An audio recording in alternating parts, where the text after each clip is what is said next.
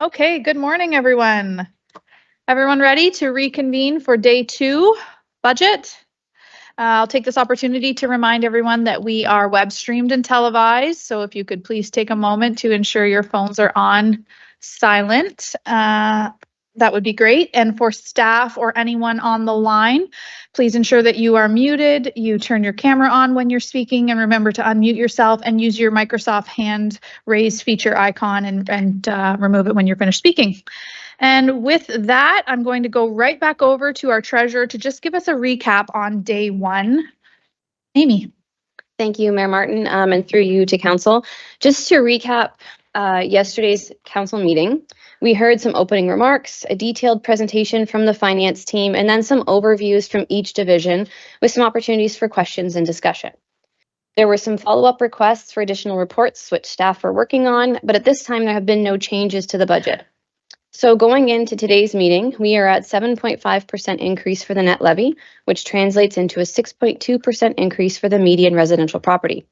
And it's important to note that that does not include the discretionary items, which are going to be discussed today. If these were all added, this would bring the levy to approximately 6.7% for the median residential property. Council has already passed a resolution on the Police Services Board, and at the end of today's meeting, we'll have a few more resolutions before you for consideration. There will be one for the corporate communications and customer service area, one for the remainder of the corporation, and then our business improvement areas as well. Following deputations, Council is going to consider Section 4 and 5 of the levy document. Section 4 is particularly important as it outlines the impacts on the budget from infrastructure funding, which includes reserve and reserve fund transfers and debt servicing costs. While these costs are largely driven by the capital plan, it's important to understand the levy impacts. Increased reserve transfers are key to the long-term financial health of this organization. While the recommended transfers are not high enough to bring debt entirely below the county's maximum limit, or to allow Norfolk to self-finance our capital needs, these amounts are a positive step and will allow Norfolk to maintain existing levels of service. That being said, and as noted yesterday, financial flexibility going forward is going to remain very limited. With that, I want to thank everyone for their time and attention yesterday through all of our presentations, and I'll hand things back over to Mayor Martin. Thank you very much. So we are going to look to approve the agenda as before us today. Mover and a seconder. Councillor Huffman, Councillor Duthie, all in favor? That is carried. Thank you. And then disclosures of pecuniary interest. So the same two from yesterday carry over, but we've already done the Police Service Board, so I guess I can admit mine. Councillor Duthie has a potential conflict with regards to the communications budget, so we've already identified we'll separate those two out. Is there any other declarations today? Perfect. Okay, then we'll move right along to our deputations. We have 2 of them today, and I would ask that the Budget Committee accept the deputations for information after each speaker. And then if the committee wishes to direct staff to bring back a report on any matter, that can follow. And the one item is in our discretionary section of the binder. The second is not correct. So we can deal with that when we get to it. So with that, we're on item 3.1, and we have Elaine Anderson from Greening Our Community registered for a deputation. I'm not sure if the group's joining you, but come on up to the podium and hit the button on the right-hand side to turn the microphone on. You have 5 minutes, Elaine.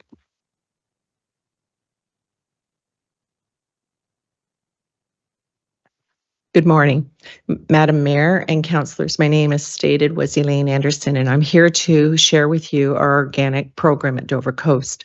We're a group of very concerned citizens thinking about the future and the concerns of overburdening our landfill and resulting in the release of methane gases. Our committee was founded in 2018, and we met with an extensive proposal to County Council in June of 2019. We encountered many legislative rules, but we didn't give up. Instead, we pursued another alternative. We connected with a local farmer. Oh, I'm sorry, we should be advancing the slides. I apologize. So we're on slide 4. The beginnings of our program, we connected with a local farmer in 2020 who willingly took our kitchen scraps to help feed in the assisting of their animals. And these were then delivered on a weekly basis to the thing. Next slide. The beginnings of our so our focus was to divert the organic waste, resulting in a reduction in the methane gases.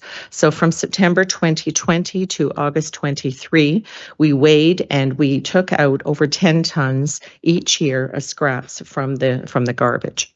We knew this was a temporary plan, and so I did a deputation back in July of 22, and we requested help from the county staff to help connect us with various individuals and companies. Next slide. We connected them with a company called Davidson Environmental, who is out of St. Catharines, and they have a biogas digester. This appealed to us because it breaks down the waste, capturing the methane gas and producing compost, turning the organic waste into clean energy and organic fertilizer. Next slide. We transitioned to our new program in September 2023, and since that time, we have diverted over 5 tons of organic waste since our program. We believed in this program so much that it's being funded by our committee through the fundraising that we have done. So we've asked no support from county at this time.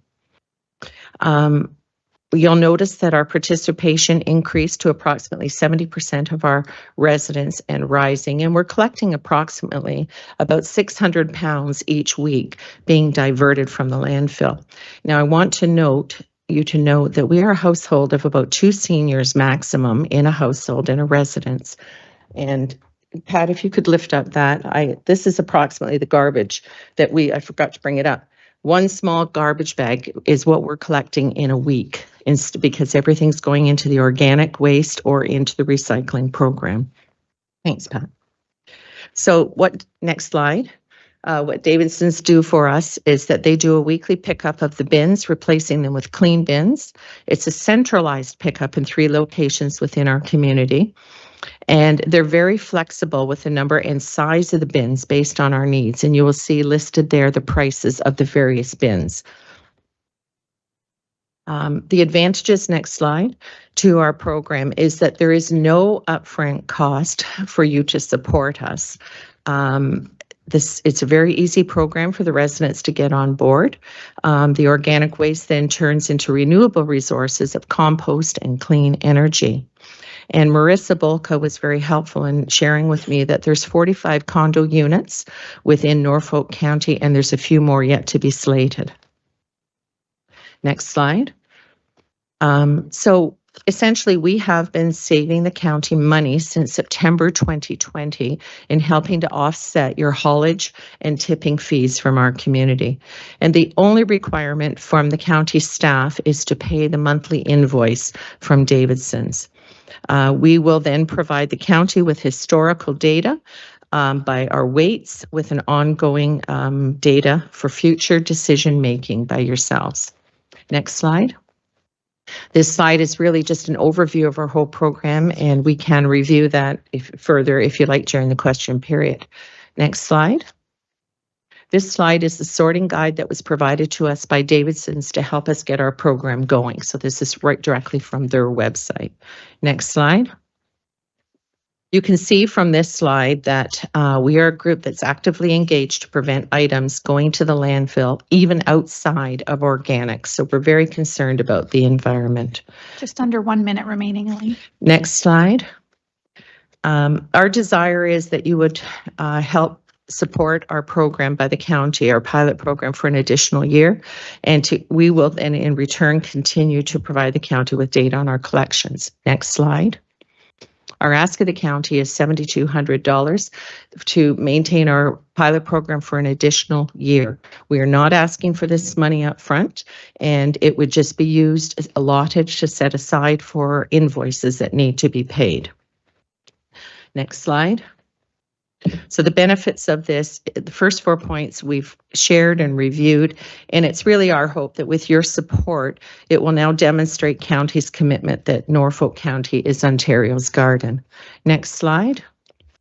In closing, our financial support, we're requesting again of $7,200. And again, as I said, it's not upfront, it's just to be allocated. Our timing, we're looking for these funds from April 24 till March of 25 to allow us to provide you another year. So we'll have 18 months worth of data. And our special thanks go to Al Mensis, to Mayor Amy Martin, and to Councillor Adam Very, and also to the Environmental Services, Marissa Bulka, and her staff. That concludes my messages, and I'd be happy to entertain any questions if you have them, Madam Mayor. Thank you very much. Questions of Budget Committee to Elaine? Councillor Columbus. Just to clarify, the $7,200 includes the cost to Davidson? Yes. Okay, thanks. Councillor Brunton. Thank you for your presentation. Very interesting. My question to you is, you're in a condominium setting right now, and your regular waste, the gentleman showed over there, is the average from one of the condominiums, 2 people. Do you have a private contractor that picks that up too? Do you not? You're not on the collection routes. So, Chair, to the Councillor Burton, response to that question is that we actually are under the Norfolk disposal pickup. So it's not, we don't have a private contract. And that's in the condominium agreement. You got that clear? It's been cleared. The group came, I'm going to refer to one of our fellow members. They were able to get that set up. I'm not sure which year. 2016, that we had Norfolk County comes in, actually Norfolk Disposal comes into our community and picks up garbage like they do through all other communities and throughout for Dover. I wasn't aware that all our Yes. They're not. Yeah, no, it's not a private. They were able to get that set up. Okay, and on the green bin, I call it green, are they those wheeled carts you use, the big green with the wheels? The location was probably by your existing Norfolk disposal bin. Is that where you put it? Okay, so we don't have a Norfolk disposal bin, just for clarification. What we have is they come door to door to pick up our garbage and our recycling, as they do throughout. So what we do with Davidson's, they provide us with these large bins, and we're using the large ones, the 240 bins. Right. Generally about 3 of them a week. We have them placed within the community in various locations. Right. And then the residents bring their organics and they place them down into the green bin. We provided our residents from the funds that we had raised with recycled fruit bins, Right. The 5-gallon fruit bins that you see, and we purchased those. So for people to store their organics in through the week on a weekly basis, they then bring it down to the green bin, dump it out. Davidson comes along, and as I said, they pick up that dirty bin and replace with a sterilized bin. Who weighs it? We do. We have a system that we do. We weigh it. Yeah, Okay. We have yes, Pat does. Okay. No, thank you. Councillor Van Passen. Thank Madam Mayor. Just a quick question. How many units are in the condo group? Okay, to the chair, to Councillor. We have approximately 200 homes. Councillor Berry. Thank you, Mayor. Through you to the deputation, I suppose. Thanks for doing this, and you gave me a bit of an acknowledgement. I didn't really do much other than a couple meetings. You helped us. Yeah, but anyways, it's nice that you said that. Anyways, so you said about providing information and everything. Is that information, would you be able to present that in a way that would maybe help us implement this in other communities if it's successful? Because I think that's one of the takeaways of the pilot, is that it's not just about evaluating this program, but it's about having, I'm not asking you to do it because I don't expect that, but having something that would maybe inform a template that could be applied somewhere else. I'm not asking you to do the template. We can do that if it's successful, but are you going to be able to give us information that we can build on to do this somewhere else? And if you could maybe describe some of that or how that would be presented, just so we can see the benefits down the road, then I'd appreciate that. Yes, to the chair, to Adam, Councillor. Excellent question, and yes, I think I did put it in. I ran through the overview very fast just because of the 5 minutes. We have created educational material for each of our residents, so that is available. We have, and the information that I provided and created was actually right from the Davidson's website. We have cleared with James Davidson that it's okay to use that information. So we do have that available. And yes, we are very willing to sit and speak to maybe the heads of groups that want to, whether we train staff here or we train the people in the area. We're more than willing to do that. We're very fired up about this program. So there's lots of willingness. There's a whole team of us. Right now, there's just representing 3 of us at this time. But definitely we would be happy to do that. So we could meet with the heads of the group, whether it's the different communities, and speak to them and train them and show them, make the connections through. What we have found with working with Davidson's is that they have been very amenable to our needs. They will adjust things based on what our needs are, and they've been extremely receptive to any questions that we've had. So they're very, very active. The other thing is with Davidson's Environmental is that they're planning to expand out towards the London area. So in my one slide, I indicated that they're all over the place and they come to the Simcoe area Monday, Wednesday, Friday. So our particular pickup day is Wednesday. So that would be organized through their team as to where the drivers would be. So thanks for that. 'Cause I guess where I'm going with that is in my thoughts too, is that it's a somewhat unusual request for residents to do this. So it's quite impressive, actually. Usually it's groups, community groups that would do something and have a pilot with it. So I think it's, pardon? Okay. So I think it's maybe not unique, but it's distinct, and that's impressive, and I appreciate the effort. And I just wanted to make sure that that the perception isn't just that we're going to give this group of residents some money to go do something with. It really is a building block that we can make other improvements. So I do appreciate that, and thank you so much for coming and for taking this all on. It's like I say, it's unusual, and I think it's commendable. Thank you. Very good. And just in quick response to that, Madam Mayor, there's another condominium complex just down the road from us on New Lakeshore, if you're familiar with that area. I think there's 31 homes where they actually have their bins and that go outside the gate of their community, who are also very interested in this program. We've spoken to several different people. People are engaged. I'm sure some of you that know Dover, Katrina, who's the manager of the paint and wallpaper place, she has a spot in Waterford, and she says, how do I get this going in my community? So people are fired up about this. Yeah, it's a great initiative. I have Councillor Vanden Drieschie and then Columbus. Thank you, Madam Chair, and through you. Thank you for the presentation. It's very, very commendable on your part, especially what I was indicating was about 200 homes. Mm-hmm. So you've really, and you've got what percentage you said? Initially, when we started with our initial program, it was about 50%, just because trying to get people on board and separating. We're now up to at least 70%, and it's rising each week. And just with that group, with only 2 seniors in a household, we're putting out 600 pounds being diverted on a weekly basis. So it's quite an effort you're putting out. You're doing quite a bit.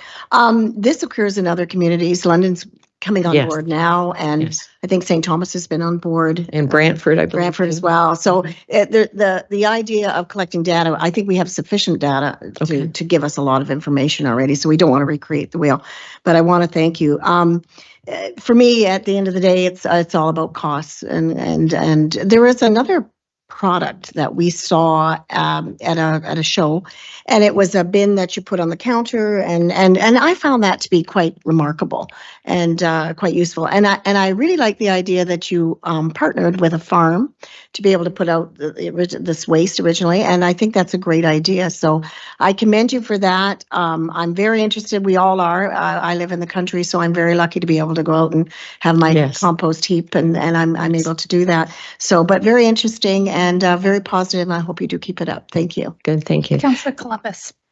Thank you, Madam Mayor. I know the farmer fed the product, but the organics, but What does Davidson do with the end product? So with the end product, they turn it into the fertilizer, they turn it into the usable, and then they sell that off. And the gas. Yeah, well, the methane gas gets converted into that and then it's sold. Any other questions?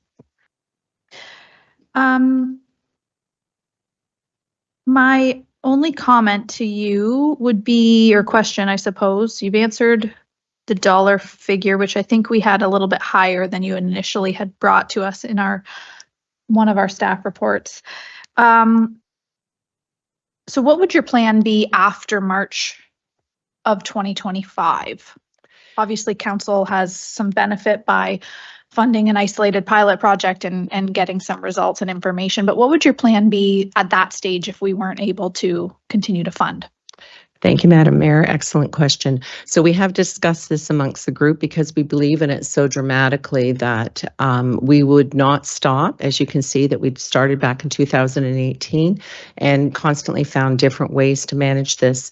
So there are different things in our mind that we would be able to move forward if we didn't get support through the county. But we also recognize that the government is really pushing through and mandating green bin programs go through. So this is where we felt it would be a help to the county, and we're more than happy to give you all the glory for this. We don't need to accept any of it ourselves.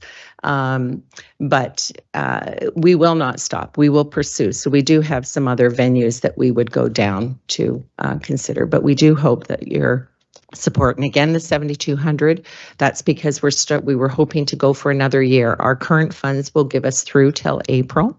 And then our hope would be, and I've got a little note here about the 7,200.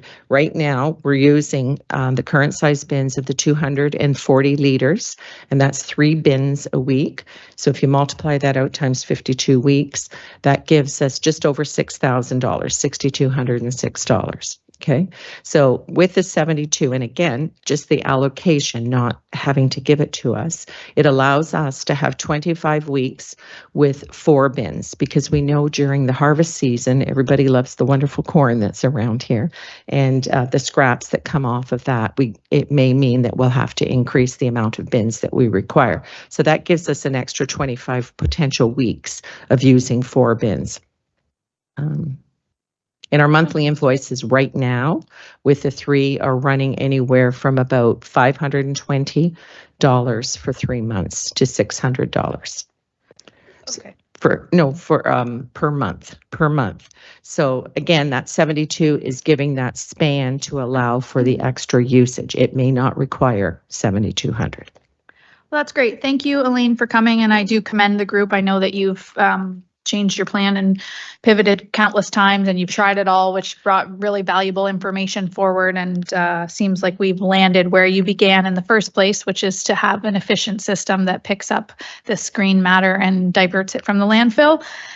So I think the debate will be amongst council members later if they see benefit in that information in that isolated pilot project setting, and if that's of interest for them to continue.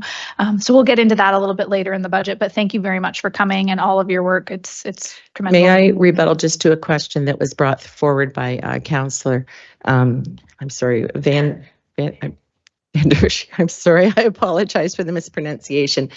We also had learned about the food cycler and have some personal experience with that, with family members and that. I think it's a great product as well, so we're not putting that down, but recognizing that it's not necessarily for everyone. In our particular area, because we're in townhomes and that, and some single homes, people don't have the space for these units. Also, it's using the hydro that has to be used by the individual resident. They have to change the filters. And from personal experience, the output that comes out in a condominium setting area, there's not necessarily the availability to deal with the extra soil. So definitely what we're proposing to you is that it's not necessarily one style fits all. So it might be that in our community in Norfolk, because of the geography, the way it is that it's laid out so that maybe there's a couple of different styles of the way the green bins are connected. We don't have to be like the big centers like Hamilton, Burlington, Oakville, etc. We can think outside the box and go with different programs if we need be. That's great. Okay, thank you Thank very you. much for Thank you coming. very much. Mover and a seconder to receive the deputation as information, moved by Councillor Michele, second by Councillor Columbus. All in favor? That is carried. And our second deputation today is Mr. David Rusnak with regards to the playground in Delhi.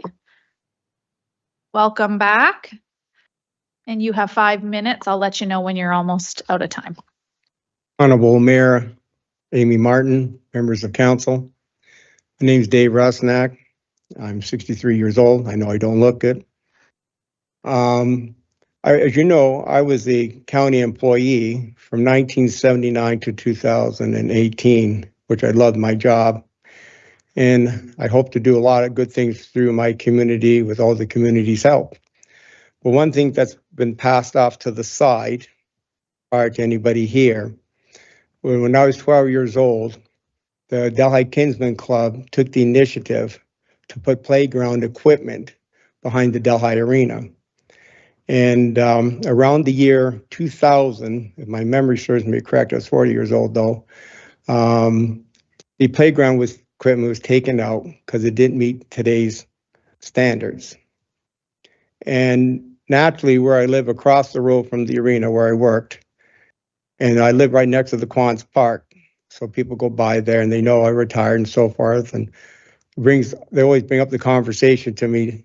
Dave, you've been with the county for so many years, Township Delhi. What's the reason why they never replaced that playground equipment? So that's what brings me here today. And my mother used to say, if you don't learn yourself, people will teach you. And I hear it many times, whether I want to or not, at home, at work, so forth. So what's interesting with this playground equipment that was removed, and I believe, to the best of my knowledge, may have been either wholly or partially sponsored by the Kinsman Club. But where it's situated is behind the Delhi Arena.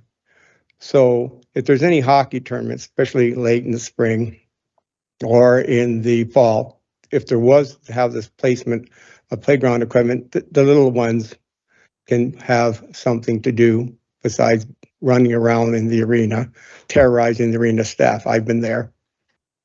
Now, when it comes to the Kinsman Pavilion, it's a beautiful pavilion. It's been there since 1967. So that one pavilion is in a recreation setting for family reunions and so forth. Now, with the Kinsman Pool, which is in the same location, if there's swim meets and so forth, we'll have that playground equipment. When there's the ball diamond, there's tournaments, guess what? We have that playground equipment, which hasn't been there since that time. And of course, when I was a county employee, Township Delhi, I reminded them, I mean, all I can do is let it go in one ear and out the other. But they're all retired.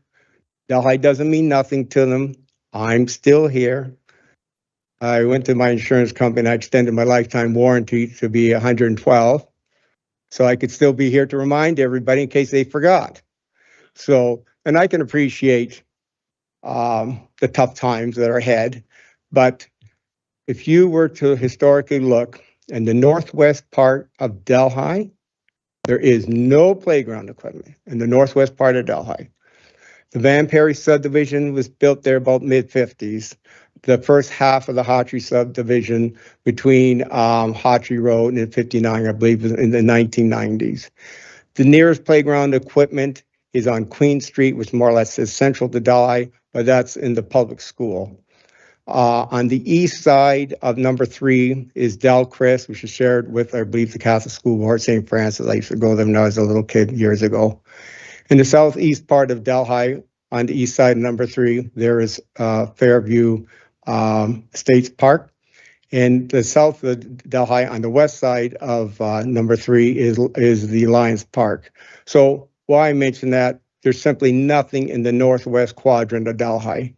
And now that I'm 63 and the playground equipment hasn't been there for roughly 23 years, I would suggest and I hope through your understanding we can, and timing, that we can have something in the foreseeable future within at least hopefully 10 years. Because I said it, I can appreciate once again, you guys got a lot on your plate. I'm just going by the history so nobody can say, oh, I don't remember that. Well, I'm here to remind everybody. But like I said, you guys weren't around when all this more or less happened. Now the Kinsman Club, if and when this were to partake, I would suggest go to the Kinsman Club of Delhi, simply because they were the ones who initiated the initial playground equipment as a courtesy to them. And I already had a member of the Kinsman Club say to me, Dave, why don't you come to one of our meetings? So I'm happy to go there. Hopefully through them, they can partner with you and go from there. And their name is quite notable in Delhi. As we know, that park was initially called the Sports Park, but now it's known as the Kinsman Sports Park for obvious reasons. God bless that club for all the many good things they've done to our community. Sorry to interrupt, Dave. You're just under that minute mark. Okay, so I'm just here to remind everybody when it's appropriate time that they can consider down the road, but hopefully within 10 years, that we have a playground equipment there. I did give to Bill here 2 copies just as a guide from Henderson's Playground Equipment here in Simcoe. And I know you'll have to get many quotes and so forth, but just to give you a rough idea what this type of playground equipment could look like. And I'm thinking of the ages of 5 to 12 age group. Thank you very much for your consideration. Thank you for coming. That's great. I appreciate the historic context, and I'm sure we can get something in a capital plan for you in the next 10 years, no doubt. But it'd be nice if a developer wanted to buy it and we could get it in next year. So we could take 100% of the funding and put that out there to the community. There's lots of development happening out your neck of the woods. Are there questions from Budget Committee to Mr. Rusnick? Councillor Van Passen. I'll go with the simple basic one first. When you got the folders from Henderson, did they actually have price tags associated with that? Or yes. Rough estimate on the scale? I just got it yesterday. As a matter of fact, I gave 2 copies to Bill. I got yesterday late, so this was able to get it here just as much, just to give it as a guide for you. And you can design anything you want to it and through any company, so forth. At least it's a starting point. Any other questions? Councillor Van Andrishi, then Columbus. Thank you, Madam Chair, and through you. Thank you very much. And it is a good reminder that there was a play park, because I can remember it. So at the end of the day, I think you're right. At that end of town, it'll be beneficial. There's lots going on within the arena, the ballpark, and the swimming pool. So it is a great idea. And thank you so much for taking care of the kids. Thank you. Thank you. Councillor Columbus.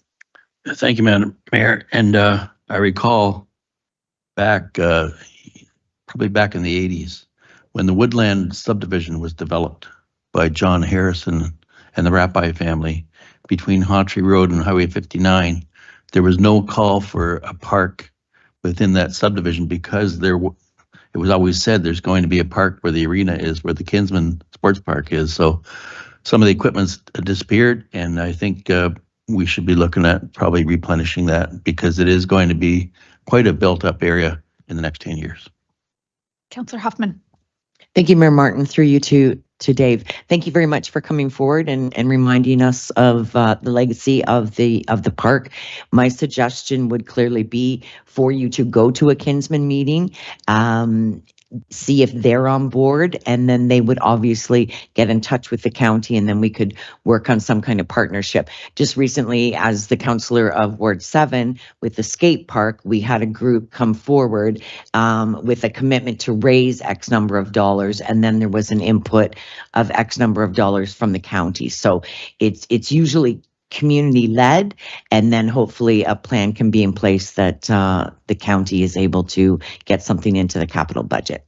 So thanks. Councillor Barry. Thanks, Mayor, and through to the deputation. Thanks, Dave, for coming. You probably don't know this, but I'm going to put it out to the public there. Has anybody in Delhi looked into capital grants from anywhere else? Do you know of? Not that I'm aware of. Okay, so I just wanted to mention to you and to anyone who might be listening that there's an Ontario Trillium Foundation capital grant that's due in March of this year. I think March 6th it's due. And so, I mean, not to put it all on Delhi, I'm not saying raise it yourself, but that's a great start. Oh, thank you for the information. It's a 6-figure limit to capital. So if you already have a price list on what some of this equipment would cost, and if you already have a location, and if you have some groups that are willing to lead that grant process, you can get started right now. And so again, I'm not trying to put it on you and saying fund it yourself or it's not the county's responsibility, but what I'm saying is if you get step 1 rolling, it makes it a little easier to get steps 2 through 3, 4, 5 done too, right? So I just wanted to let everyone know about that. Well, that's great. Thank you very You much. bet. Great points. Any other questions? Okay, I would agree with our council members. Typically, we move things up and expedite them in that capital plan, especially when we've got a fundraising commitment from the public. I'm sure you're very well connected, but let me know if I can do anything to help connect you with any of the Kinsman group members. I'm sure you've got all that sorted, but let us know how we can help. And we are always happy to expedite community projects when there's a fundraising commitment from the community group. And I see that Mr. Cridland's here listening, and I'm sure he'll bring it to our staff and advocate for something to materialize in the coming years. But thank you very much for your information and advocacy today. With that, mover and a seconder to receive the deputation as information. Councillor Columbus, Councillor Berry, all in favor? That is carried. Thank you very much. Thanks for coming. Okay, we're going to move back into the budget and we'll start with section 4, finishing where we left off yesterday. We're on debt and reserve related impacts. And that's included in the pages, debt levels and annual repayment limits on page 204 to 206. So I'll give everyone a few moments to get where they need to and review their notes.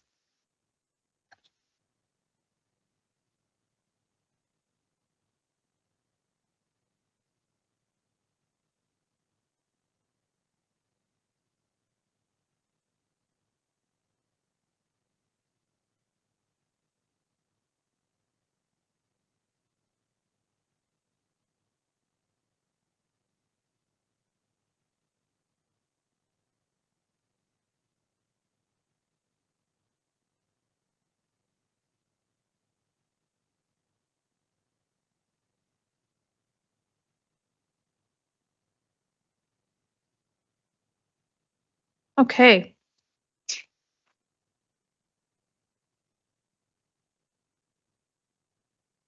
Ready to start discussion, ask questions of staff.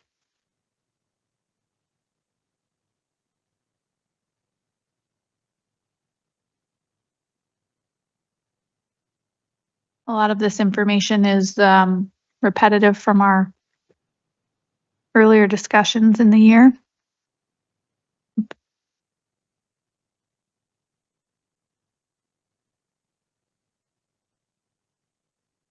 Go ahead, Councillor Van Passen. Yes, thanks, Madam Mayor. Staff keep bringing up the fact that we need to replenish reserves. I think the treasurer brought it up yesterday again, that even with increasing the amount going into reserves, we still got about a $15 million hole over the next few years that we're taking out more than we're putting in. Our capital budget that only half of the asset management plan is done, not the other half, and we have a $30 million a year hole in a 10-year capital plan. And we have this little outstanding issue with the rate supported budget that would use up all of our credit limit over the next few years. And, at the same time, we have, a problem with our own assets that we will have to replace in that same time frame as we're replacing the water and sewer stuff. So, pretty soon our largest expense will no longer be the roads department, it'll be the debt servicing department. So, we've looked at these numbers quite often over the last year. So I hope nobody gets distracted to think that we should reduce the amount going into reserves to artificially lower a tax increase when it's not really possible. Let's look at the big picture in the long term. I know how we got in this problem. I don't want to repeat that. So thank you. I have zero comments to add because you hit the nail on the head. And I'm seeing nodding heads. Finance is smiling. Okay. Enough said. Well done, Councillor Van Passen. 207 to 219 is the specific reserve fund pages if there are questions. Otherwise, we'll move along to section 5. Please, go ahead. Sorry, Madam Mayor, I'm just on page 206 here, and I wanted to get it clear on the rate budget. On page 206, you show it at total debt servicing costs in 24 based on the levy budget. It's 9.4 million, I'll say, okay? So does that represent, and that is 7.5% of the levy budget? Is that the way I read that?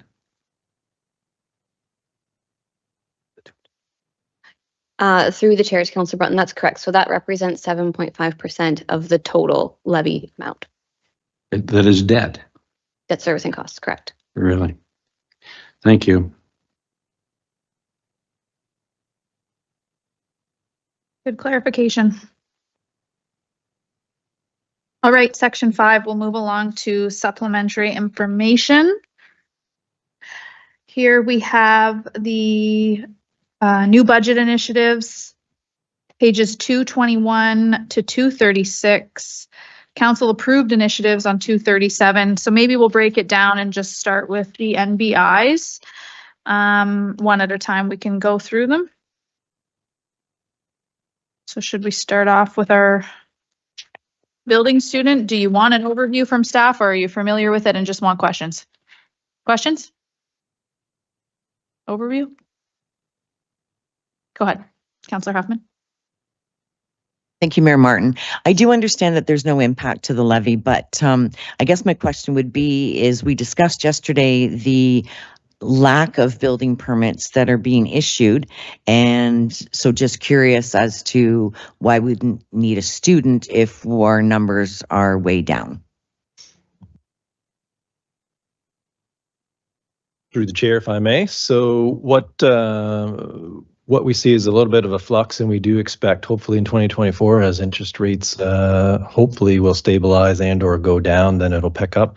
The other part that in building is the spring and summer is the busy time. So we've piloted for 1 or 2 summers now a term and task where we had an individual come in on a short-term contract, kind of in the student level. And we actually saw a number of benefits for customer service. So like at the front counter, and the experience was great there. During that 3 or 4 month time, I actually saw reduced zoning and building permit review times. Staff morale was up. And also, of course, this provides that potential pipeline for talent that Norfolk badly needs. Like we really, throughout Norfolk need to work on this for talent attraction into the future. And so we actually saw quite a bit of benefit. We talked about different times throughout the year, and it seemed like summer was actually the prime time. All right, thank you very much, Brandon, for that explanation. Councillor Columbus. Thank you, Madam Mayor. Why is this one particular position singled out at no cost? We have many students hired throughout the year. Through the chair, and others can help if needed through finance, but because this is in building and they have the Building Stabilization Reserve Fund, then it can be funded through there, and therefore there is no impact to the tax levy. So this makes good sense to do. I don't know. I don't want to put words in Councillor Columbus's mouth, but I wondered the same thing. Quite often, can't we get grants for summer students? Why is this position not bundled with all the other?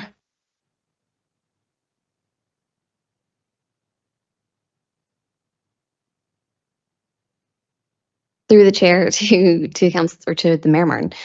Yeah, we do have grants for summer students from time to time. They don't always cover the full cost of the student wages. Some they do, some they don't, depending on the level and where they come through. But what would happen if we did get grants for this position is that it would offset a portion of the cost, and the rest of the cost of that student would still come through the Building Stabilization Reserve Fund. So the entire building department generates revenue through the year, issuing permits, and then at the end of the year, the surplus of that doesn't contribute to the overall corporate surplus deficit. It goes to the Building Stabilization Reserve Fund as per provincial legislation. If I may, through you, Madam Mayor, just to supplement what you've heard, I think it's in front of you today because it's over and above what we have approved previously. So this would be a net new student, and in the effort in trying to be as transparent as possible, even though there's a zero cost, we are asking council to approve our student complement by 1, and this would be in the building division, and that's why you see it in front of you today.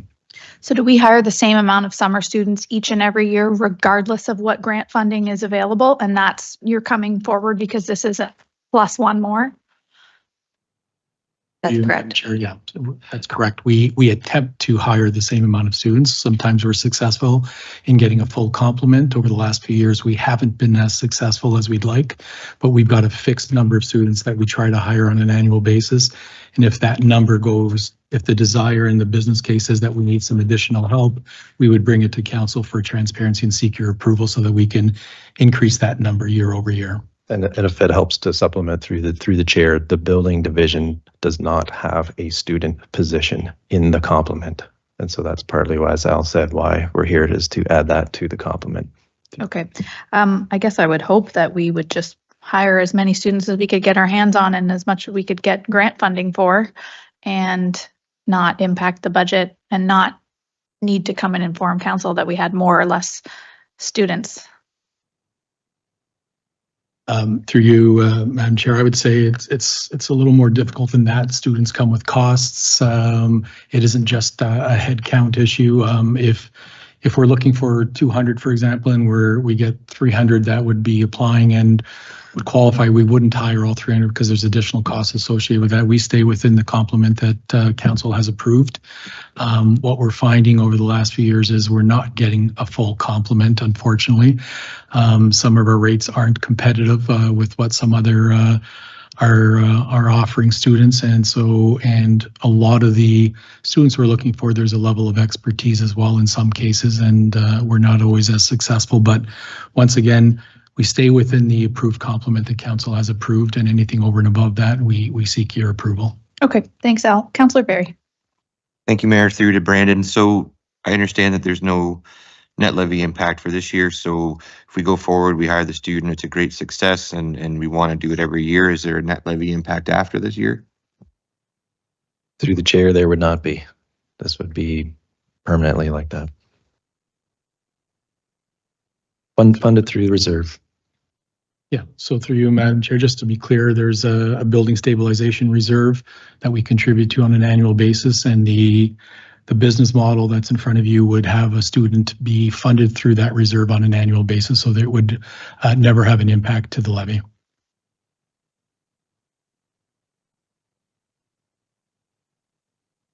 Councillor Van Passen. Thank you, Madam Mayor. This might be the only NBI I can support all day.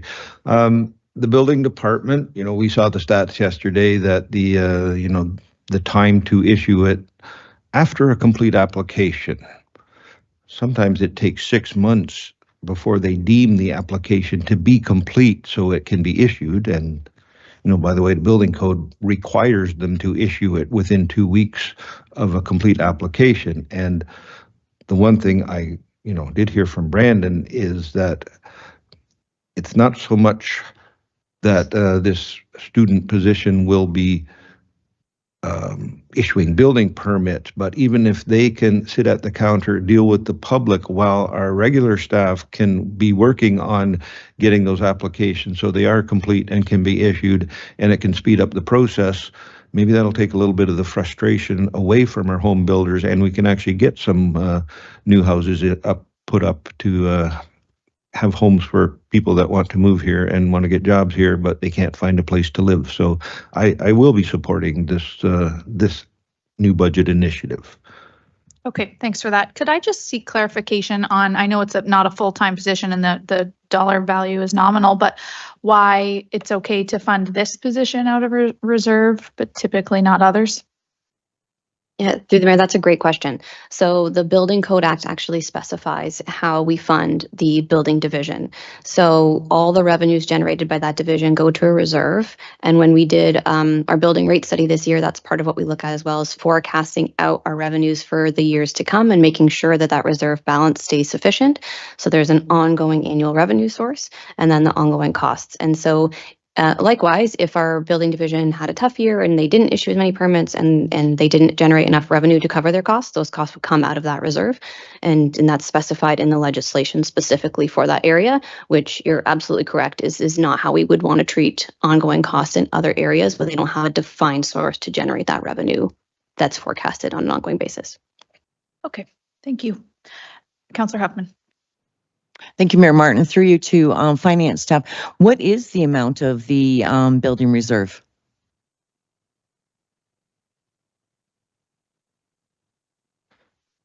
Through the chair, I think the unaudited amount is sitting at 3.8 million. Thumbs up. 3.8 million unaudited amount for 2023. It's on I had the page number there if you need it. Through the mayor to council, it's page 208 summarized on there for you. Sorry, Okay. page 208 and 209. Everyone happy to move on? Okay, next up is the Senior Court Administrator, Provincial Offenses. Do you want an overview from Heidi? Yes, please. Could you run us through that? Thanks. Certainly. Thank you, Madam Mayor, through you to council. So I am on page 224 of your budget binders. That provides you with the business case for the Senior Court Administrator for Provincial Offenses. And I have Mr. Fleming on the line to assist with questions as well. And we did have a bit of a high-level discussion about this yesterday. So the main drivers for this request are that we continue to be mandated to operate hybrid court, which requires additional resources inside the courtroom. And so from time to time, we have to close the front POA customer service counter in order to make sure that we have adequate staff inside the courtroom in order to be able to operate court operations, which is a decreased level of customer service in POA. And I think also can create missed opportunities for us to generate revenue through fine collection if people show up at the counter and want to be able to pay their fines. Additionally, the province is giving us a third day court day per week, which is a good thing because, again, it allows us to catch up on the backlog of POA cases and gives us additional opportunities for revenue, but we don't that creates staffing resource pressures for us to be able to meet that mandate of 3 court days a week. And additionally, as Mr. Fleming spoke about yesterday, we are ramping up our collection efforts and making use of all of the tools available to us, including license suspensions, in order to increase our collectibles and decrease the amount of fine revenues that are outstanding for the county. So as we continue to look at our ongoing POA operations and look for efficiencies and opportunities around that, we really need an additional staffing resource in POA in order to maintain the current operations as mandated by the province, and in order to be able to really increase our collection efforts and get the amount of outstanding fines down for the county. Okay. And Mr. Fleming and I can answer any questions. Thanks very much. Councillor Van Passen. Yes, thank you, Madam Mayor. If the problem is that once in a while the counter is empty and we can't service the public, why are we hiring a senior court administrator and not somebody to work the counter? That's question one. And could you explain the total expense of 124 and the net levy impact of 64? Why it's that way? So, excuse me, I will answer the second question first, and then I will ask Mr. Fleming to answer the first. The total expenditures for this position of 124 include salary, benefits, and all of the materials and supplies that go with hiring a new staff, including technology, equipment, office furniture. That is an all-in cost to onboard the new FTE. The offsetting revenue is from the anticipated increased fine collections, and that is explained. I did see that within the business case, and I will ask Mr. Fleming if he could speak to the reason why this is being recommended as a senior court administrator. Yeah, through the mayor. So there's a few reasons why this is being recommended as a senior court administrator as opposed to a court clerk. Right now, our existing complement, we have 3 individuals that are very much capable of running the front desk and the operations of the court as it is. What we're really looking for with this position is someone that has a skill set that more aligns with our goals of what we're trying to achieve. With that being primarily interacting with the RSJPs or the regional justice of the peace, as well as having a background in collection activities. We felt that it was best that would best be achieved through a more senior role within the POA function. And the existing staff within the complement would be able to realign some of their duties to perhaps cover the front desk in a more effective way. And some of the more high-level tasks that they're doing now would be able to be uploaded to someone that has more of a specialized background and more extensive knowledge of the POA and as well as the collection efforts that we need at the county. If I could follow up to that, Madam Mayor. Again, maybe I just don't grasp the concept here, but if that court system we're subsidizing with levy dollars of about $600,000 a year, and we're going to have increased court fines to cover off half of this new position. So unless this new position brings in $750,000 a year of new fines, we're still going backwards, and the full cost of the 124 is going to be on the levy, not only 64 of it. So maybe somebody could explain to me where my mathematics are wrong, but that's how I see it. But through the mayor, what we have presented in the budget is conservative in nature.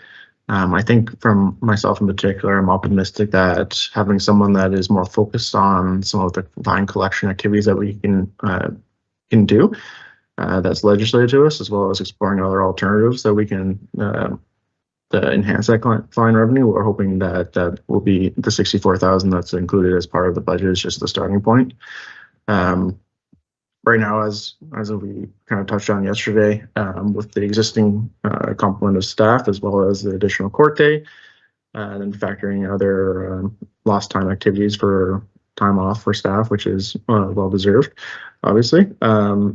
It really comes down to we're not pursuing collection activities at a minimal level right now compared to our competitor municipalities. We had a report that was brought forward to council, I believe it was in November, October, that really looked at some of our fine collection, and we looked at one of our neighboring municipalities that has a similar scope. Right now we have approximately 0.5 at best of an FTE that is utilized for collection efforts. Our comparator municipality that we looked at had almost, I think it was about 1.5 people. So they had an additional FTE, if not 2. I can't remember if it was 1.5 or 2. So it really comes down to this is a starting point for us. And I think that as we kind of evolve through onboarding the position, we'll see kind of a change in our operations going forward for the better. Not to mention as well that having that additional resource at the front desk, it's unfortunate at times when we do have to close our front desk and individuals come to make payments or fines and we can't take their money because simply we don't have someone there staffing it. It's an unfortunate reality, and we're hoping that this was something that will address that going forward as well. That is something that, like as you indicated, we it's not a large number of fines that we have to turn away, but is still a number that we would like to have at zero as opposed to what it is currently. It's odd to me that we spend a lot of time talking about POA each and every year at budgets, and until this year, I had never heard that we were dramatically understaffed, that the front table or desk was closed at times, so we weren't able to collect, and that we could participate in license freeze. And so as that number's grown, as I've been here over the last 5 years, we talk about it when it was 6 million and then 6.5 million, and now it's 7. And that is the first time that I have heard that. So thanks for addressing it. And maybe it's time we do things differently, but I know that the POA, outstanding POA fines, has come up each and every year. And I've never heard from our team that we were understaffed, closed, or weren't maximizing opportunities to collect.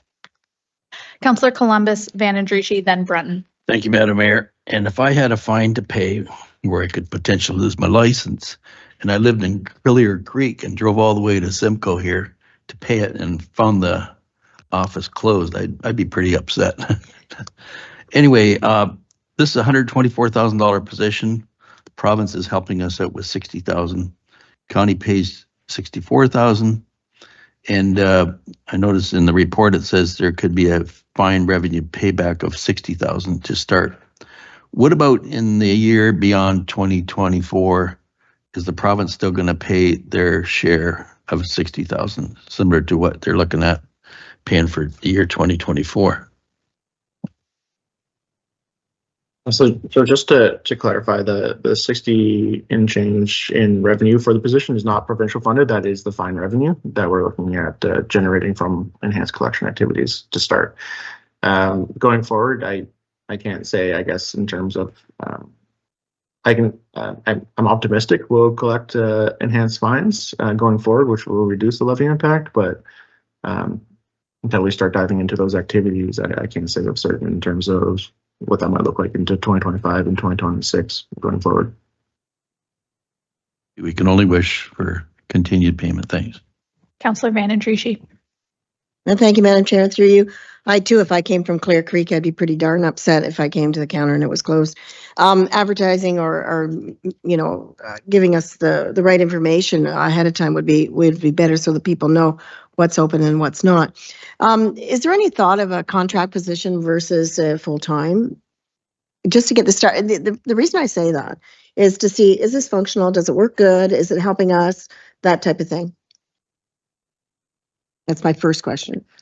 Certainly. So, Madam Mayor, through you to Councillor Van Andrieschie, again, I'll start and then I'll ask Mr. Fleming to add in. Certainly, if it's Council's wish or increased comfort to start with a contract position versus permanent full-time, we would be very pleased with any extra support that we could get in POA. I think as we have talked about around the council table with various positions throughout the corporation, we have increased ability to recruit and retain qualified, motivated staff when we have permanent positions. We run the risk of having turnover when we recruit for temporary positions, because for many, many people, if not almost everyone, the ultimate goal is permanent employment. And I would note for council that the POA area has had some significant turnover in staffing over the last couple of years. And we have spent quite a bit of effort recruiting and training and re-recruiting in POA. So it's that double-edged feeling for me. I don't want to say no, we don't want a temporary position if that is council's wish, but it is easier to recruit and retain high-quality staff with a permanent position. If I may continue, Madam Chair. I need for you, because a lot of this is new, that I've come to Simcoe just to pay property taxes. So I walk in the building at Robinson, I turn to the right and I go over there and there's 2 wickets. Those are not the same 2 wickets for POA, I take it. You've got to go around the corner to the court, whatever. Is that correct? Yes, Madam Chair, through you to Councillor Van Andrieschi, that is correct. Okay, so we have people sitting in the front section. Okay, do we have a floater in that section? There's 2 seats there and you have somebody at the back. Is there more than 2 at a time? So through you, Madam Mayor, through you to Councillor Van Andrieschi, at the Service Norfolk table, we have our front customer service for the county. We have staff who are working the call center, and then we have Service Norfolk staff who are out at our pop-up locations as well. So Right. That's how the Service Norfolk team is spread out. And then we have the POA counter, and that is a separate provincially mandated system for customer service, payment of fines. We have separate mandated provincial requirements for POA customer service. Just as an example, we have to be able to provide customer service in both English and in French.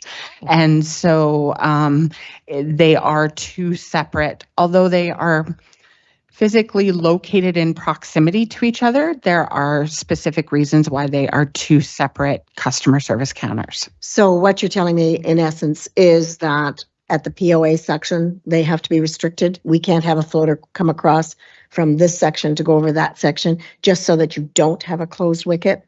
Madam Mayor, through you to Councillor Van Andrieschi, we have had discussions and have explored opportunities to have some cross coverage.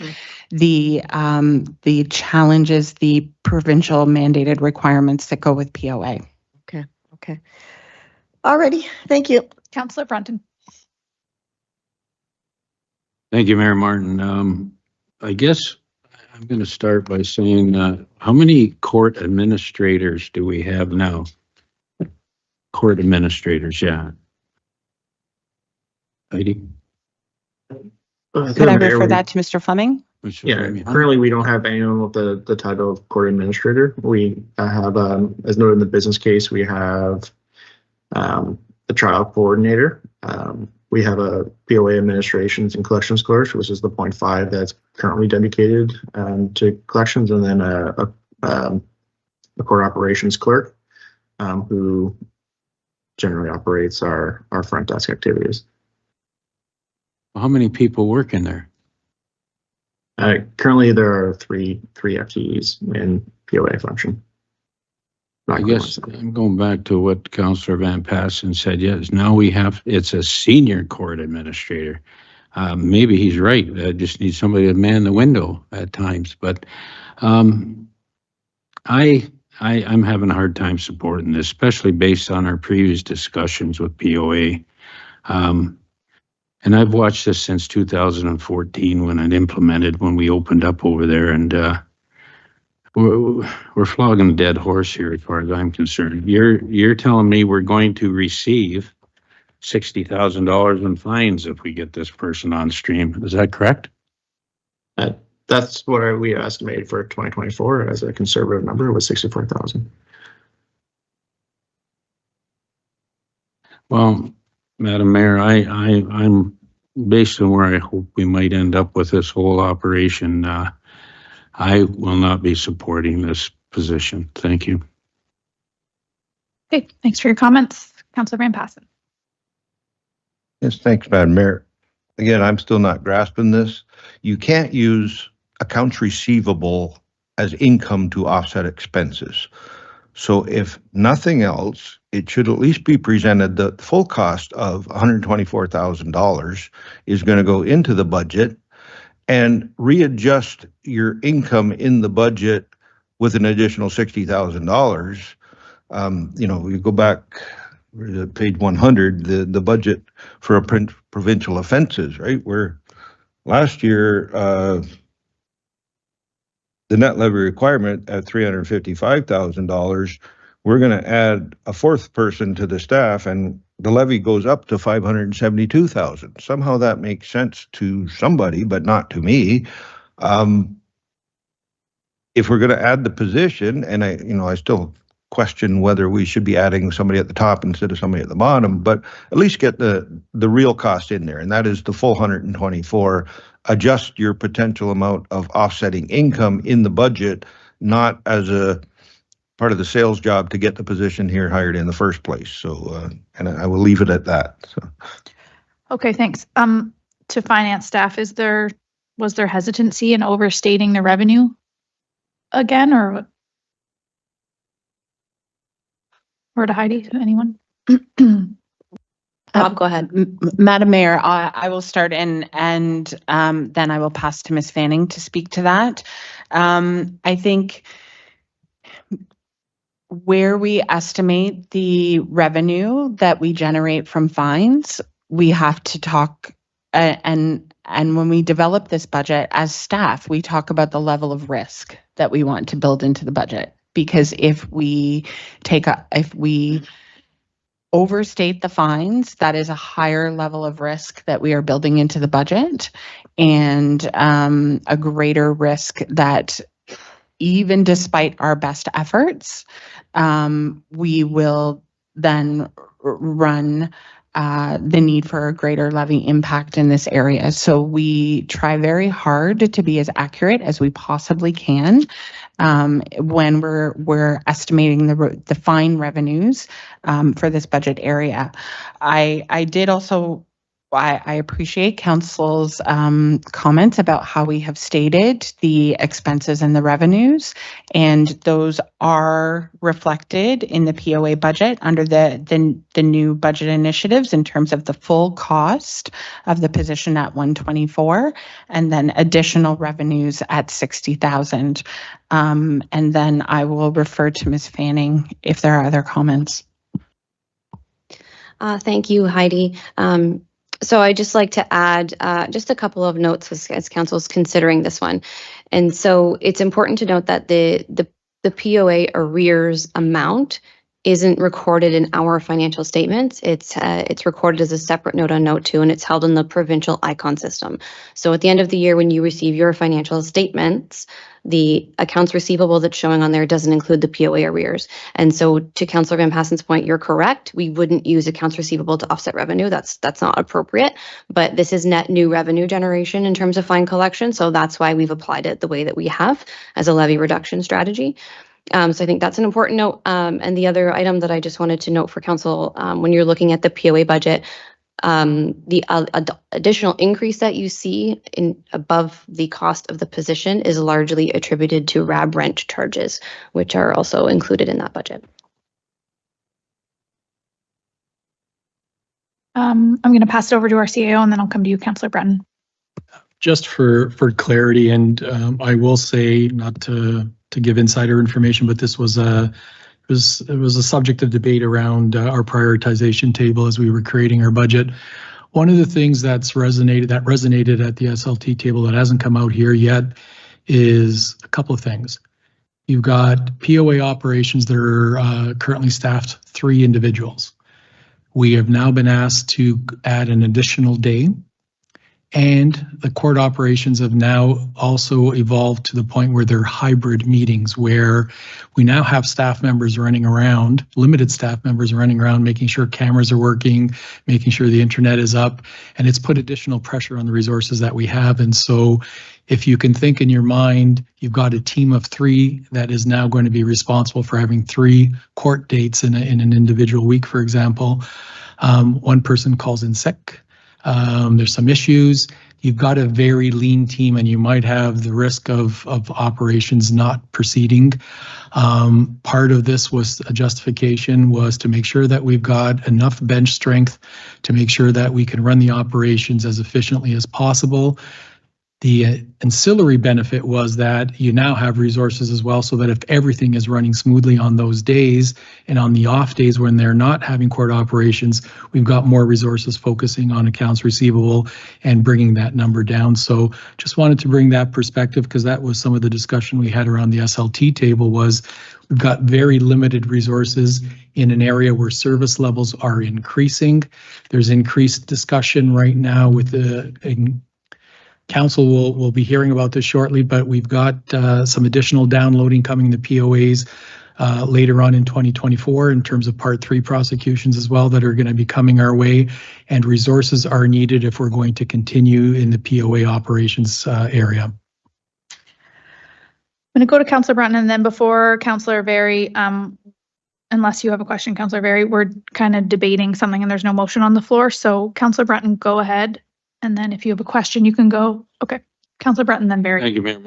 Just a question. You can pay a lot of your fines without attending the courthouse. You can you pay them online? I had a parking ticket years ago in Sudbury. I didn't drive to Sudbury. I just paid it off, sent the money in. Now my point is this. And many of you don't know, Councillor Columbus would know this. The owner of that property did not build those courthouses. The taxpayers of Norfolk County spent over $2 million building those courthouses. And where are we? $7 million in arrears. It doesn't function. It's inadequate in my opinion. And I don't want to drag it on, but we're wasting money there. Thank you. Councillor Very. Thanks, Mayor. Through you to, I guess, maybe Rob, or I'm not sure. Anyways, somebody. You said you've conservatively estimated the arrears collection here. Thank you.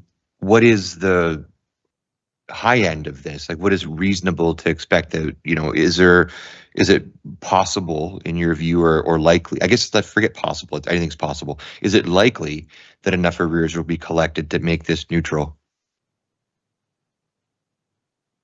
Yeah, through the mayor, it's a possibility. At this point, it's uncertain, I suppose. When you're looking at the $60,000 that we're looking at collecting, that's fairly minimal in terms of on a monthly basis, right? When we did our arrears letters for license suspensions, we were able to solicit a few $1,000s in payments just from 150 or so letters that we sent out. So if we have a more dedicated focus on those activities going forward, it might realistically be perhaps a few $1,000s more a month that we could potentially collect. Above. I asked it a different way then. You've said that it's a conservative estimate, so it must be conservative based on a number you have in your head. And if there's not a number that you're thinking, then there'd be no way to call it a conservative estimate. So I'm asking you, I guess, what is the number that you think we can get to if this is a conservative estimate? Yeah, so through the mayor, right now we are collecting about half of the fines that are charged and laid annually. I think that a more realistic number would be getting that up to about 3/4. And that's based on some of our comparator municipalities. Okay, thank you. Councillor Van Passen. Thank you, Madam Mayor. Sometimes I get the sense that all business goes in peaks and valleys. And I think I've meant this before. Sometimes I get the sense that our staffing levels are set for the peaks, not the valleys. But we have other units or departments where it also has peaks and valleys, and those peaks and valleys don't necessarily overlap. And I've heard some comments from our staff that they're attempting to do a bit more of that cross-training to get two departments where they can cover the peaks and valleys. And if I could get a sort of a commitment that we're going to continue to move on that path and try to cover those peaks and valleys in different, like there's two counters side by side. it shouldn't be too complicated in this particular case to cover off a peak and a valley between the others. And I know there's specialized training and there's all those things. And if staff were, could adjust this and put in the real cost, adjust your budget. Don't tell us we're just going to collect some more IOUs to pay for the things.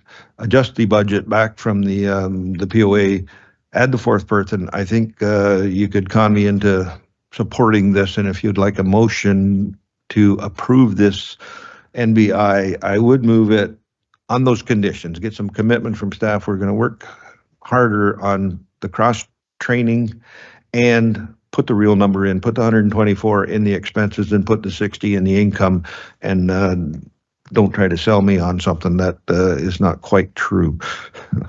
Okay, there's a motion on the floor. Is there a seconder? Councillor Van Andrieschie to support the position, given staff are going to work on cross training and adjust the revenue and expenditures on the budget to reflect. Are you seconding or you have a comment? Okay, go ahead. Thank you, Madam Chair, and through you. The only way I would support this, and I believe in I always believe in cross-training in departments and to support other departments. The only way I would support it is that you would promote out there that people have committed an offense and they need to pay the fine or come to court, whatever. Otherwise, you run the risk of losing your driver's license. You have to be emphatic. You have to get out there. I don't know if it's a newspaper ad or get on the radio or do whatever you have to do, and the website, whatever. But this is getting to the point of being ridiculous. And I'll tell you something that you have to really look at. Your department, the department there, the POA, has a debt of approximately $7 million. So when I look at someone saying to me, well, yeah, but if the fines get paid, it'll be half of it. Realistically not, because you've got a hole of $7 million. So that to me was not a realistic when I think about the whole thing. But I would support it if you get it, like I say, get out there and throw it at them that they're going to lose something out of it. And I'll let it to the Solicitor General. I think that's the proper department to go to provincially, is that we need some help here, or a computer system that bang, he's not paying, bing, dang, doom, that's on a computer system somewhere at License Ontario, that you don't get your driver's license. Something, they have to assist us. They're downloading and downloading and downloading, but we don't get a lot of assistance. And for me, I would support it if I'm going to start to see a trend where things are going to get paid off. But people have to know there's a risk here if you do not pay a fine. Councillor Columbus.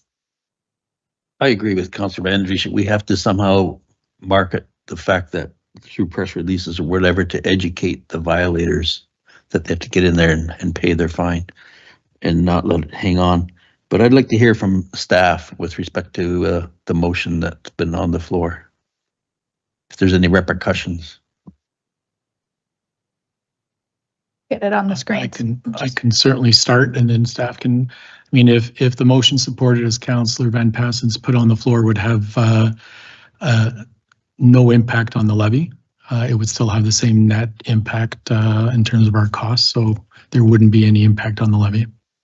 We would adjust our budget to show the full cost, and we would increase our revenue expectations by the offsetting amount. So it would be, the net impact would be identical to what's presented in front of you today. Thank you. Madam Mayor, if I could I amend my own motion to add an enhanced communications program to go with this? I think that would hit Councillor Van Andrieschie's comments. Seconders okay with that? Okay, Councillor Barry. Thank you, Mayor. I think I just need some clarification. So Councillor Van Andrieschie's talking about losing license, and I've heard some people mention losing license. Is that what's on? Is that the outcome here, or is it when you go to renew it, you can't renew it? And so I guess the reason I'm quibbling a little bit is that you only renew your license every, 5 years or something? So if you have an offense in year one, that doesn't even affect you for 4 years. It's not like you're going to get a knock on your door, or not a knock on your door, that's a stupid thing to say, but a letter that says your license has been suspended because of this. So that's not losing your license, is that you can't renew your license, correct? Madam Mayor, through you to Councillor Barry, that's correct. Okay, because that's a lot different than saying you're going to lose your license. So I guess where I'm at is I understand the need. That I understand the need as staff is explaining it. I get it. I'm with Councillor Van Passen and Councillor Brunton on the I guess somewhat skepticism. I'm not trying to put words in your mouth, but that's my perception. Is there's some skepticism. I'd feel a little better about this if we did maybe consider the trial position and see where we are in a year and see if it has made a difference on the collection of the fines. And that way, if it's not effective or as effective as we hoped, that we can decide at that time to not continue. And if it is effective, and if we are collecting fines, that we can make it a permanent at that point, and maybe we can bridge some of that. So I guess I don't know how to do that correctly, but I would request that there's an amendment to the motion and see where that goes. But I'd feel a lot better about it if we have an easier way out of it, if it's not working and it's not just another expense related to this that's not generating the revenue that we hope that is. Could I interject and ask Councillor Berry, would you be okay if staff reported back to us this time next year on the position, or do we need to amend the position to a contract temporary? Well, so where I'm going with that is just, I think it's easy. I would expect it to be easier to not continue a contract than it would be to eliminate a position in a budget. And that's sort of where my mind is on that, especially if we're talking about, if we don't fund that position anymore, if we're talking about a termination, it's a lot different than not renewing a contract, I think. And that's where my mind was on that one. Okay, so procedurally what I'm going to do is ask if the mover is interested in that because it's different than what you've tabled. And I have some comments that I'll make depending on the direction it goes. Please go ahead. Yes, thanks, Madam Mayor. I have to ask staff, and I don't know, Aaron's not here today. Is it a problem to eliminate a position at the end of a year? We have enough problem with staff hiring staff because nobody wants a temporary position. Nobody wants to be part-time. And there is a difference, I believe, between eliminating a person as opposed to eliminating a position and then shifting that person into other duties, especially if they're already cross-trained and all that. Would Councillor Berry be content if we added the words that the position be reviewed next year at budget time? But that would allow our staff to post a job as a job, and if the position later on is eliminated, we would deal with that through HR rather than a one-year contract where somebody's always sitting on pins and needles to see if that contract is renewed. Oh man, I was sorry through the mayor to council. I was with you until that sitting on pins and needles bit. Not that I want people to be sitting on pins and needles, but on the same token, I think that if there's an incentive to collect more fines to make that position permanent, they might be a bit more motivated to get those fines in. So, and again, I'm not trying to mess with staff's security or comfort in their positions.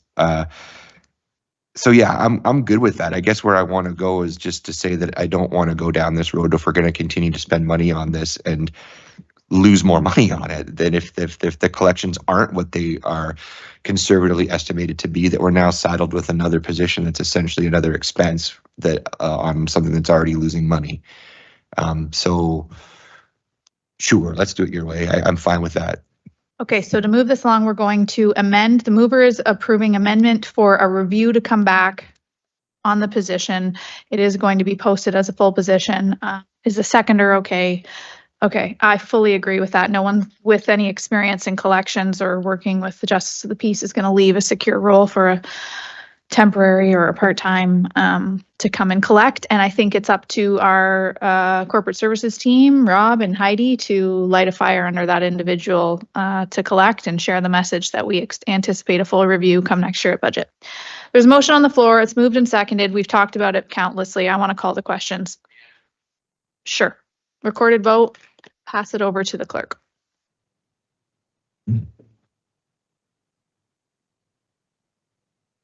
Through you, Mayor. The motion is in its amended version.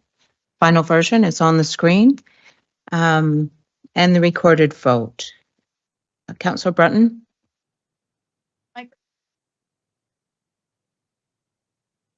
No. Councillor Columbus? Yes. Councillor Duthie? Yes. Councillor Huffman? Yes. Mayor Martin? Yes. Councillor Michelle? Yes. Councillor Van Andriesch? Yes. Councillor Van Passen? Yes. Councillor Berry? Yes. That is carried. Okay, thank you very much. Let's do one more before we break. At this rate, we're going to be here for the day. Oh, right. We go back. Yes, we're going to, just to keep everything neat and tidy, we're going to go back and do the building position as well. If somebody wants to table a motion moving that we adopt the NBI, which is, okay, moved by Councillor Van Andriesch, seconded by Councillor Huffman. All in favor? It's the building summer building student one, position. no. All in favor? Carried unanimously. Thanks. Okay, Environmental and Infrastructure Services Master Planning Program. Questions of staff or Mr. Grice, do you want to speak to it? Sure, give us a high level. So through the chair, if I could maybe backtrack very quickly to yesterday. I know when we were discussing the end of the presentations, we were running out of time and I was very, very quick. So I introduced Darnell yesterday as our new Director of Engineering, but I just wanted to maybe provide a little bit of an overview as to that transitional period. So Mike King, our current Director of Engineering, has tendered his resignation for the end of May of this year. He was nice enough to give us a heads up on that. So we're able to post and recruit, and Darnell has joined us. So that is giving us an extra set of hands here for a few months, which is great news for us. It helps us with onboarding for our Darnell, gets him up to speed very quickly, which is great. But the big benefit to us is it's going to allow Mike for the last few months of his career to focus on the development world within our team. I know you all get a lot of complaints about development related issues that pertain to our group, and we know where you can provide better customer service, and we do have a number of initiatives underway to improve that.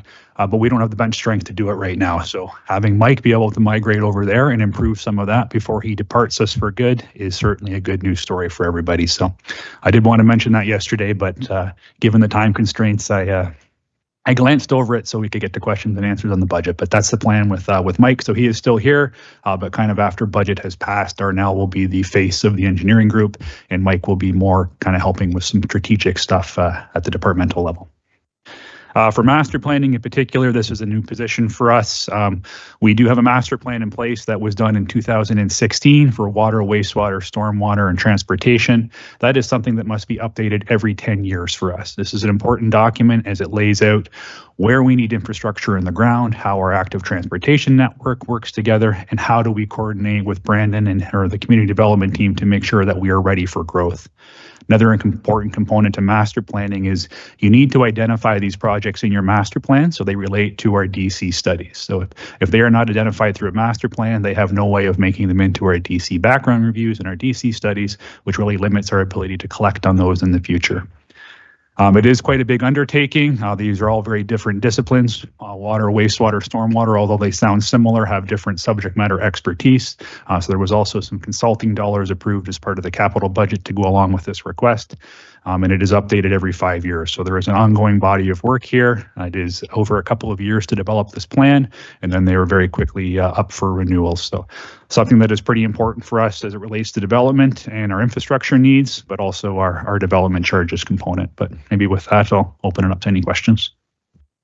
Councillor Berry, then Van Passen. Thank you, Mayor. Through to you, Andrew. So just to clarify, is it a resignation or a retirement that Mike is doing here? So through the chair, this would be Mike's second retirement. So Mike joined us from Haldeman County early in the COVID days on kind of a second career. And now he's sailing off into the sunset for his, I guess, official retirement. Oh, I see. So he's our Guy Lafleur or whatever. Perfect. Okay. So I guess my question is on this is the master planning program. Is there a sense of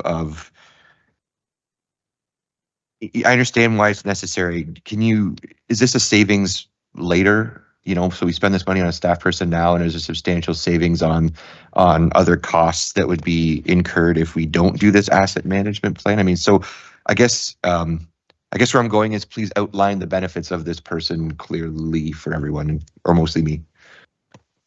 So through the chair, there is some potential for cost savings. So one of the things identified through master planning is when you go through that exercise, you identify your project, anything that follows kind of a Schedule A project under the Class EA process, and some Schedule Bs can be exempt from going through that rigorous exercises as those projects come up because they've identified through your master plan. So there is some direct cost savings that can be attributed to that. But generally speaking, this is not a cost saving position. It's a position that's required to develop a plan that is required by legislation, but the benefit we get is from a growth perspective. If we don't have these in place, we will not have the servicing to support any of the growth needs that Norfolk County wants. So as a follow-up then, what's the outcome if we don't meet this requirement? Through the chair, if we do not meet this requirement and not having a master plan that is in place, and we currently do because it was done in 2016, so ours is valid for 2 more years, so don't want to raise any alarm bells. We are still compliant with legislation today, but this is a multi-year exercise to get the new ones in place. So the risk for us, if it is not done, is we will not be able to include those new projects into our DC review studies, which will limit our ability to collect fees in the future, and it'll also not allow us to put infrastructure in the ground to support some of these new ideas that are coming forward, especially as it relates to more intensified developments and different servicing strategies that we require to service them. We just would not have the approvals in place to do so.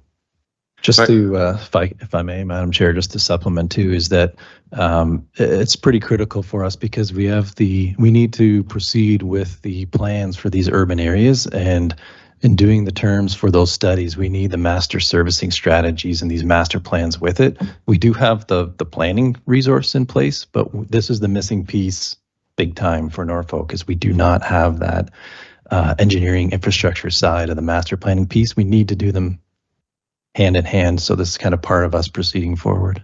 So, and my last follow-up is, how long does it take to develop a plan? So if we're good for 2 more years, do you need that 2 years to get this in place, or could we hypothetically wait a year and still have it done in time?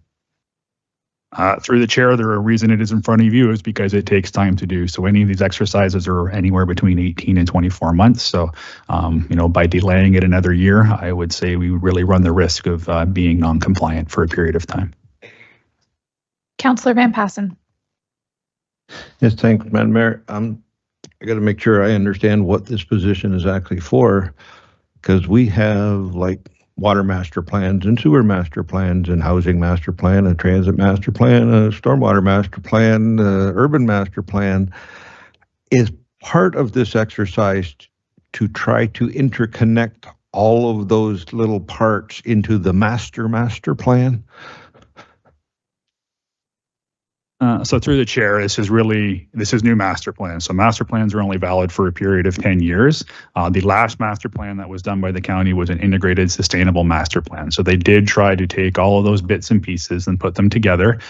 And I think that document has served us fairly well, but it is fairly light on some of the elements. There was quite a bit of focus on water, given some of the challenges that we were having here.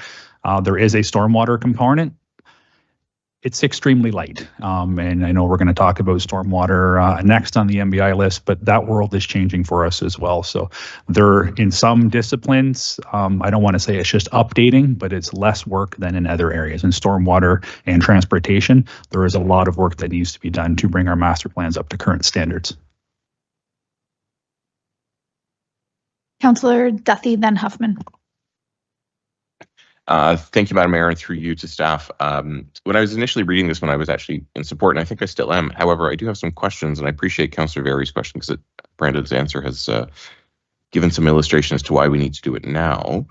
I guess what I'm trying to understand, though, if it takes a couple of years to build this plan, we need to do it every 10 years. We've got 2 more years left on. I guess I'm struggling a little bit with the timeline and why this is a full-time position and not, say, a 3-year contract position to, get this plan done. We take a break and then we come back in 2 years after that and do it. What is the plan for this role beyond its creation, the plan's creation? So through the chair, so they are multiple years to put these plans in place, and that is for each of those disciplines, your kind of your water, your stormwater, your sanitary. So there is quite a bit of work there. They are also required to be updated every 5 years. So really once it is in place, you're not very far before you're renewing and updating that with new information. The next level of that is your master servicing strategy. So your master plans are kind of your high level document, but what the individual will be working on outside of that would be the master servicing plans for areas. So say specifically to Waterford always comes up as a hot topic recently for development. Where are we going to grow in Waterford and how are we going to grow there? So we can run different scenarios and different modeling scenarios to say, well, you know what, we could support growth in this sector of Waterford. And in order to do that, we would need to make these types of investments. If we wanted to have different types of development or ICI in Waterford, it would require this type of upgrades in our infrastructure. So they kind of get the plan in place that makes us compliant, but then in the background, they are running the master servicing plans to work with our community development group to say, okay, this is where we should be focusing growth in these areas because we actually have the servicing capacity to do so, not having developers come forward and then get held up later in the game only to find out they do not have available capacities for their needs. Councillor Huffman. Thank you, Chair Martin. I've had all my questions answered, and I would like to put a motion on the floor that we adopt the recommendation. Okay, thank you. Motion on the floor, seconded by Councillor Duthie. Is there any additional debate? We'll call the question. All in favor? And opposed? It's carried unanimously. Thank you. It's 10:40. How does everyone feel about a little break? We'll come back with stormwater management. Okay, let's come back at 11. Is that okay? Too long? 11. Series about the people that live in Norfolk, people that are passionate, people that are involved in our community, people that bring a lot of positivity. This is about story and conversation. Join us for the second guest. Welcome to episode 2 of Passionate Folks. I'm Emily. I love to ask questions, learn about people, get some connections. I'm here with Carrie today. Thank you for having me. I've been chatting with you and I got to know you a little bit more, but for folks that don't know you, maybe introduce yourself. Oh, my name is Carrie Bokenholm. I live here in Waterford. I've lived here for over 15 years. I'm married. I got 2 kids, and I just love the community. Mm-hmm. From our conversation today, there's a lot of the community word showed up quite a few times. So I'm a believer of, when I moved into Waterford, I thought, wow, you know what? If we get involved, then you learn so much more and you meet so many different people. I mean, people that I know if I wouldn't have met otherwise. Yes. So I asked you to pick a location, Carrie, and so tell us where we are and why you picked it. I picked the Waterford Heritage Agriculture Museum, WHAM, because in a couple summers we will be building our skateboard park here. So it's kind of a let's do it. Not that I wear the shirt or anything, but yes, this will be our future location on the other side. Talking about passion and passionate people, what do you think your passion is? My passion is youth. I love kids. You know what? There's no such thing as a bad kid. Kids make bad decisions. And as the old saying, it takes a village to raise a child. And I truly believe that, you know what? We give kids, that opportunity and show them that we support them and that, that we're there for them and they'll make the right decisions. I made a stop at her business. She has a business downtown Waterford, and I was seeing that your family works there, your friends, your best friend is... My best friend is with me. Both best friends, yes. So this tight-knit community feel is really important to you. When I was given my dream and somebody said to me, here, I'll help you, create your dream. And I thought, okay, karma. So this is somebody saying to me, it's my opportunity to use this to give back. If I have a restaurant, nobody should be hungry. I want kids to feel like they can come in and say, I need something or I need a drink or, whatever. I've been doing this for 30 years and the kids that I trained 30 years ago still come back to find me. And they come back and they tell me what they've been doing. And I guess the biggest thing is people don't realize sometimes the simplest thing can change a kid's life. It is a ripple effect, don't you think? It is, you know what? And I mean, so I get to see their, I feel old. When I start seeing them coming with their kids. And I start seeing, that they've gone through and they're going to university or they're doing this or they've done this or done that. And that makes me feel like, I had a piece of that. You know, just by being involved in their life, maybe I made a little bit of a difference. So you're an entrepreneur, you're super involved in your community, you're a mom, you have a lot on the go. So if I ask you, what do you do to de-stress and let go? I like to go to the gym. I like to, boot camp, yoga. I try to take, a few hours a week for me. Yes. And it's just about me. And I honestly think anybody who's really busy, I think needs to learn. It took me 48 years to figure it out. But never too late. Never too late.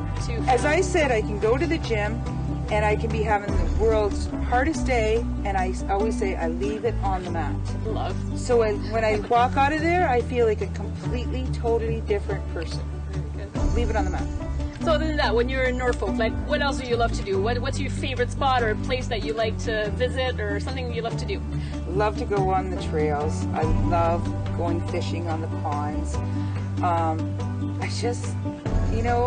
Waterford, we have so many little places to go and see and do and what's stuff. happening in this community? You know what, there is. And I mean, the thing is we don't really, I laugh because there's so many of us who don't see what's here. They're right here. I mean, Whistling Gardens, Bonnie Heath.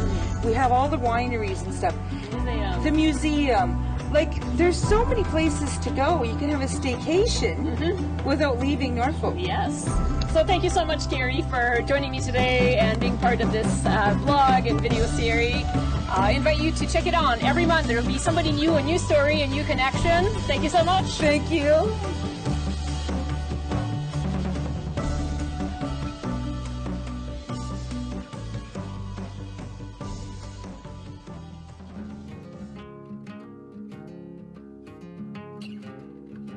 Welcome to Passionate Folks, a blog and video series about the people of Norfolk. It's about people that have high energy, that get involved in their community. We sit down, have a conversation, learn about their passions. Welcome to the next episode. Hello, I'm Emily. Welcome to Passionate Folks. I love to ask questions and discover people's passion and having great conversations. So today I'm here with Nick. Hi, Nick. Hi. Might be you here, might be you invited me to a great place. I got to know you a little bit more today, but I'd love you to tell us a little bit more about you. Sure. So I'm Nick Cranks. I was raised in Langton, and I live in St. Williams now. So Norfolk County boy. Yeah, Norfolk County boy. Yeah. If we're going to put a location on it, and if you're asking someone where you're from, this area, you always say Norfolk County. No. Unless you're from Port Dover. Did you say Port Dover? And then you say Port Dover for some reason. I invited you to pick a place. So tell us where we are and why you decided to invite me here. So we're at where I work, Blueberry Hill Estates, which my family owns as well too. This is where I spend probably my entire day every day of the year. So we're located on the patio here, and we basically are overlooking the patch. And you probably cannot see from the camera because it's on the other side of the camera, but the lake is just on the other side. I love to hear about people's passion, and I know you have a lot of projects going on, and I want to dig further into your passion. So what do you think really stands out for you? What are you really passionate about? So day in, day out, I'm typically making wine or working the field, so that's something I'm really passionate about. I'm also the president of the Ontario South Coast Wineries and Growers Association, which encompasses Norfolk along with other neighboring counties. And so I'm really passionate about trying to raise awareness of this area for growing grapes and making world-class wines. And so winemaking, like, what draws you to it? Why are you making your whole life right now? And why winemaking in Norfolk County? Well, I guess you could say it's one of the best agricultural products you can make. I agree. It's something that you can preserve, and like even after the crop is finished, you still have to work with the crop that you were working out in the field all year round. And when you put it in a glass of wine, you have memories of how that year was when that wine was made. So it sounds like you spend a lot of time on this farm, a lot of time on this part of Norfolk County, but if you have time to de-stress, where would you go? What do you do in Norfolk? I definitely like going to the beach. So, getting out in the water when it's a hot day is It's truly nice. Not too far from Turkey Point, I guess. You can roll down the hill. Yeah, we got excellent restaurants here too, so which is pretty amazing for the per capita, the amount of people that live in Norfolk County, that we have enough restaurants that you can count them more than your two hands or whatever, which is really nice. Good ones too, right? Yeah, exactly. It's so exciting to see how our agro-tourism industry is developing in our area, and it's kind of cool to see you guys like working together and really promoting this area. Well, when you think about farming from what it was in the past, it has to evolve over time though to make it an industry that can support itself. It allows people to be able to figure out ways to succeed or have succession in their family, to go to that next generation, so that way we can have countless more generations of those families living in Norfolk County, growing the things that their grandparents grew. And keeping the passion alive. Exactly, yeah. I thank you so much for your time, Nick. I thank you for inviting me in this beautiful place. I cannot wait to explore some more. And It's too bad it's not pizza day. No, I heard that was really good. I'll come back. I'll be back. Thanks, Nick. No worries. Cheers.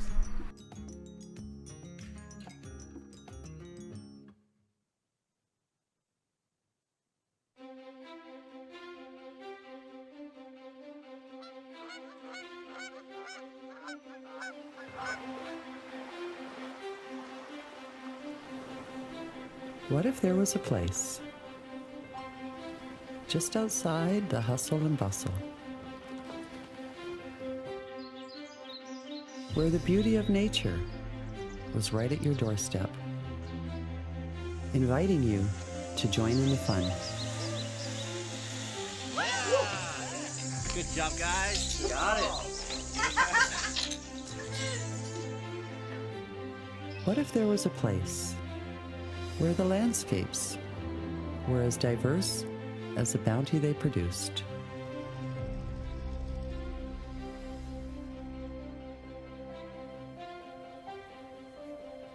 And the term field fresh was more than just a marketing ploy. It was a way of life.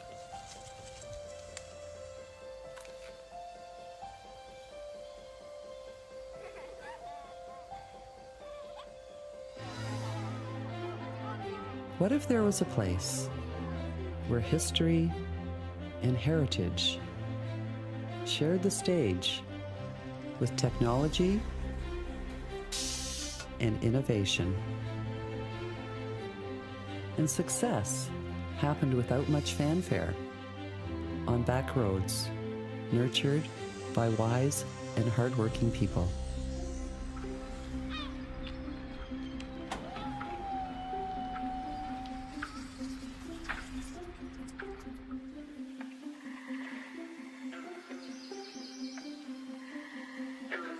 What if there was a place as lush as an ancient garden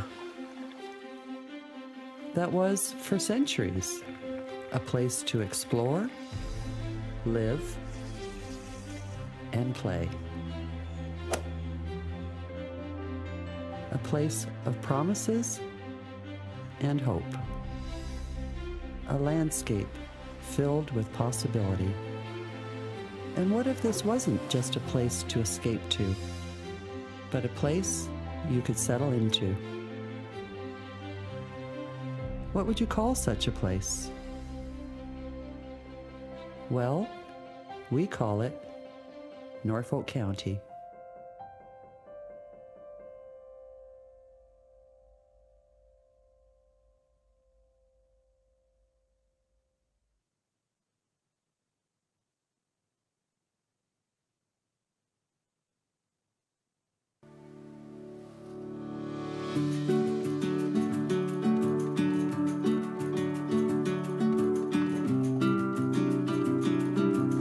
Welcome to episode 6 of Passionate Folks. This is a vlog and video series about the people of Norfolk. We sit down, have a conversation, hear about their passion and what lights them up. I'm excited to introduce the next guest.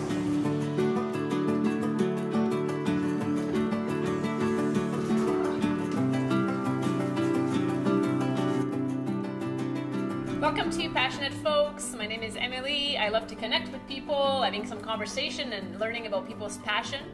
Today I'm sitting here with Sue. Hey, Sue. You bet. I'm so glad that you took the time to come out and have a conversation with me.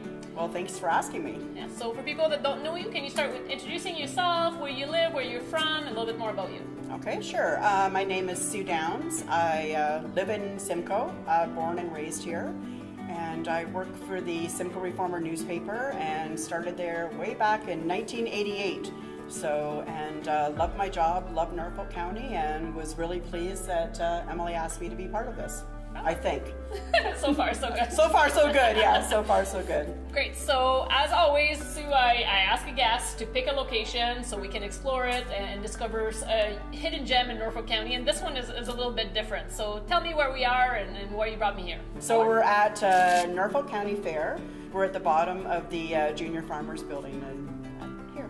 So, why do you pick the fair? What's so special about the fair to you? I think for myself, Norfolk County Fair is like one of the largest events that happen in Norfolk County every year. It's always been near and dear to my heart. Like I think so many childhood memories. It's all about tradition. For us growing up, at my age, I've only missed one fair in all of my years, and that was when I was in Timmins. So I just love the fact that you can come to the fair. There's so much excitement. There's always lots of things to see and do.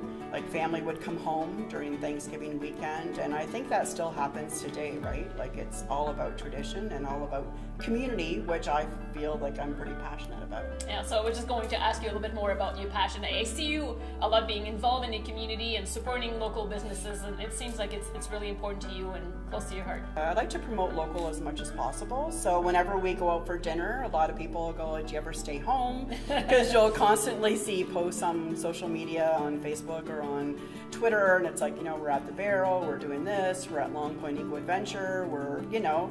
It's so good that you're taking the time to promote those local businesses and support. And I remember when I started my business, you were one of the big supporter of sharing what I was doing. And I know a lot of people have felt the love that you give to entrepreneurs. So I want to thank you for that. Well, you're welcome. But it does make you feel good. And it is important. I feel that, you know, if we can, you know, support each other as much as possible, like it's again, it's all about giving back. So Norfolk County and specifically Simcoe has changed quite a lot. We are moving in a different direction in our county. So from you like growing up in Simcoe and in the downtown and what's happening around now, like what's the highlights for you? Okay, well, the highlight growing up was always, you know, going downtown on the weekend. People that are watching this that are my age would remember you used to be able to go to the Tartan restaurant and Woolworths and different places down there. But I think a lot of the exciting thing that I see now is a lot of the collaborations that are happening within Norfolk County. And one that stands out is, you know, Burning Kiln and then Long Point Eco. And then along came, you know, my buddy Dusty and the guys from Hometown Brew.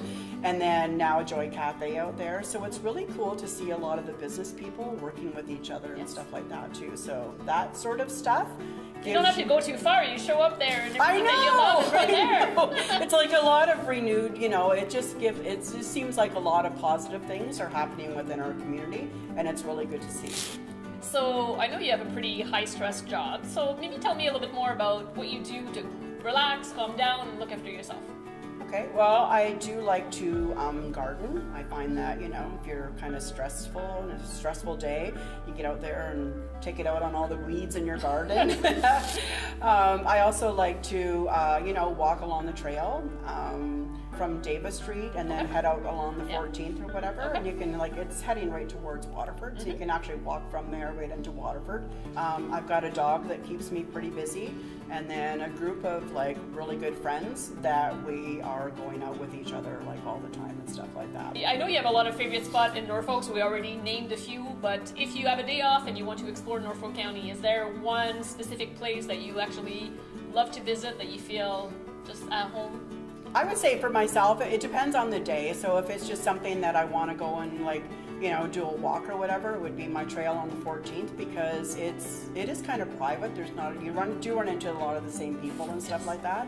I also like going down to Dover, and I'll sit at the cafe and kind of look around there. You can watch a little bit? Yeah, you know, that sort of stuff, and then even take off and go to the pier. Actually, my mom has a bench there for my grandfather, who was a fisherman down in Port Dover as well too. So it's kind of nice. Memorial benches. Yeah. Very cool. It sounds like pretty much everything you need is right here. Why should I go out of town? Why do I need to go out of town? Yeah, I mean, there's a lot of stuff here that, right in Norfolk that we need to use, yeah. I'd love to hear your passion for Norfolk and how well you support the local businesses and just, I see you at fundraiser and you're always involved in your group of friends and supporting whatever is happening in the county. So we need more of you, Sue, and Norfolk. So thank you so much for joining me today. And I think this little chat, I'd love to get to know you better and hear more about your passions. Well, thanks very much for allowing me the opportunity. It was great. Thank you.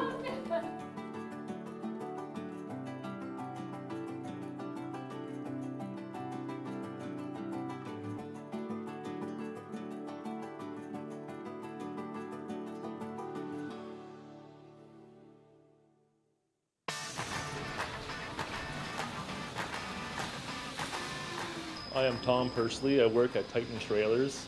I manage the shop and design, build, program robot cells on the floor to hand off to operators to build trailer components and assemblies. I knew I always wanted to work with my hands growing up as a kid.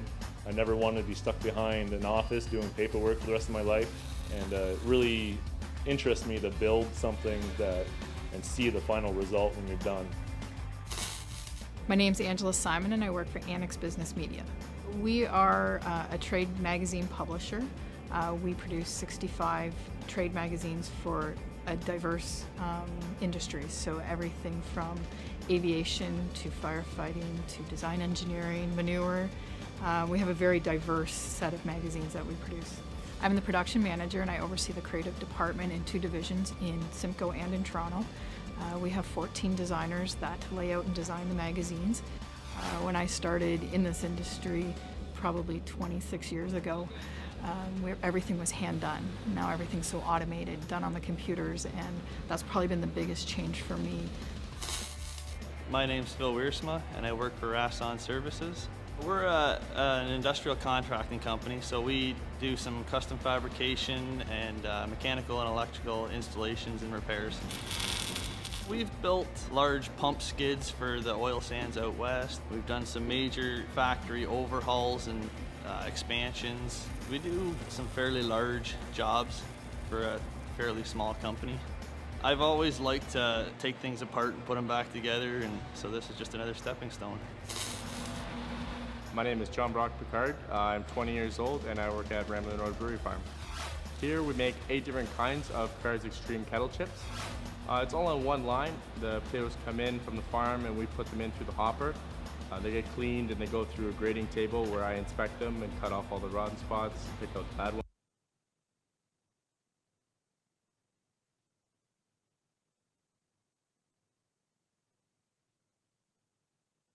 Okay, let's pick it back up. We're still on Environmental Services New Budget Initiative, and we have Stormwater Management Plan. Mr. Grice.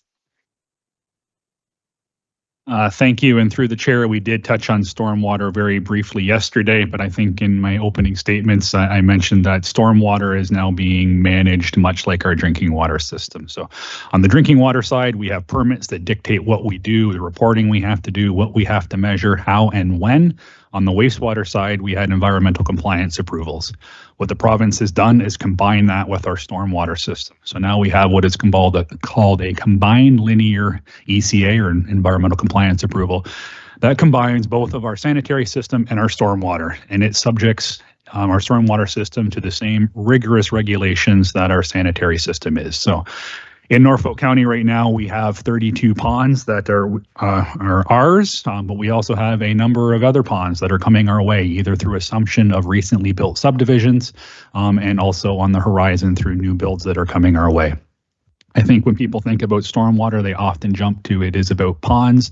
Stormwater is also about the pipes in the ground. So we have about 200 kilometers of stormwater pipes in the ground. It's our ditches that run across our roads in our rural areas. It's our cross culverts, it's our inlets and our outlet structures that are all now subject to the same regulation for cleaning and maintenance. Certainly within the pond network, there is more work for monitoring sedimentation and whatnot, but this is not purely about ponds. This is about our entire stormwater system. So the province has given us some fairly strict timelines for us to adhere to.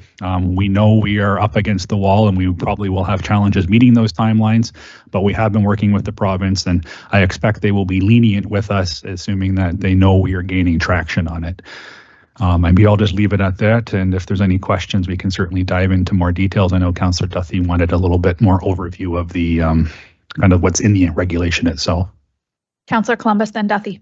Well, I like to hear the word lenient, and just wondered if there's any way that these positions can be phased in rather than come to us all at once. It's a lot of money, $492,000. Certainly. So through the chair, these are phased in. So you'll see within the report, there is actually a total of 6 FTEs that are identified. Working through SLT discussions and in early talks with the province, we think we can phase these in and still make enough traction to check a number of the boxes. But right now, what you have in front of us is a project manager, a technologist, and a field operator. The phase 2 of this would be more field presence, so more boots on the ground doing the physical work in the field. But up front, there is a lot of documentation and compliance work that needs to be done. So it is phased. It was phased down from 6 to 3 and 3. I would suggest that if we look to cut that back much further or any further, we're really going to run the risk of not being able to do the work that's in front of us. And I will say that the province, this is the same regulator that looks after our drinking water system. We work very closely with them, and we work very well with them. They are friendly with us. In my experience, they treat us very well. And I think if we were to not put enough horsepower behind this to show that we're going to accomplish it, that may change the approach they take in our water inspections, in how they approve us for our new ECAs when we're building pumping stations, for our Port Dover water treatment plant expansion. They are a critical resource for us, and we need to make sure that we are working closely together. Councillor Duthie. Thanks, Madam Mayor. Through you, Mr. Grice, thanks for your comments. Can you walk me through what the level of risk is? I am struggling with this. Obviously, we've talked about this a few times now. Going from 0 to 3, and effectively what we're saying today is we're not going from 0 to 3, we're going from 0 to 6. So is there a way that we can phase it differently, say 2, 2, and 2, and what is the true impact of that? And then are there ways that we can sort of customize these positions a little differently to be able to do some of the tactical work and some of the strategical work at the same time? So through the chair, I think I would probably reiterate my comment to Councillor Columbus. We can look at phasing in any which way that council desires. I would suggest that if we are to drop down to 2, we are not going to be able to achieve what is required of us. But certainly if that's council's direction, we can work with the province and see if they're willing to extend timelines even further. My gut tells me that they've already been fairly lenient with us on this already. Other municipalities have already stepped up or already were compliant when their ECAs came out, just by the nature of the investments that they had already made in their stormwater system. So we're a little further behind the 8 ball than our neighboring municipalities. In terms of combining positions so they can be more, dual effort, I think there is an opportunity there at the field level. So our operators, I think, can be cross-trained to do multiple things. When you're talking about the technologist and kind of the project manager side of life, those are specialized skill sets that I don't think are as easy for us to hire somebody as a jack of all trades. But certainly point taken on the operator level, and really that's the way we would set it up. Is we're not going to have an operator that's in charge of inlets and an operator that's in charge of ponds. They would be able to do all of that work. That way we have proper coverage when people are off sick or on vacation. But at the kind of office-based level, those are different skill sets. And my apologies for my ignorance on this, but is there any way that anyone in the water or wastewater could be cross-trained to provide some support? Through the chair, we could look at cross-training our operators. So right now we are in the midst of moving our water operators from purely being a treatment base to also treatment and distribution. So we are trying to make some Swiss Army operators. If that was the desire of council, we certainly could look at that, but we're going to need 4 more water operators. It doesn't change the fact that there's a body of work that is not being done here, but longer term, if we wanted to look at more cross-training so we have better availability, I think, I don't want to speak on behalf of Stephanie, but we see a lot of value in having operators that can do multiple things because it makes them more valuable to us. It also makes them more valuable for their potential career growth. If they can show that they've developed skills in multiple areas, not that I want to lose our staff, it certainly sets them up for future successes. So we are pursuing that on water and happy to do so on stormwater, but at the end of the day, there's still resources needed. Councillor Huffman, then Vanden Driesche. Thank you, Mayor Martin, but my questions were answered. Councillor Vanden Driesche. Thank you very much, Madam Chair, and through you. When did this legislation come down? Because when was the change made? So through the chair, the province has been rolling this out over the last couple of years. I might look to Stephanie for the exact date that our ACA came into effect here in Norfolk County, but it was sometime last year for us. You knew about this last year. This was something that came down last year. Through the chair, so we've been aware that we've been working through the ECA document. It was part of our budget discussions last year that this would be coming to council again in the future for discussion. But the actual document, the formal ECA was in place, and Stephanie looks fairly choppy on my end, so I don't know if she's actually there or not. But she can give you the date that it came into effect here. So, and I'll just further this for a bit. The legislation came into place last year, and how long do we have to make these reports? So through the chair, it is not all at the exact same time. The province has allowed us to check off different boxes as we go. Our first one is due at the end of May. We already know that we are not going to be able to meet those timelines. So, we will be reaching out to the province as those timelines approach to say, we're getting good traction. We're not going to make it. My experience in working with the regulator is that if they know we're making progress, they will work with us. I think where we see a different approach from them is if we do not show that we're making progress and we're basically pushing this off to the side, they come back a little more heavily handed. But I would hope that they would work with us to get something done in Q3 instead of kind of early Q2. But that is something that we will work with them on. Right. So you're going to try to negotiate an extension on what's happening. Can I ask the number of people that are working in the Department of Stormwater? Certainly through the chair, we really don't have anyone working in stormwater right now. So they're cross-trained between the water and stormwater. Through the chair, we do very little work on our stormwater system right now. So our stormwater ponds that are very infrequently cleaned out are currently done by our drainage team, which is something that they just do off the side of their desk. Certainly Bill Cridlin's team does some of the field work as it relates to ditches, but in terms of an actual stormwater management program, we don't have any real permanent resources doing that work. So many other municipalities do have the stormwater department or program in place. Through the chair, absolutely. Many of them were reacting to the provincial changes, and like many things, much like asset management, the province saw that municipalities were not making investments in stormwater systems. Typically when their hierarchy of needs, you go from water to wastewater to stormwater, and being the lowest branch there, it was not always getting the investment it needed. That's why the province started to put these legislations in place to force municipalities to invest in their stormwater systems. So just to take it a little bit further then, so the work is not being done. So we've got a pot of work to be done or caught up. That's the term, caught up. So once you catch up, and then once development happens, we've got no more ditches. We only got so much land. We got so many ditches, but it's the stormwater ponds that come on board. And so my point is, I like the idea of phasing people in, but at the end of the day, I'm starting to feel the bulk of the work will get done.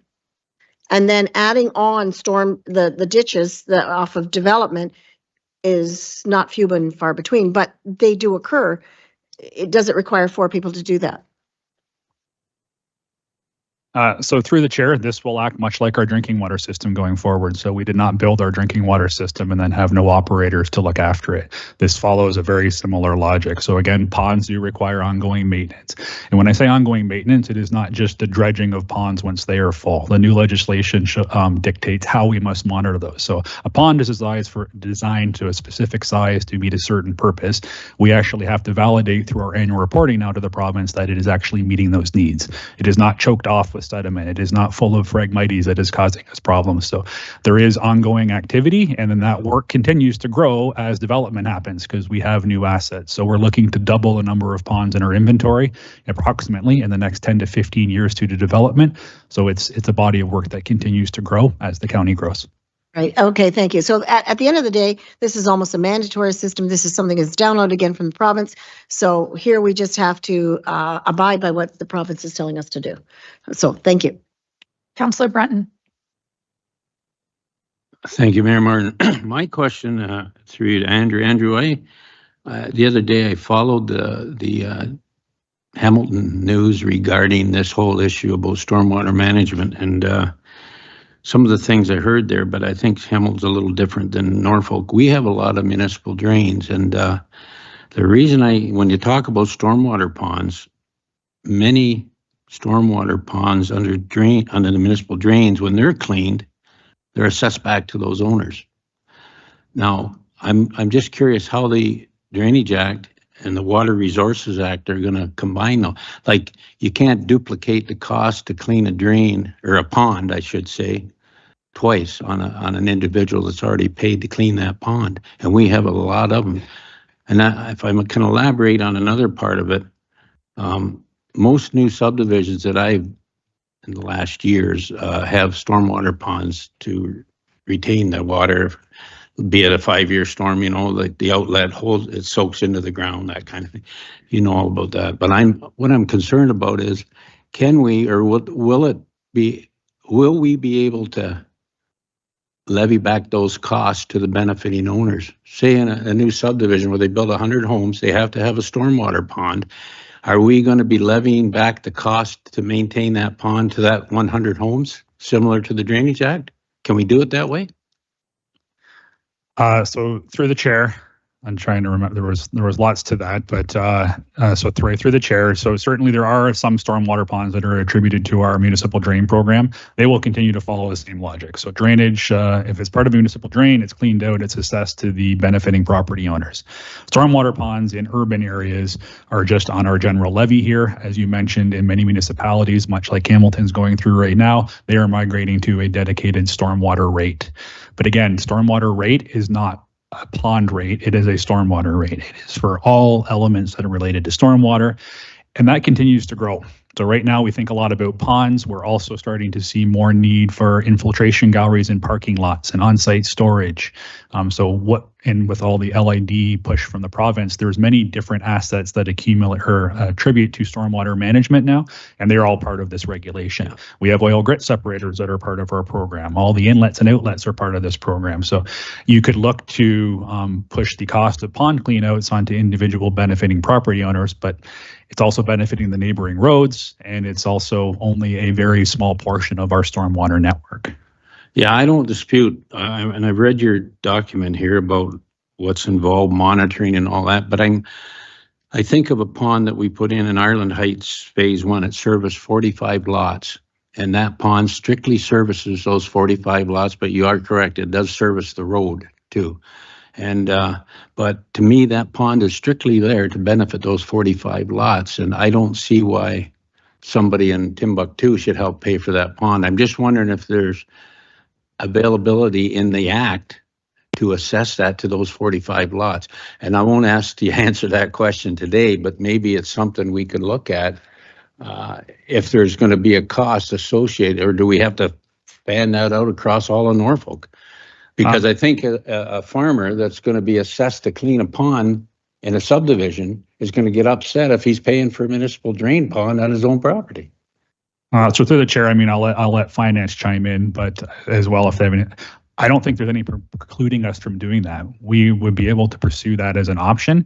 It's just not what most municipalities do. It's treated no differently than we treat rinks. We don't have rinks in every single neighborhood, but everyone's contributing to the cost of our arenas. So it's treated much like a park or an arena type of a service. But if that is council's direction for us to look more specifically at ponds and ponds alone, we could certainly take that away and review it. Thank you. And through the mayor to Councillor Brunton, if I could just chime in and add a point of that might help. In 2024, we are embarking on a rate study, and that's going to also look at the investigation of a stormwater rate that was approved through the capital plan for us to complete that study. So that may bring back some recommendations and some options for us to consider when we complete that study this year. I hope, and I'll say this, Madam Mayor, if I may, I've argued sitting around this table about rural people paying for the water system. And I hope that we don't go after the rural people to start paying for the urban storm systems. I'm not saying it's wrong, but we got, what, 900 municipal drains, I think, in Norfolk County? And these farmers and that we're paying. I'd pay for one myself. It was just cleaned where I am. So all I'm saying is it could become a real argument. Thank you. Councillor Van Passen. Yes, thanks, Madam Mayor. I think I've brought this same question up every year. Why can't we treat them similar to the Municipal Drainage Act, where it's a community-specific improvement, or there are other options, because those ponds are specifically built for that specific subdivision, and why should everybody pay for it? I've also done some homework on a roof tax, and maybe that's something that we start looking at. But my research so far tells me any municipality that implemented the roof tax spends about 70% of the money they collect on administration. So we just got to find a better way to deal with that. But I think going forward, I think those are things that we should start looking at. Like, if it benefits the individual, then the individual needs to pay for it, just like the Municipal Drainage Act. So I hope that since we're looking at hiring more staff, we got a little bit of time to look at that bigger picture and the longer term and see if there are other solutions out there, rather than just throwing more money onto the tax levy when it doesn't benefit everybody equally. Is it a question? We're going to put a motion on the floor. So okay, thank you. So we have the new budget initiative before us. Is there a mover and a seconder for the business case presented, or an alternative? Go ahead. I'm just wondering, Andrew, through you to Andrew, is it possible, Andrew, is there a document that spells out in detail the stormwater management under the Water Resources Act, the way you say in here? Is it like an add-on to that act? So through the chair, it is actually a permit an ECA that we have in our hands now. So similar to our wastewater system, we have an ECA, an environmental compliance approval from the ministry that dictates what is in our stormwater system and how we must operate it. And yes, that certainly can be made available. This gives a lot of detail, I take. It's various sections in it. It goes through kind of what our existing assets are, and then also what our requirements are for reporting and monitoring annually. Yeah. Well, I realize your hands are tight, but it'd be interesting to really see the details. So thank you. Councillor Columbus. Well, like Norfolk, every municipality in Ontario is tasked with this new initiative. And I'm just thinking that it's going to be hard to find resources to fill these positions, because 400 other municipalities will want those same positions filled with the proper talent. So I'm wondering whether some dollars, it may take till May or so before we can fill those positions. So can some dollars be shaved off that total expenditure of $492,000, being that we won't have these bodies in place? Through the mayor to council. So certainly that's an option, and a good option that we've looked at before. But we have to recognize that in 2025, it'll be the full cost. So you are pre-committing yourself to that increase now, already building it in for 2025. So let's just, for a round number, say that we shave off 100,000. automatically, before you sit down at this table for the 2025 budget, there's a $100,000 increase built in. So we try to stay away from doing that as much as possible, because we don't know where we're going to be in 2025, and then you're already pre-committed to that increase at that time. If we can't do that, can we go to that 2 and 2 process that was mentioned, I believe, by Councillor Duffy?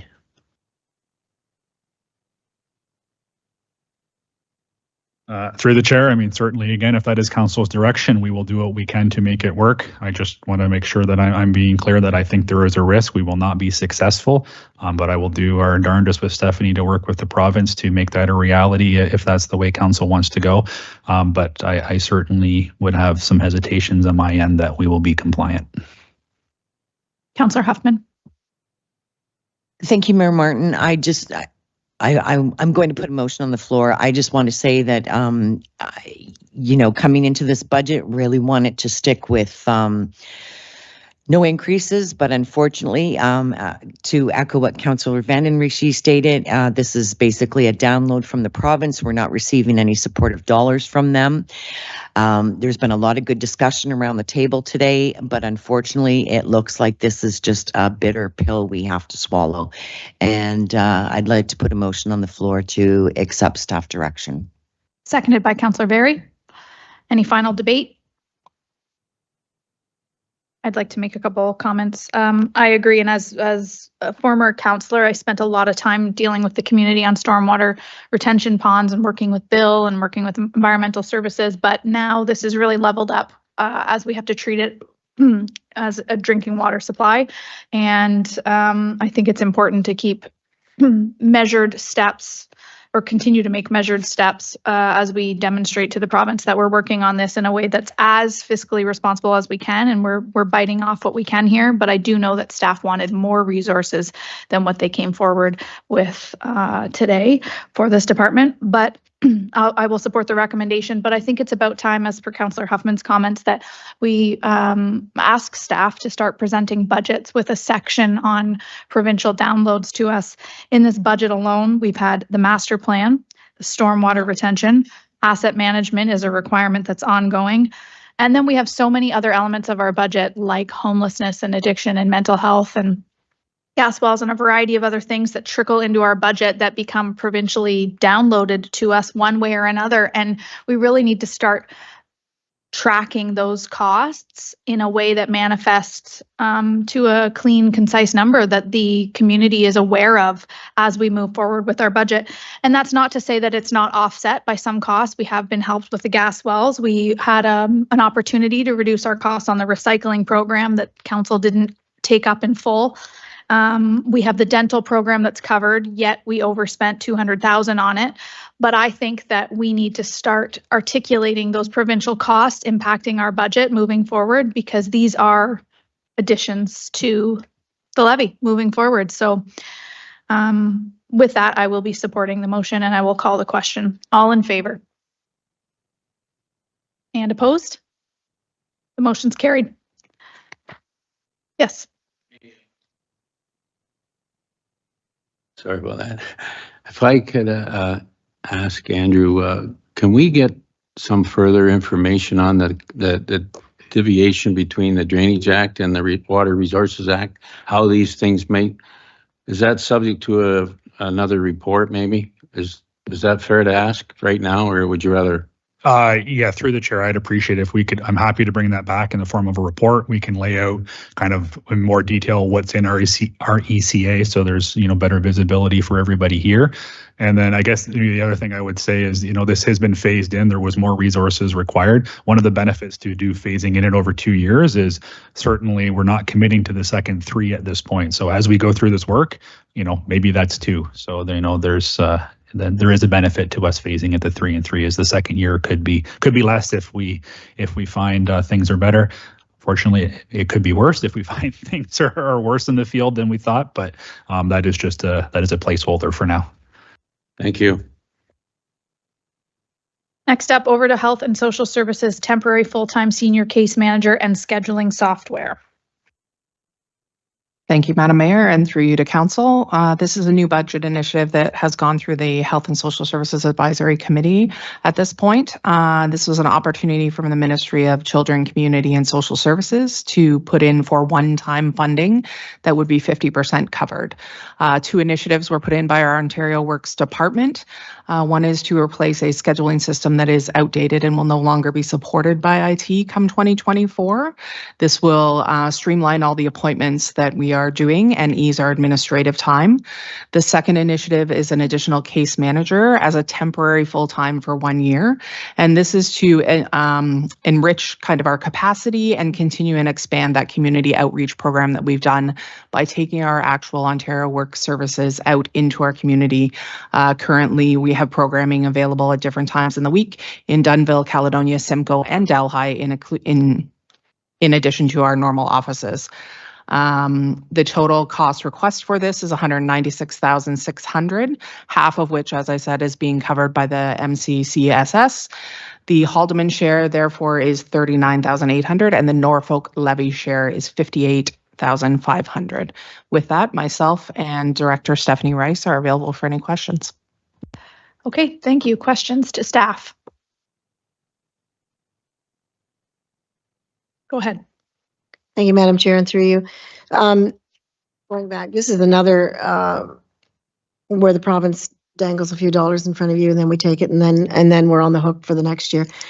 Tell me what happens the next year after. You know, we get some relief, but what happens the year after? What are we looking at money wise? I'll take that question through the chair to the councillor. The ongoing cost that will happen beyond this one-time funding would be associated with the scheduling tool.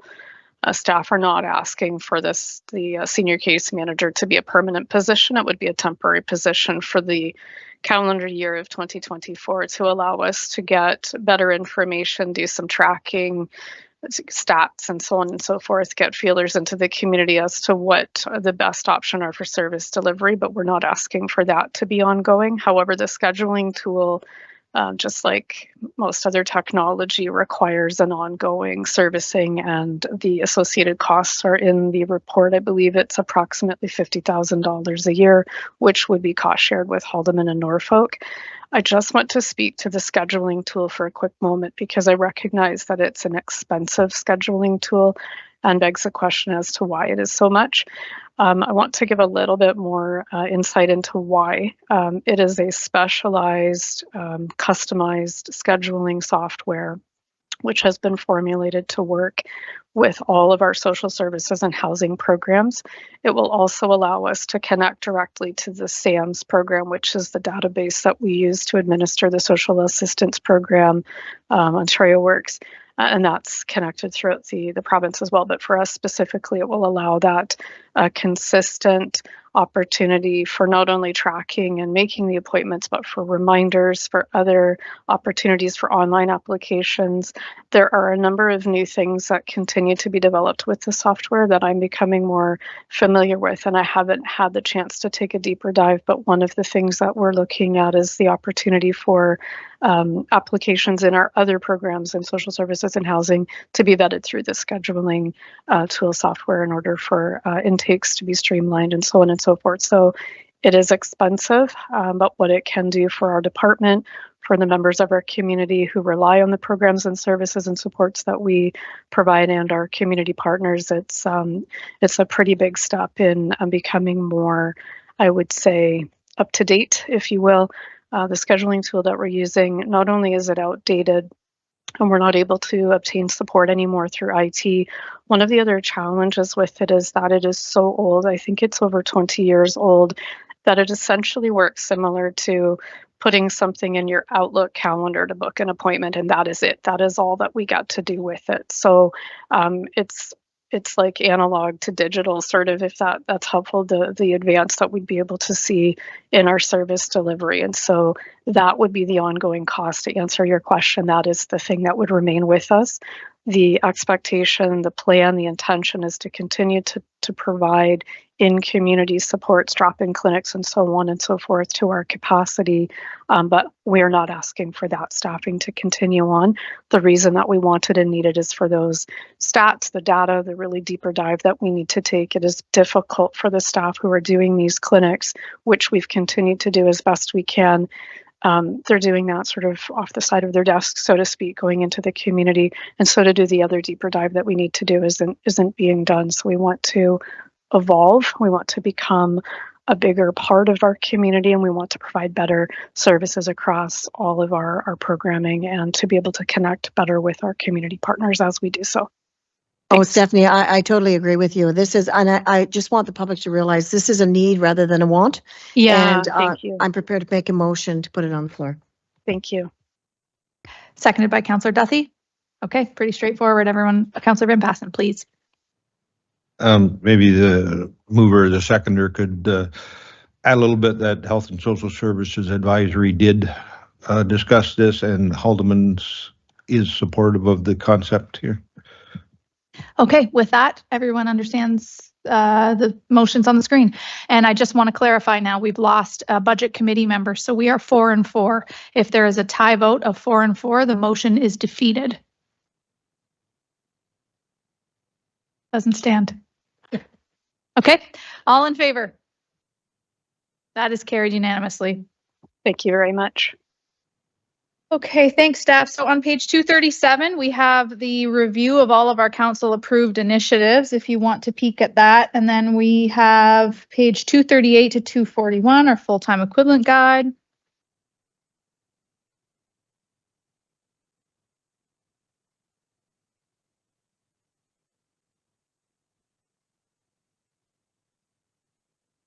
Information on interdepartmental charges, followed by BIA budgets on page 245 to 247.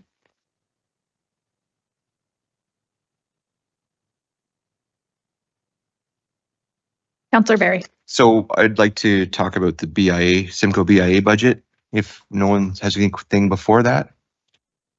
Okay, it's with respect to the $14,000 grant request for garbage removal. I have a question before I continue on, just to make sure I'm on the right track here. So this, and I guess it's to Andrew,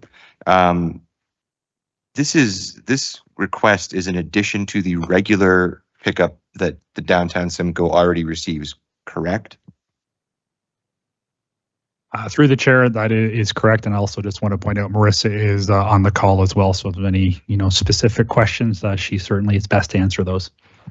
Okay, so thank you. So downtown Simcoe has a regular pickup day. This is an additional $14,000. That is, what is it for? Do we know this? I want to just recap. I know what Les said when he was here, but I would like to sort of have maybe Marissa or Andrew sort of reiterate what this is for. Sure, I can go ahead. Okay. Through the chair to Councillor Very. So the additional $14,000 is being used to empty the street cans every week. There's also 2 dumpsters that the BIA have that puts the waste from those street cans into them that are covered in this $14,000 cost. And then in addition, there's also, this covers the cost for any illegal dumping and cleanup that may happen. So they have a contract with a gentleman that will go around and pick up material that might be put out outside of regular collection, or sometimes we'll see when tenants are moving out that they'll put furniture and things at the curb that are not normally picked up as part of our regular curbside program. So that also covers costs for this. Do you have a sense of how much of this $14,000 is put toward the illegal dumping? If you give me 1 sec, I can grab that number for you.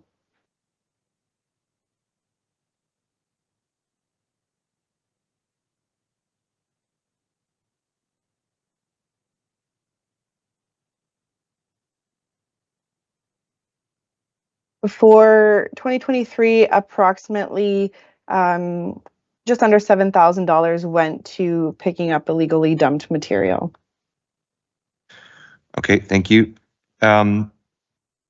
So where I'm going with this is that I don't support that 14,000 in addition to there's a budget here of 200,000 plus, where the BIA has the opportunity and the ability to budget for its needs accordingly, as any organization would. So I guess the way I perceive it isn't necessarily, I mean, I understand it's to clean up garbage. I get that that's important. However, in other parts of the county where there's essentially a BIA infringement, if the county comes along and cleans that up, the owner of that property gets a bill for that cleanup. It doesn't become the taxpayers of Norfolk County's responsibility to clean up that mess. So because there's already a regular disposal there, Delhi BIA is not asking for this. To me, it looks like it's a $14,000 grant that goes down to a downtown enhancement, which the other downtowns in Norfolk don't receive. So I'm going to, I guess it's already in the budget for this year, and I'm going to, I guess I'll move to remove it from the budget and to not fund that $14,000. Okay, moved by Councillor Berry. Councillor Van Passen, you are. If I could, since Marissa's online with us, could you give a little bit more history on this? Because I believe before it was the county was doing that with our contractor, and the BIA found a contractor that was a lot cheaper, and that's why we ended up with this grant. So maybe a bit more background before we decide on this one. Sure, through the chair to Councillor Van Passen. So in the past, there were issues of illegal dumping. We were using some of our road staff to pick it up, which was outside of their duties and taking them away from some of their duties. We did have a program with our current contractor at a specific rate that if there were items that they could be called in to pick it up. But there were some problems that they always didn't have staff available to pick it up immediately. Whereas in this situation with this gentleman that they've hired, he's able to respond quicker to get that picked up, and his rate was much cheaper. So when we looked at the illegal dumping portion of it, it was much cheaper to go with the contractor that the BIA had found to clean up these items, and it was the relationship worked out better for the needs and the requirements for the quicker response. And then we also assessed the curbside cans being emptied by our contractor, and the cost came in quite higher than what the two gentlemen that the BIA are employing to do so right now. Okay, thanks for that. So there's a motion on the floor. Is there a seconder for the motion? Councillor Banerjee, she seconds the motion. You would like to speak to it? Go ahead then, Councillor Duffy. Thank you, Madam Chair, and through you. To me, sometimes you have to set a principle in your mind and say, is this equitable across the county? And I have to say, no, it's not equitable. The BIA has the right to assess more dollars from those that draw from the BIA, the businesses. So therefore, they could basically it's $7,000 for illegal dumping is what I'm getting here. So and since we don't offer that to the rest of the county, and we don't want to start to offer that to the rest of the county, in principle, I will have to be supporting this motion because I just don't believe, I can't see the equity in it. So it does bother me. So it's a matter of principle. Thank you. Okay, Councillor Duffy. Thanks, Madam Chair, and through you, I won't be supporting this motion. I do sit on the Downtown Simcoe BIA as a member of council, and I would just provide some additional information, if I may. We are talking about residential garbage that is being dumped, and there is a member of the BIA board who is a downtown business owner and owns property downtown, and is very adamant and watches very closely to see literally there are cars that drive in from other parts of town and throw their garbage downtown and just leave it and drive away. They just dump it. We see couches and chairs and broken coffee tables and bookcases and a toilet that just comes out of businesses, not businesses, pardon me, apartments, second-story apartments in downtown, and it will sit there for days if the BIA doesn't go and collect it. So if the municipality were to pick up this additional residential garbage, it would cost the municipality significantly more. So this is a way of making sure that the downtown of Simcoe, and yes, I appreciate the comment about equity. However, I will say there is some degree of apples and oranges comparison on that one. It is important that it looks good, certainly, and this is a way, as much as I don't like it, and yes, I would like to find a way to charge it back. It's a very complicated process to be able to do that. Many of the property owners in downtown Simcoe do not live in the area, and it's challenging for the staff of the BIA to get the information as to who owns it. How do you confirm who dumped it? Was it specifically the tenant of that building, or was it not? And what proof do we have to be able to go back to them and say, hey, your tenant dumped this garbage, you owe us money for that. There isn't a sort of legal process to be able to do that. So I'm not supporting the motion. It's residential garbage that needs to be collected. And if we leave it sitting on the streets of downtown for several days, that significantly deters the sense that we're trying to build in downtown Simcoe. And it's very important for economic development and tourism reasons, etc. Councillor Barry. Okay. So I have a couple, talking about apples to apples. I live downtown Port Dover. Marissa, if I dump a couch in front of my house and leave it there long enough, will the county just come and get it and I get off scot-free with that? Okay. If I dump household garbage on any day that isn't a pickup day and I leave it long enough, will the county come and get it and I get away with that? Okay. So that's apples to apples. Out. So I'm looking at a budget here that's, again, $218,500. And in that budget, I see $82,500 for beautification. I see $22,000 for event contingency. I mean, so there's money here that can be put toward the needs of the organization as it perceives its needs. Like every other organization in Norfolk, if they can't meet their what they need to do, they don't continue to just operate and go, Norfolk County pay for this. They adjust their budgets to account for the needs of the organization. So where I come from this is if in downtowns across Norfolk County, residents aren't allowed to just dump their garbage on the sidewalk and wait for Norfolk to come and get it, that we're responsible for paying that bill. If I want to do a large item pick up or whatever, they come and get it, I have to pay, what's it, $25? Okay, so that's where I'm at here, is at what point does Norfolk County subsidize bad actors and the property owners who don't go after those bad actors? And so that's where it comes down to. So I realize it's a small amount of money, but to me, it's a precedent that we're setting here where we say, you know what, if you don't follow the rules that everyone else follows, if you don't police your properties, or not police them, but manage your properties, if you don't take care of what's out there, don't worry. Eventually, if you leave it long enough and create enough of a mess, the taxpayers of Norfolk County will come and clean up that mess for you. And I don't think that's the message that I want to send. Councillor Columbus. Thank you, Madam Mayor. I will not be supporting the motion. Every community has different needs. For example, Port Dover, I think we spent $75,000 there grooming the beach, picking up garbage, and making it look good. So to me, I think it's worthwhile to invest this $14,000 for beautifying Simcoe and engaging shopping and tourism. Was that a hand? Councillor Michelli, please. Thank you, Madam Mayor. Yes, I concur with Councillors Duthie and Columbus on this.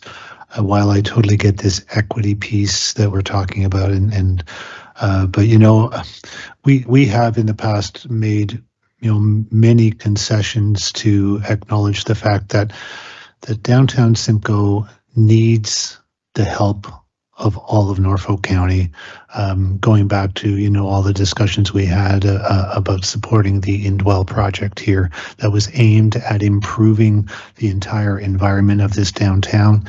And, and Simcoe, again, the apples to apples or oranges.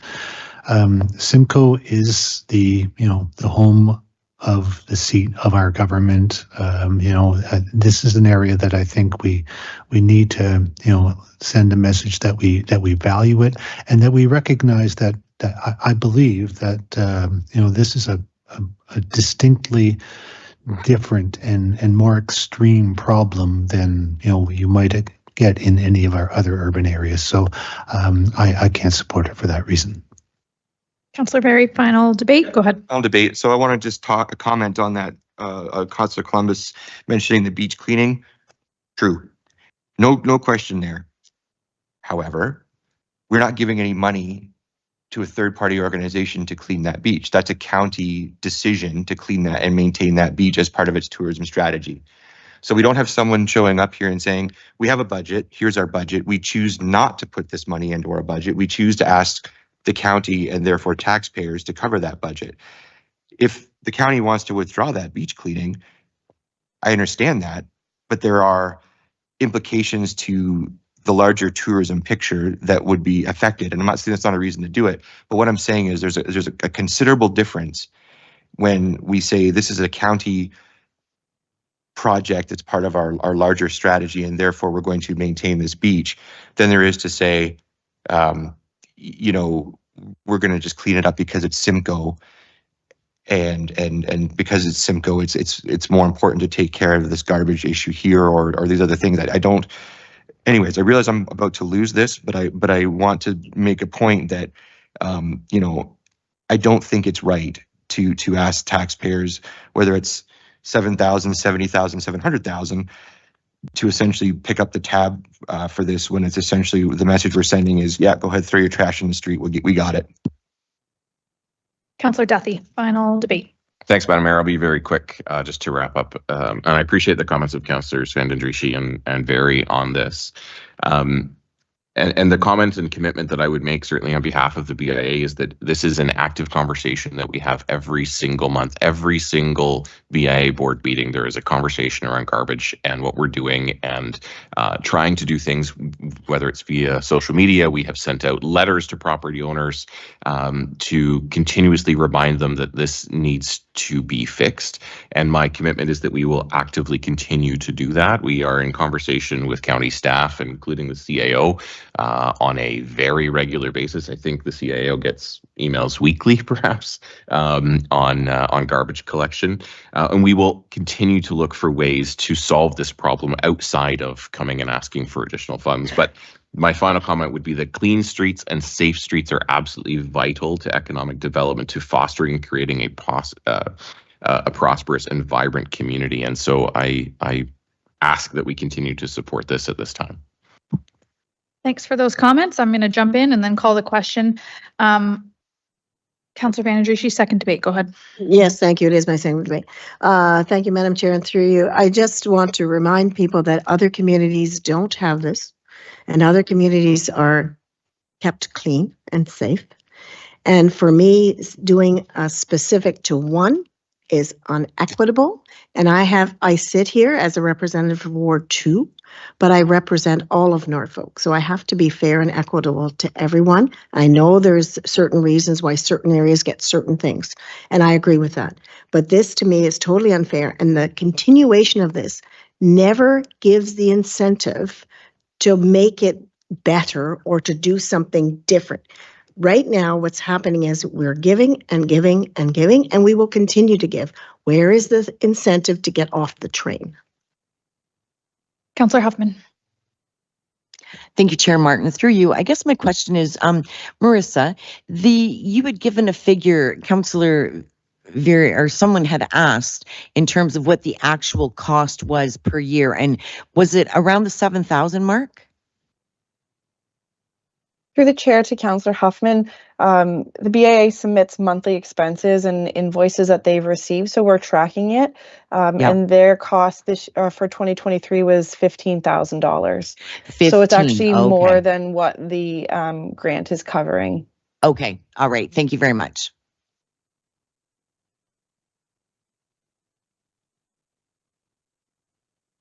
Wondering procedurally, we've just debated. Everyone's had a couple rounds.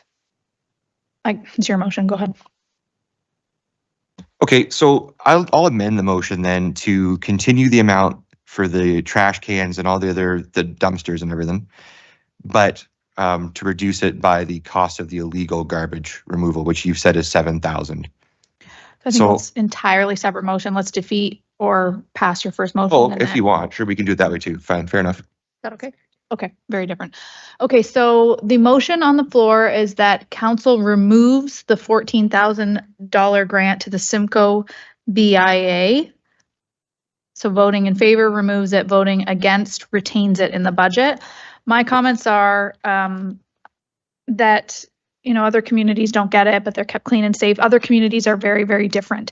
And while I completely agree with Councillor Vanendriessche and Barry that there is no incentive to improve, what I'm hearing is that the problem is identifying the offenders. So we don't have a clear path forward to stop it. And so this is the plan in the intermediary phase where we are trying to keep our streets clean, and it's a newer plan, and the group is doing it for less money than Norfolk County can do it. And I would argue that the money will still be spent. And although Councillor Very raises great questions about leaving your garbage in front of your property, most people don't just leave it in front of their property. They might take it to the street corner. It might not be very far. They might take it to a ditch. And then people call the councillors, and the councillors call Public Works, and then they pick it up and we pay for it anyways. So I would argue that the money is going to be spent one way or another. We can funnel it through this grant and have it put through a system that costs Norfolk less, or we can continue to just have our staff pick things up as we go. The support for downtown Simcoe is critical because we have found ourselves in a predicament that is different from other communities. And while we all come around the table to advocate for our own community, we also have taken an oath to do what's best for Norfolk County. And we can't always look at things apples to apples because it's not going to help us identify solutions to problems that are very, very unique. The problems are what is unique.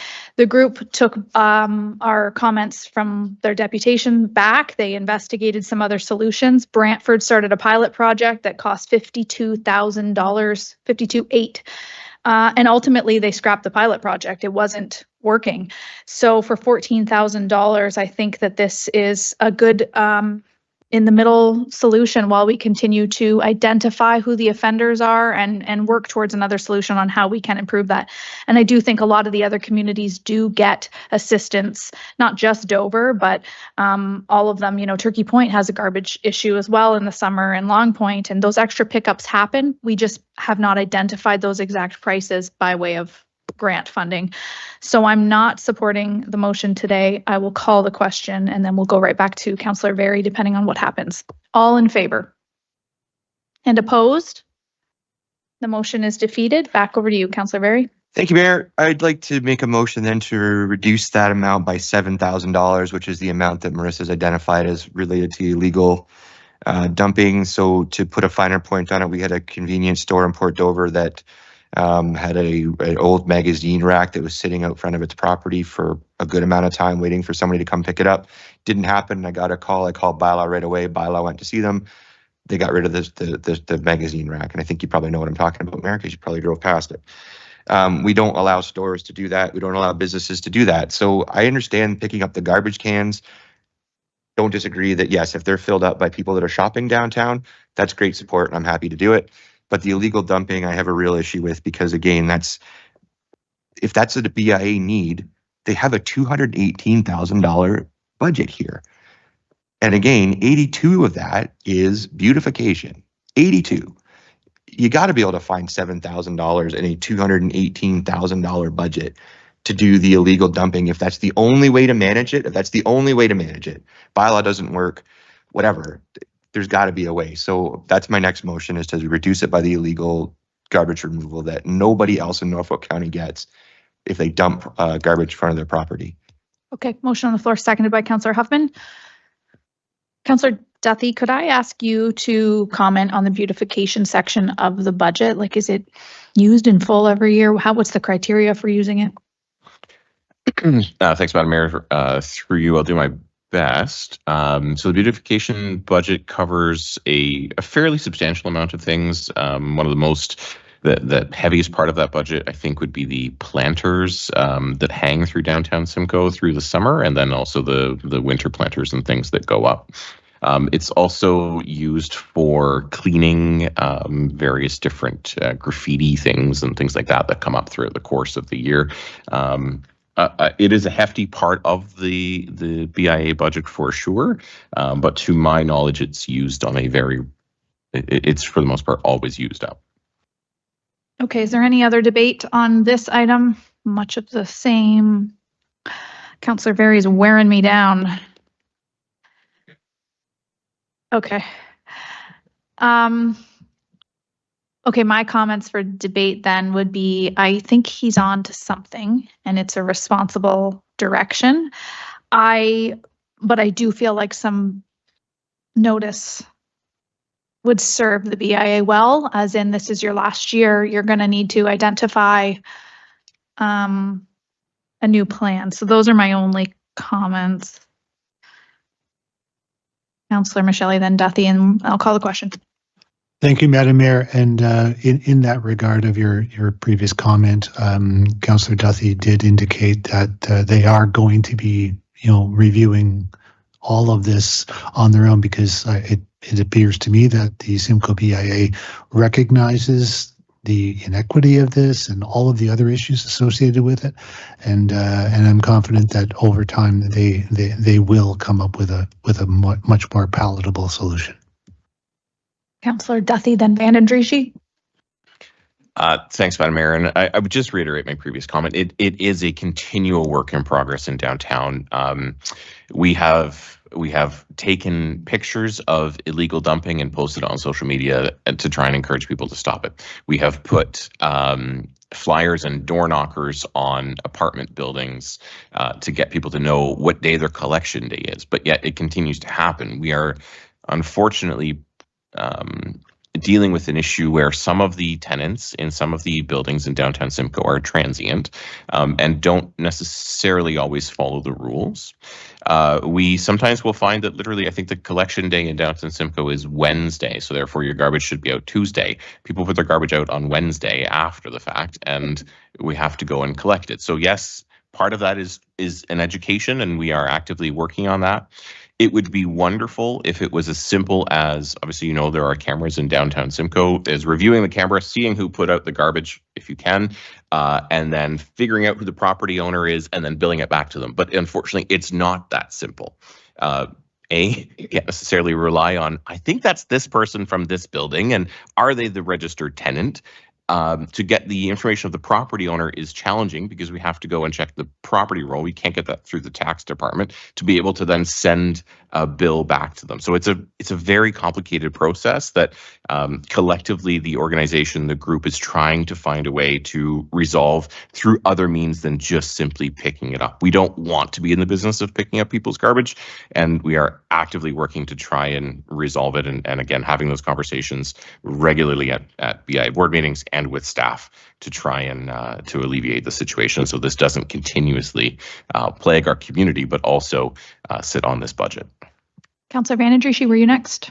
Yes, I was. Thank you very much, Madam Chair. And through you, I will be voting in favor of this motion. This will give a stimulus to the BIA to really address or to reflect on the situation and get down and really think outside the box and start to solve their own problems. Thank you. Councillor Berry, was that a hand or? Okay. Now, so I guess my question then to Marissa is, Marissa, if I go around the corner and drop my old freezer in front of an abandoned building, is that something that Norfolk County will come and pick up because they don't know whose it belongs to? Is that how that works?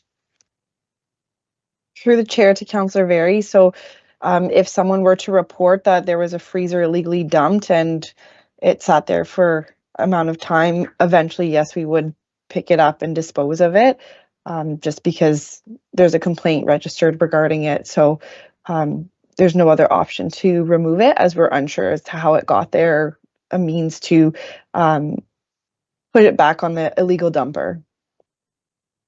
Thank you. Councillor Michelle. Thank you, Madam Mayor. Just maybe to Councillor Very's question.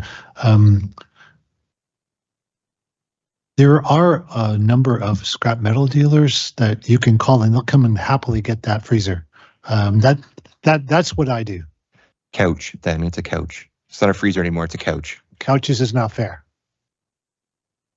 So I guess we're kind of getting at like a community improvement grant, like if it's the residential or grant tax, if it's the residential homes above the businesses, the BIA is not in a position to levy them. They could change their levy to the commercial owners, but then we're just charging the businesses for residential garbage that isn't theirs. So is it not incumbent upon the municipality then, if we're not going to give the grant funding to the BIA, to look into an additional levy for residential units in downtown Simcoe and charge those owners? I don't know who I'm asking that question to. I'm going to say through you, Madam Chair, I think what you're getting at, I would suspect that it's the same owners that own the commercial property that own the residential properties above. What we're really looking at is, what do you do? Assuming that the problem is that the tenants above the commercial units are illegally dumping couches, toilets, whatever that is on their way out, whether they're transient or they don't care because they're not responsible for it. The difficulty we have is how do you identify the responsible individual and have a mechanism to charge them with that and then collect? There are discussions that are ongoing with the BIA, as Councillor Duthie said, in terms of trying to get a little more self-governance around it. Are there opportunities for us to talk to these landlords, these business owners, and in the leases themselves have some security deposits so that in the event that there is tenants moving out and they're illegally dumping on their way out, that security deposit can at least cover the cost of the illegal dumping. So it's multifaceted in a solution here, but there isn't one readily available because we can't identify 100% who's responsible for it. Oftentimes these are things that are dumped in the middle of the night. Our cameras don't pick up. You can't clearly see and identify those individuals. And so it's a problem in terms of that enforcement and where we go with it. But we are working on trying to arrive at a solution.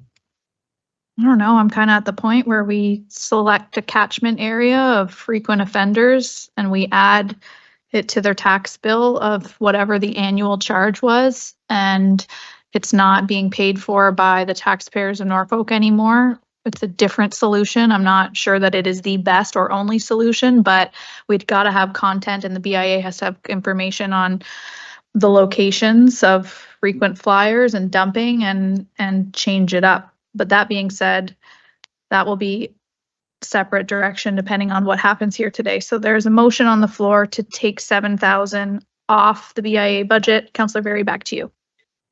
This is my final jump on this one. And again, I come back to BIA has a budget that it collects from its members, who are the businesses in the downtown, as we all know. I know we know this.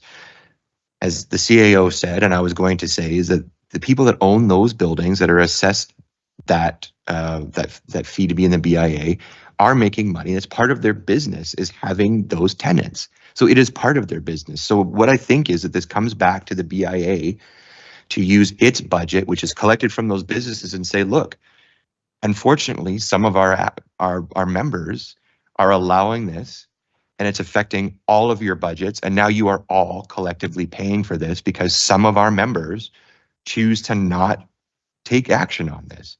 That's where the problem originates, with the members. Not all of them, but it originates with some of the members, and it should be solved by the membership, the board that is elected to deal with this. It's not a matter of we can't solve our business internally, so Norfolk County comes along and picks up the bill. That's where I keep coming back to this. So it's a small amount of money, but it's the principle of it, is that there is an organization here that collects a fee that is not taking care of its issues and passing it along to taxpayers when it has a budget to do it. That's where I'm at. Okay, my final question then, before I call the question, is I don't sit on the BIA, so I'm not well versed in this.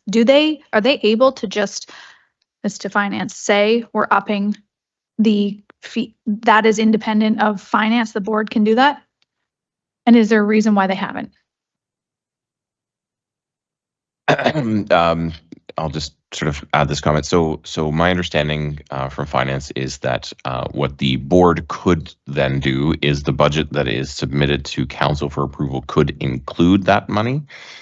So basically, you could take that and add it to beautification and propose that, which would then be levied on the commercial portion only of that property. I think the reason behind doing that is they are already paying essentially for garbage collection already, so attempting to not do it a second time on the commercial part of the levy. Okay. I like where we're going. I think we need to try something new. I am in favor of giving them some notice, and I'm not entirely convinced on whether it should be residential or commercial, but I think giving them some notice would give staff and ourselves some time to dig into that a little bit more. So the motion on the floor is that $7,000 from the Simcoe BIA budget be removed out of the $14,000 grant. So I will call the question. All in favor? And that is carried. Opposed? Okay.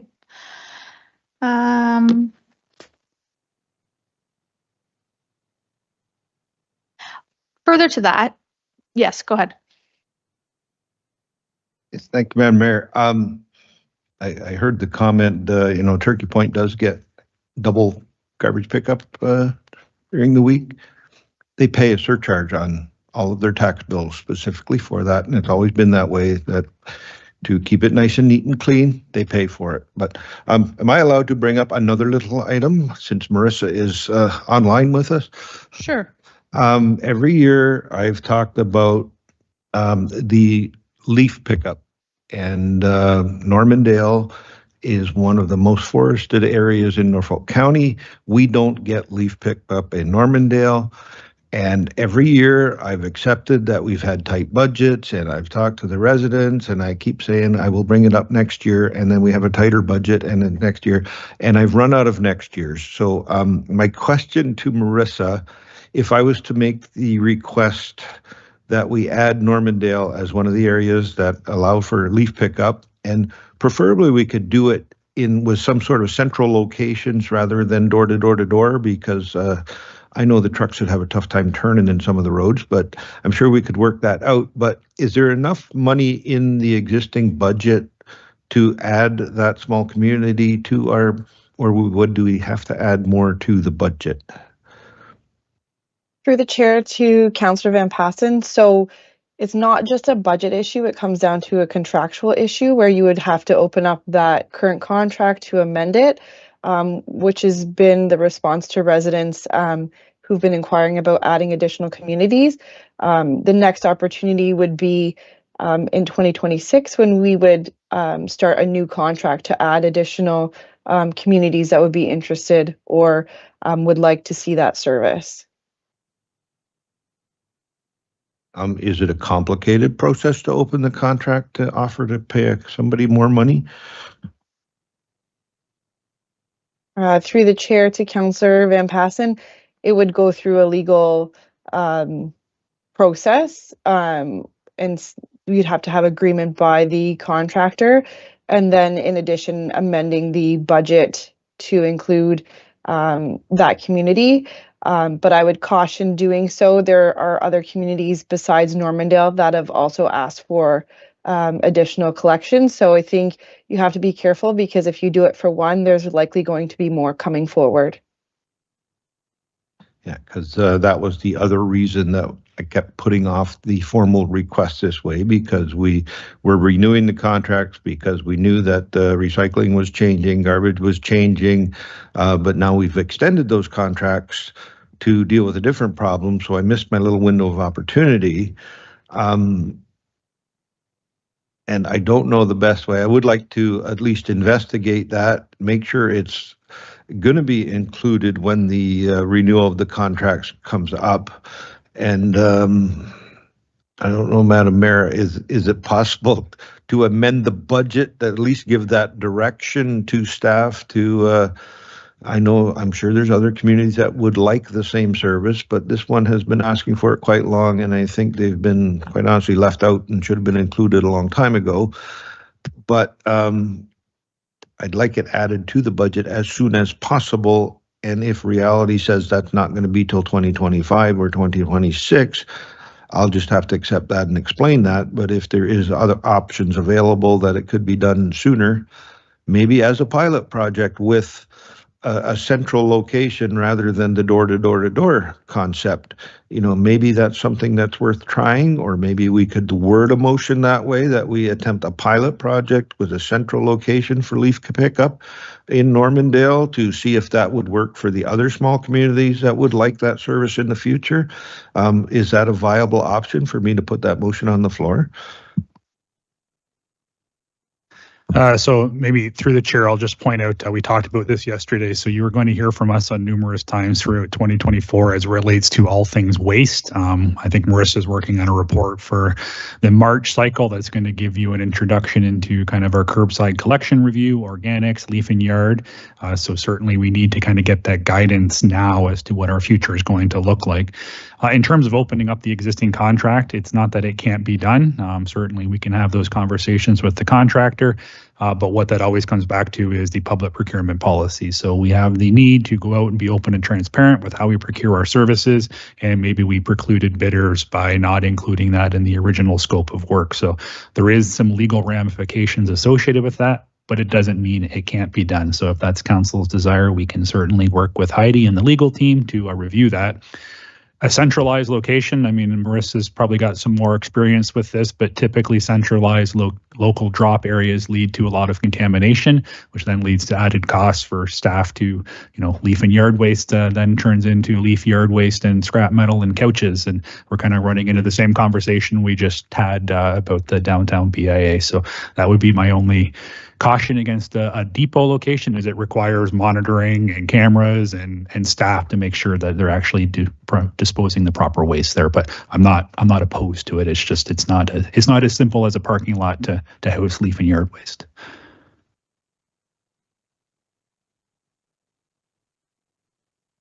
Councillor Van Andrieschie. Thank you, Madam Chair, and through you, I can acknowledge the situation, but at the end of the day, we have Cortland that doesn't. There's areas that does not have leaf pickup. We have areas in Lindock that doesn't. We have areas all over the county that doesn't. So if we were to do it, I'd like to make sure that we review all areas that are looking to have leaf pickup done, not just one area anymore. Okay. Councillor Barry. I have a question. So when is the time that we can review all this then? Like, I know we can't do it today. I don't want to leave it at that though. Like when can we help these other outlying areas potentially? So through the chair, you will see from us very shortly with the introduction of the waste management review, we will need to start that procurement for our new contracts towards the end of this year.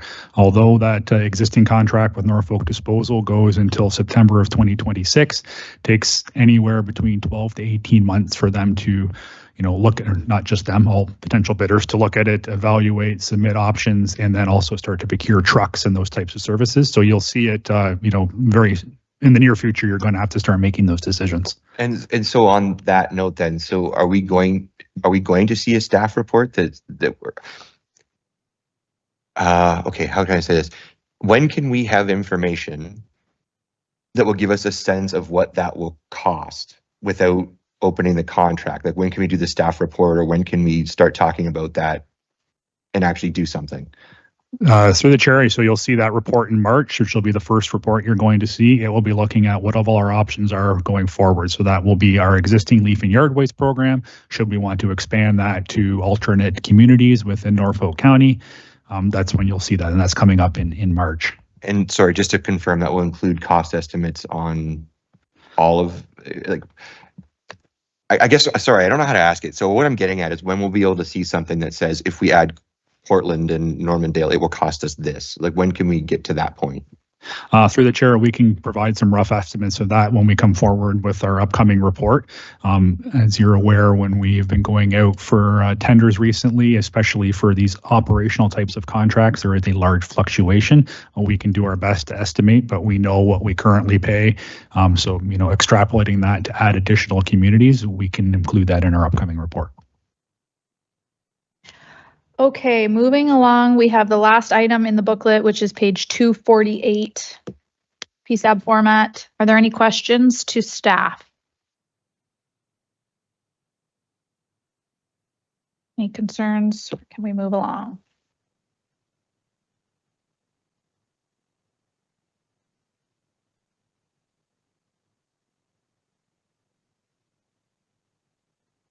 Page 248.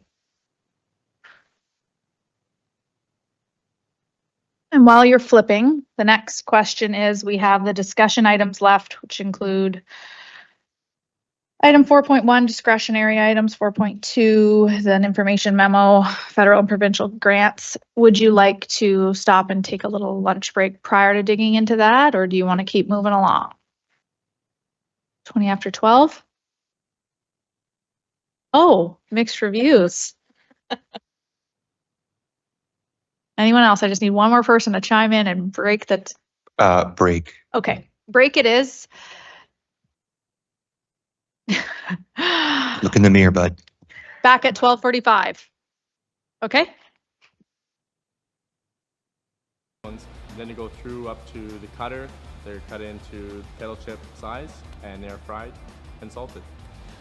I guess the best part about my job would be the sampling. When the fresh potato chips come off the line, nothing beats them. I think young people should be strongly considering a career in manufacturing. Skilled trades, there's always going to be a large demand for that, and they're high-paying jobs. The actual job is getting better as the new technologies come into play.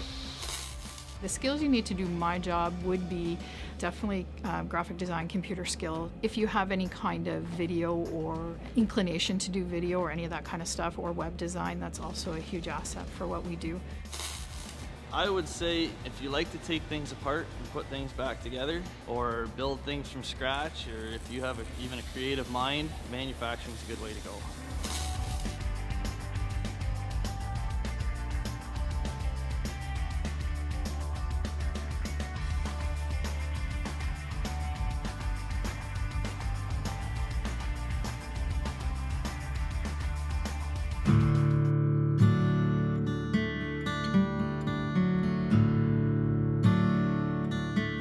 Welcome to Passionate Folks, a vlog and video series about the people of Norfolk. People that are involved in our community, people that bring a lot of energy. So this is about a conversation, this is about their story. So welcome to episode 3.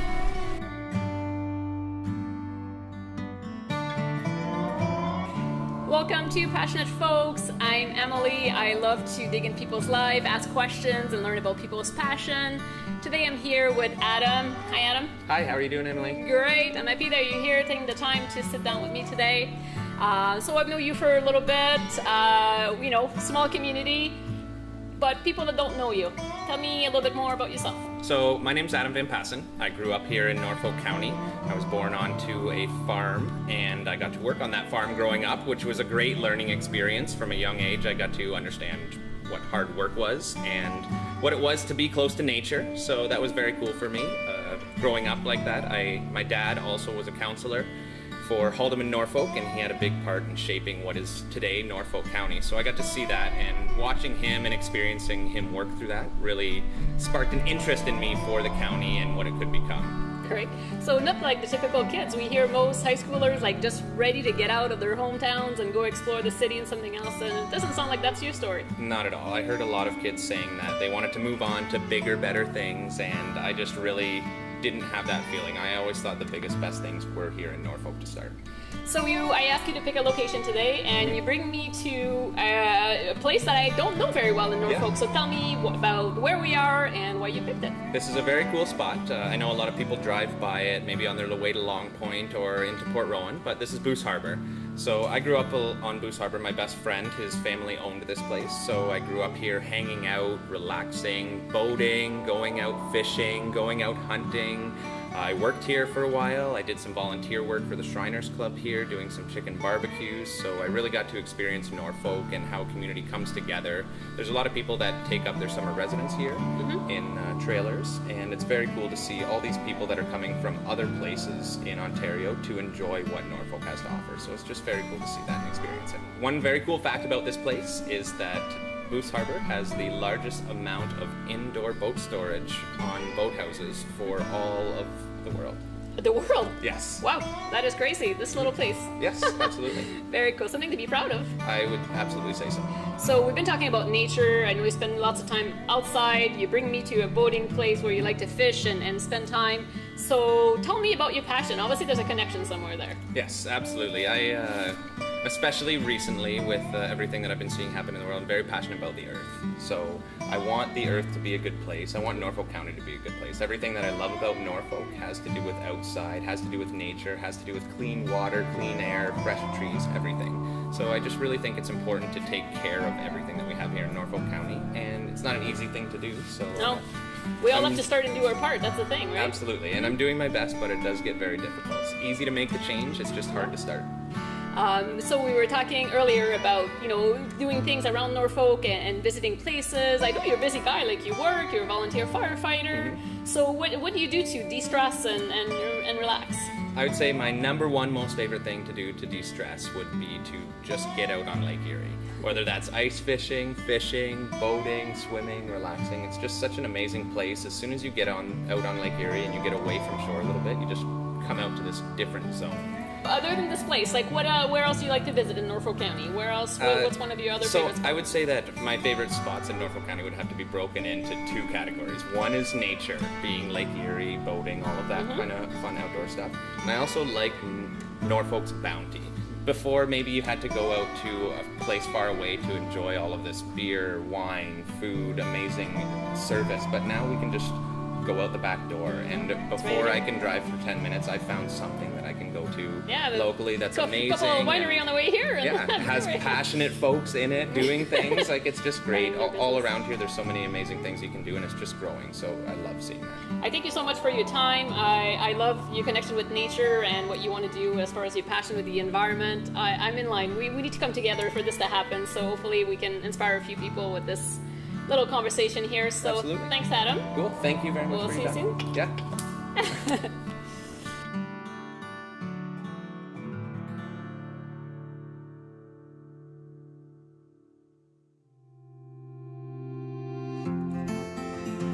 Welcome to episode 7 of Passionate Folks. This is a blog and video series about the people who live right here in Norfolk.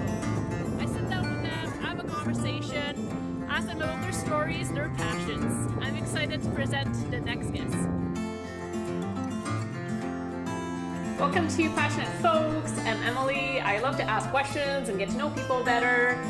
Today I'm here with Dan. Hey, Dan. Hey there, how are you? Great. Excellent. Might be you stop by for a coffee? Yeah, well, nice of you to have me. I'm really delighted.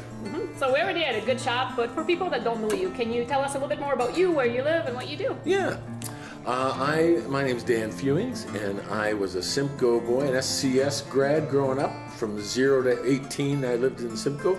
And then I think I lived in Brantford for a year, lived in Dover for a bit, and then followed a gal up north to Peterborough, or Lindsay, and I ended up spending 28 years there teaching high school. Loved every minute of it. A bunch of different experiences. And when I retired in 2014,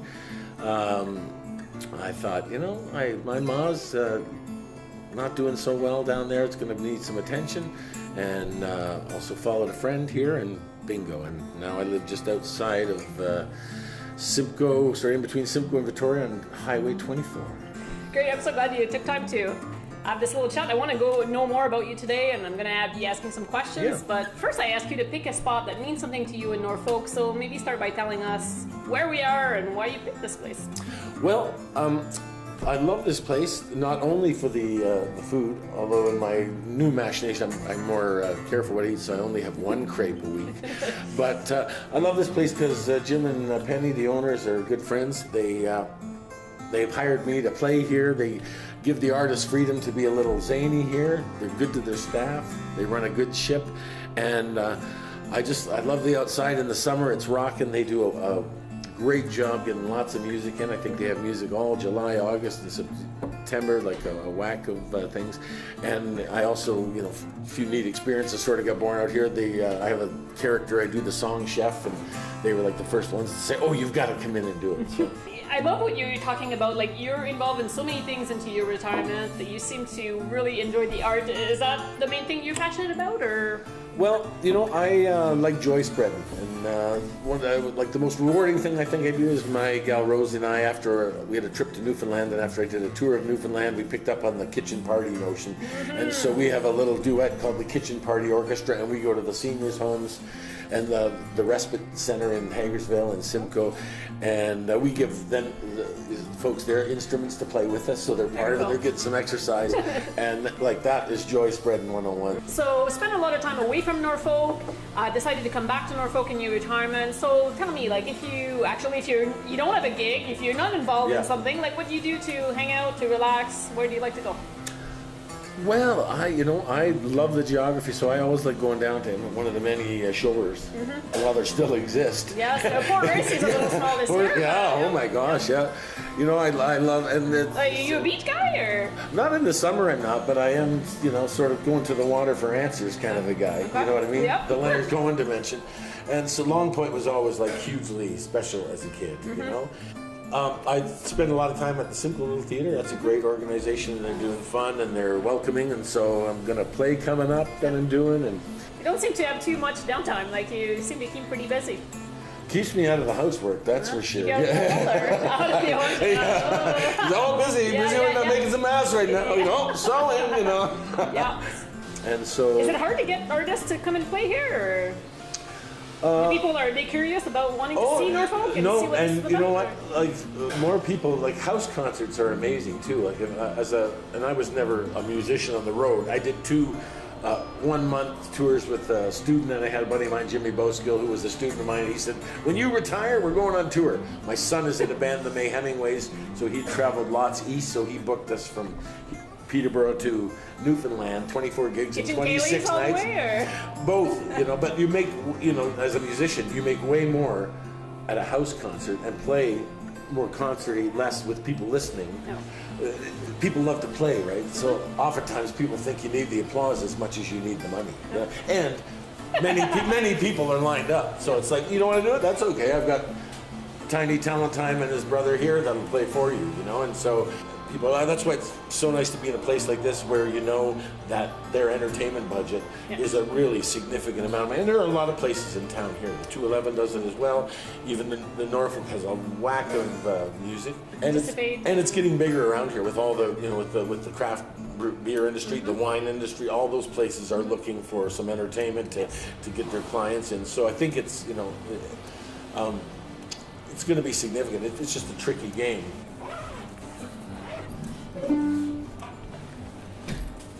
So music, obviously a big part of your life? It is a big part of my life, yeah. I think I started when I was 13. My brother handed me a John Prine album, the very first one with him sitting on the hay bale and a guitar, and showed me the C, F, and G chords, and I never had a lesson after that. You just learn on your own? I just learned on my own. Guitar has, and stringed instruments often have tablature. Yep. Especially ones that have frets, so it's a grid really, so they can it's easy on notation to put a number 1 on a 1, you're at the first. Okay, so it's an easier system. But what happened was I was working in the teachers union. I had been seconded out of teaching for a couple of years. The head of music was leaving to become a minister, and he said, Dan, can you teach kids how to play guitar? And I said, absolutely. And I said, now Larry, I don't read music, right? You don't? And I said, no, but I'll buy tablature. So at any rate, made it work. And down the road it was funny because Jimmy Boskill, who was a wizard player, doesn't read music either. He had auditioned for this art school, and I was sitting at me, they weren't gonna let him in because he didn't read music. And I said, I should let you folks know, as you know, I don't read music. And I said, if you're not letting this kid into the program, give me 2 weeks notice, because I'm not gonna be the guitar teacher that wouldn't take him in. So you gotta keep it moving. Is that one of your favorite instrument? Yeah, this is, it's a Latin instrument. It comes from the Andes, so Bolivia, Peru, Ecuador, Chile. It's usually used in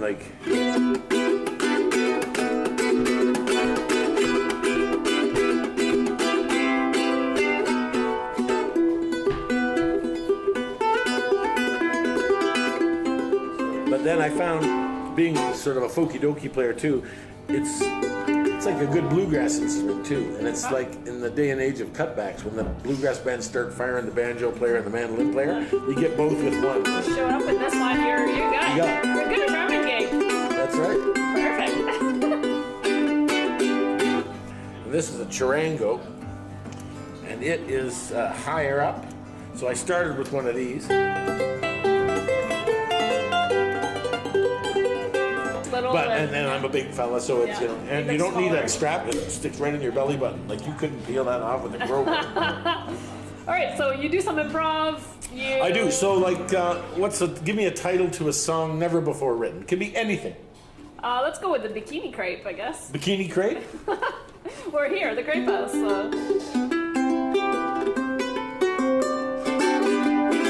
Well, it's more appropriate on a day like today to not sing about martini. So let's think while we're in the land of sand about a crepe martini. No pina colada beside you now. No way, it's done somehow.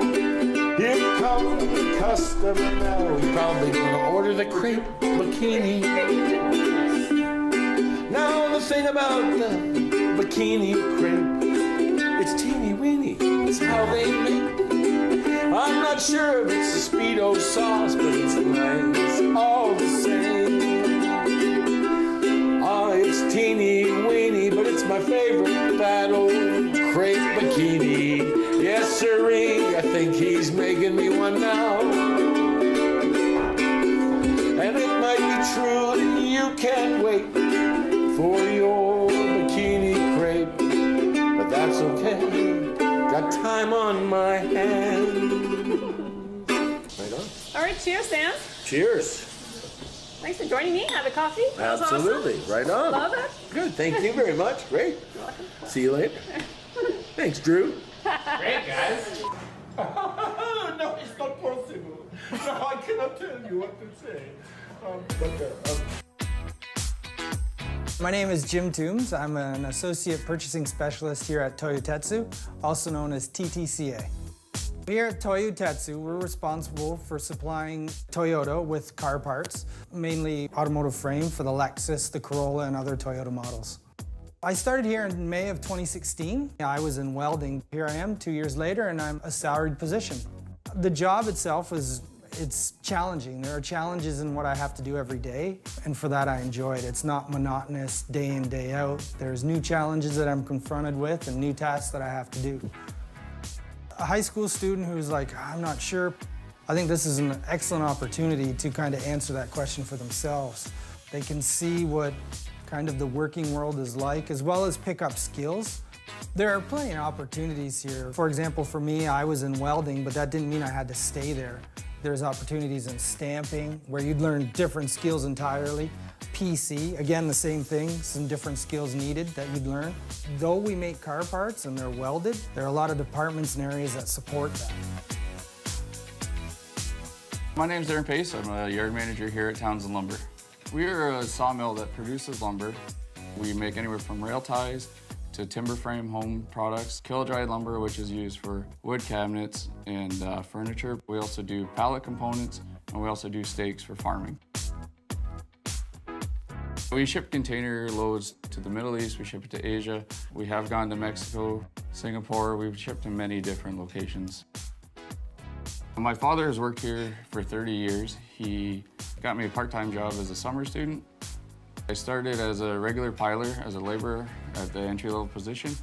And with hard work and dedication, I've been promoted through the system, and it took 9 years to become a supervisor. I enjoy the freedom of the job, like outside working with the heavy industrial stuff, talking to the range of customers and the way we produce things for them. My name is Cam Kirkwood. I'm a production supervisor at Superior Essex in Simcoe. We make magnet wire and cable for the transformer industries. Our magnet wire products are found all around you that most people don't even notice, in winding motors, in alternators in your vehicles, transformers on the side of the road or on top of poles. I've been here at the company for 15 years. I started on the floor as a machine operator for 7 years, and then I did a stint in engineering for about a year, and then I moved on to production supervisor for the last 7. One of the best parts about working here is it is a build-to-order shop. So although we do make the similar products every day, it's very unique. We don't always see the same orders. There's always new challenges. One of the best parts about being in manufacturing for me is the shift work. So it provides an opportunity for you to adjust to do your own life on your days off, or you can pursue other interests. A lot of people have second businesses or hobbies that they really enjoy. There is lots of opportunity to advance. There's educational assistance programs. You can continue to learn new skills and advance to a new area if you were so desire. There's a great opportunity moving up the manufacturing sector. Try it, because you're going to learn a lot about the working world as well as yourself.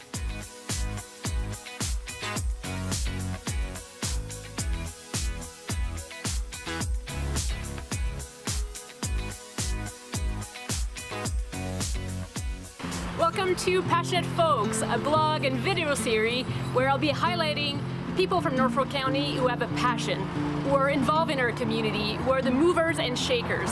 So I'm excited to introduce every month somebody new from Norfolk that will bring you their story, their passion, and share it all with us. Come on in. All right, welcome to the first episode of Passionate Folks. I'm Emily, and I love to dig in people's life and getting to know more about them. I'm here with Jess today. Thanks, Jess, for showing up. Thank you for having me. This Yes. is so exciting. So Jess, for the people that don't know you, introduce yourself. Tell me a little bit more about you and the person that you are. Sure. Well, my name's Jess, and I grew up in Waterford, more specifically Boston, more specifically Bill's Corners. I'm a passionate Norfolk advocate. I love this area. I love theater. I love music. I love anything arts related. Also a passionate advocate for entrepreneurs in the area. So I invited you to pick a location in Norfolk that meant something to you. So tell us where we are and why you picked this place. All right, we are here in Simcoe Little Theater. It's on the corner of Talbot and Yonge in downtown Simcoe. And this place, Simcoe Little Theater, is a very special place to me. I spent most of my life in these walls, on that stage, behind the stage, in these seats, like everywhere in this space. It's something that theater is something that's has always been a big part of my life since I was about 8 years old. You mentioned to me that you also in high school, you were really involved into the drama program and all that, so. I had walked the halls of my high school and I'd seen so many pictures on the wall of different shows they had done throughout the years, but nobody was doing shows anymore. And I was really bummed about that. So in grade 10, me and my girlfriends, we roped all our moms in. We're like, if we start doing high school shows, will you guys help? Will you make costumes? Will you whatever?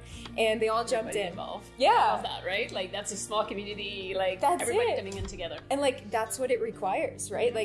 A show is like a mini village coming together, making all the pieces happen.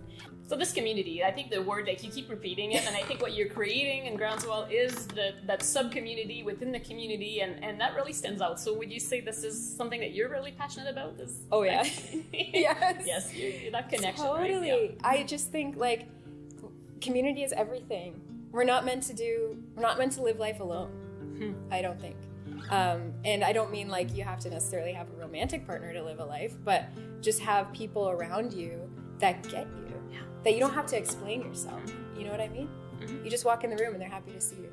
That's it. That's always such a good feeling. Isn't Yeah. it? Yeah, you just have those people that believe in you too, right? Yeah. And just cheerleaders. Yeah. So I see, Jess, you're always involved in this community. You're volunteering places. You really want this place to grow and thrive. And so why Norfolk? And what do you love so much about this place? Oh man, I think yeah, it's a really good question. It's a combination of things. I think the geography that we live in, the nature we have around us, that is a huge benefit of being in Norfolk. But it's also the people here, and that's why I'm so obsessed with community, because we have so many beautiful people who live here with ideas, with talents, with love and vision. And I think that's what excites me is just because we're a small town doesn't mean we have small ideas or small impact. I want to bring some of the music piece because I know we've been talking a lot about the theater and acting, but I know that music is so important to you. Yes. And a big part of your life. Yes. So tell me a bit more about your maybe influences and what makes you feel alive in music. just like theater, you know, I love performing music too. There's something really cool about being on stage. Like that, before I came here today, I was like thinking about how alive I feel when I'm on stage. And I think that everyone kind of looks for that thing that makes them feel alive. So for me, it's that. Awesome. So I thank you so much, Jess, for taking the time to meet with me. There's going to be more feature of passionate, uplifting community people through this little video series. So keep watching. Thanks, Jess. Thank you. Oh my God. This is so much fun. Awesome.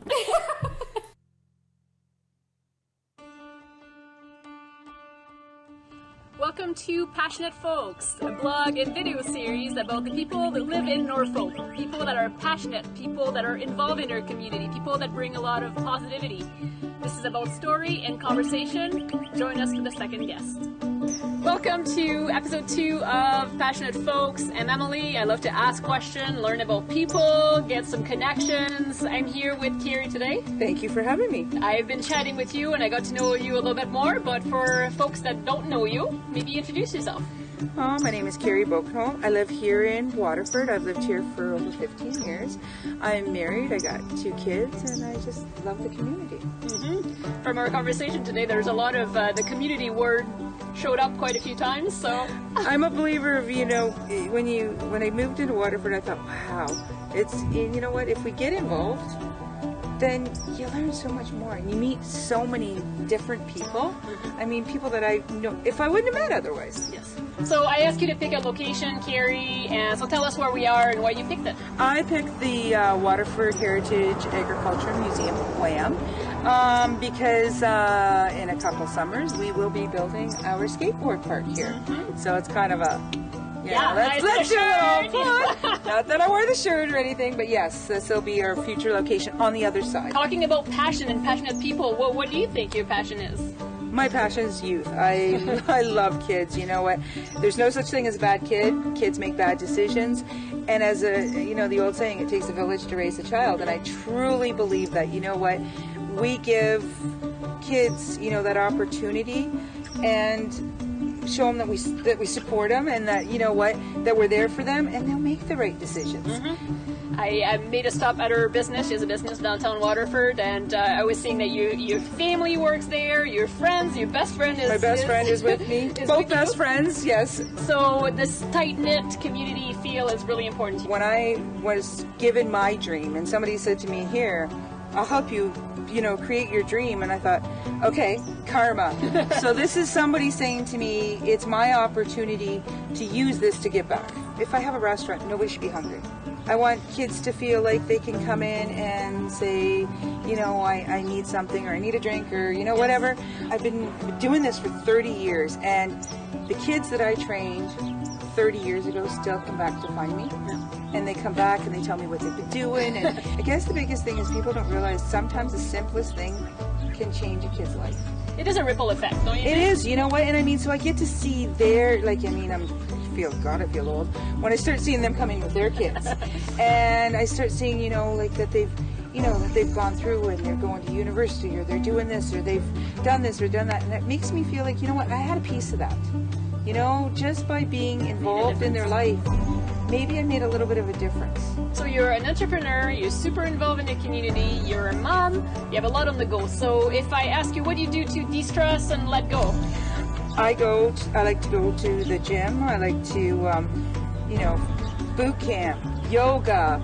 I try to take, a few hours a week for me. Yes. And it's just about me. And I honestly think anybody who's really busy, I think needs to learn. It took me 48 years to figure it out. But never too late. Never too late. As I said, I can go to the gym and I can be having the world's hardest day, and I always say I leave it on the mat. Love. So when I walk out of there, I feel like a completely, totally different person. Leave it on the mat. So other than that, when you're in Norfolk, what else do you love to do? What's your favorite spot or place that you like to visit or something you love to do? Love to go on the trails. I love going fishing on the ponds. Waterford, we have so many little places to go and see and do and What's stuff. happening in this community? You know what, there is. And I mean, the thing is we don't really I mean, I laugh because there's so many of us who don't see what's here. They're right here. I mean, Whistling Gardens, Bonnie Heath. We have all the wineries and stuff. The museum. Like, there's so many places to go. You can have a staycation without leaving Norfolk. Yes. So thank you so much, Carrie, for joining me today and being part of this blog and video series. I invite you to check it on. Every month there will be somebody new, a new story, a new connection. Thank you so much. Thank you.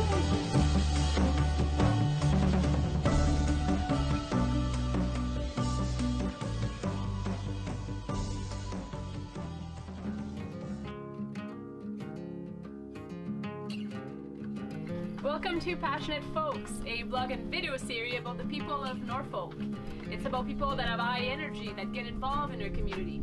We sit down, have a conversation, learn about their passions. Welcome to the next episode.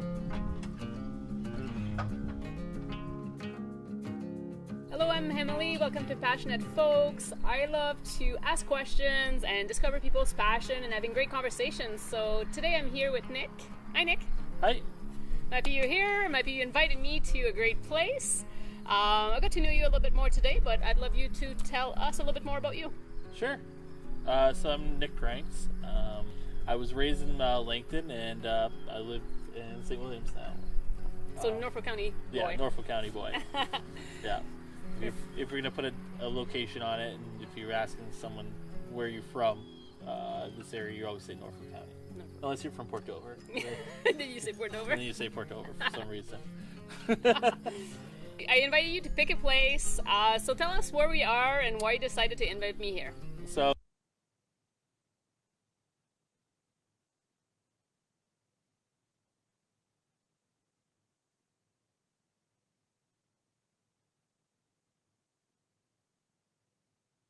Okay, welcome back.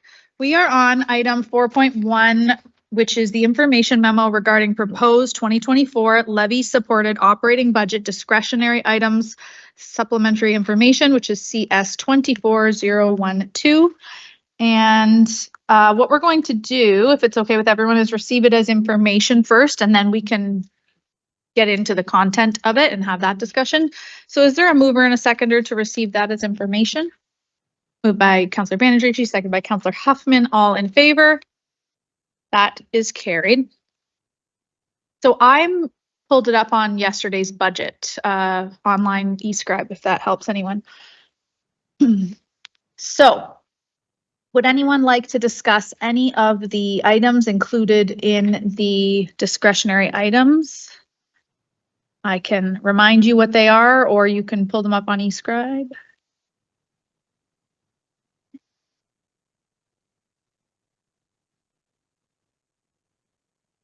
Just take a moment, that's okay. Thank you, Madam Mayor. I just wanted to follow up on the suggestion, I believe, that we had yesterday about a discussion about the adding staff to the mayor's office. The mayor's office? Is that what you said? Sure, yeah. Go ahead. I do think that adding a full-time equivalent staff member to the mayor's office will be of benefit, not only to council members, but I really feel that it will also be an advantage to the public to get more responses and more services when they contact the mayor's office, and I just think that position. Number one, will provide a lot of positive benefits, but also I do have to acknowledge that the current full-time staff member in the mayor's office has done much more than I believe is her regular share of work, and I do want to acknowledge the fact that she has done that, but I do think that she certainly could use some help. Thanks for those comments. Is there a seconder for that motion? Councillor Van Passen has a question. No, thank you, Member. I would second the motion. I do a little bit of thinking about the future. There's one individual that works in that office that if we have to replace, we need two just to replace her anyway. So we might as well get started on it and fill the other position now so that we do have a little bit of succession planning in place. So I would second the motion. Wow, great. Is there any debate or discussion or questions to finance staff? Councillor Columbus? Does the CAO's assistant and the mayor's assistant, do they share responsibilities? Through you, Madam Chair. So currently, the CAO's assistant is doing both. When there is someone in the mayor or council's assistant position, then there's a division of those responsibilities, more focusing on support of council and the mayor, and the CAO's assistant supporting the CAO. Just to be clear here, what we're not talking about is necessarily adding a full FTE. What we're saying is converting what we have now as half an FTE in that position and making it one full FTE is what I understand. So just so what we're talking about is adding half an FTE to the mayor and council's budget so that it would be a full-time assistant there. Currently, what we're trying to do is have that full-time role be a 4-year contract so that at the end of each term of council, if there's a change within council or in the mayor's office and there's a desire to perhaps make a change, if there's some working simulations, some different things that are required, it would give them an opportunity to make a change there. So it's a 4-year contract currently. So this would be a non-unionized position, I take it. We will certainly work with HR, but based on the confidentiality and some other factors, that would be our hope that it would be a non-union position. Sure. Through you, Mayor, just to confirm the wording for this, the council directs staff to change the 0.5 FTE support staff position to a full-time 4-year contract position for support staff in the mayor's office in the 2024. Through you, Madam Chair, I would say mayor and council. The position is intended to support the mayor and council. And do you want it to read for 4 years? Because that does carry over into the other term. We want it to be till end of this term so that the incoming mayor has choice.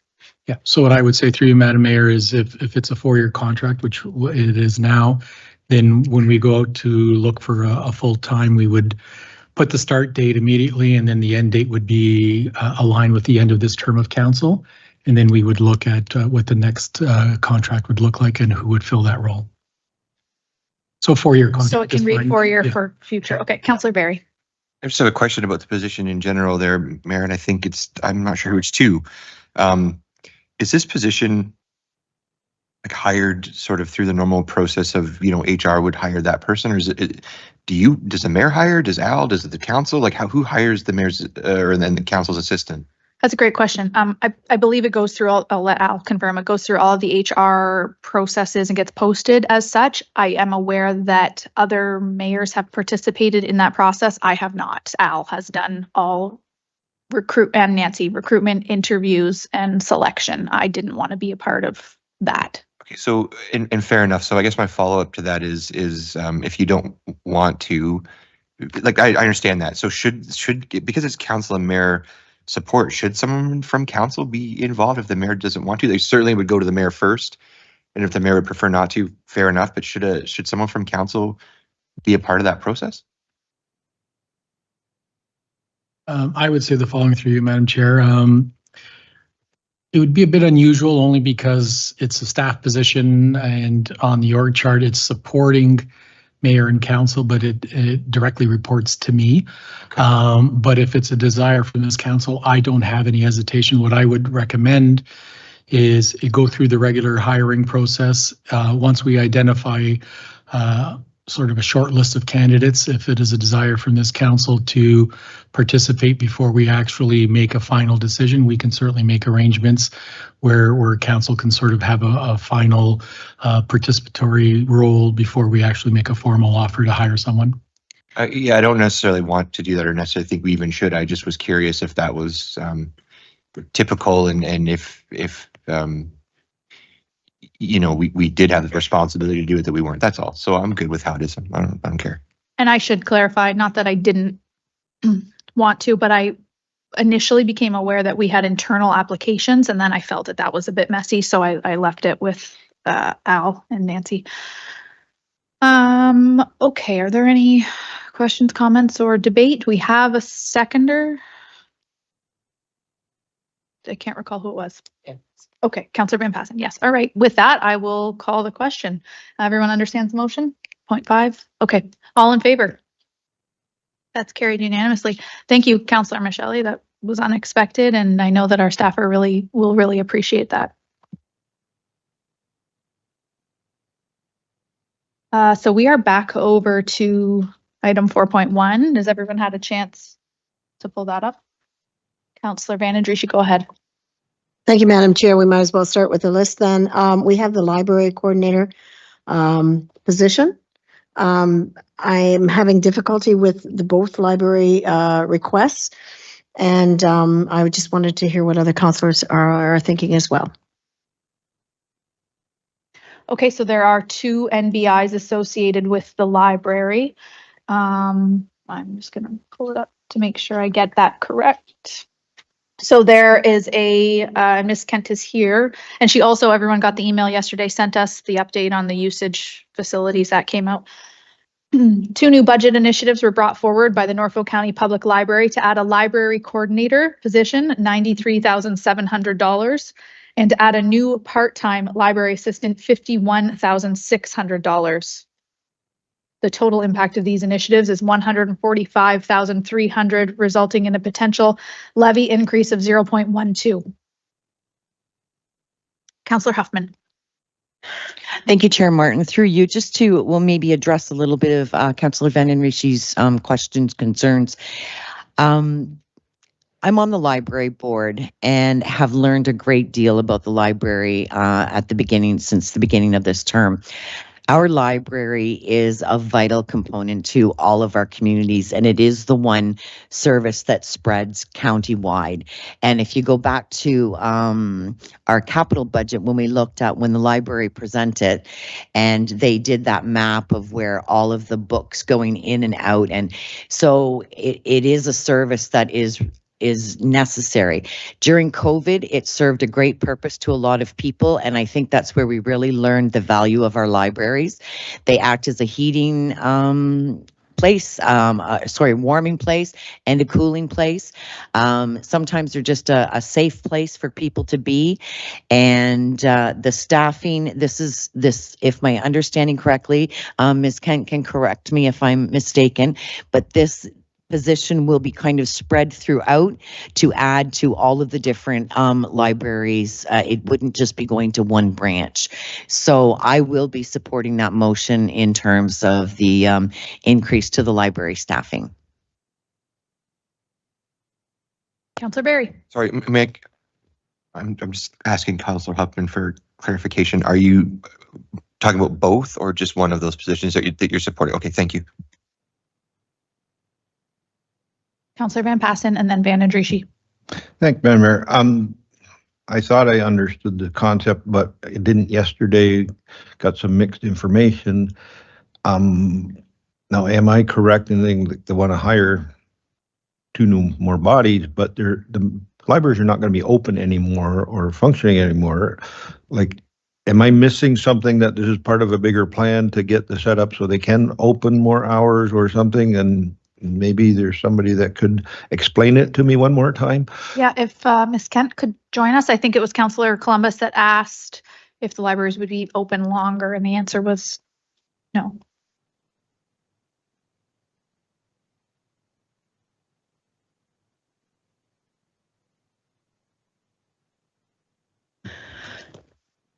Through the mayor to the councillors, Van Passen, and to speak again to Mike Columbus' question from yesterday.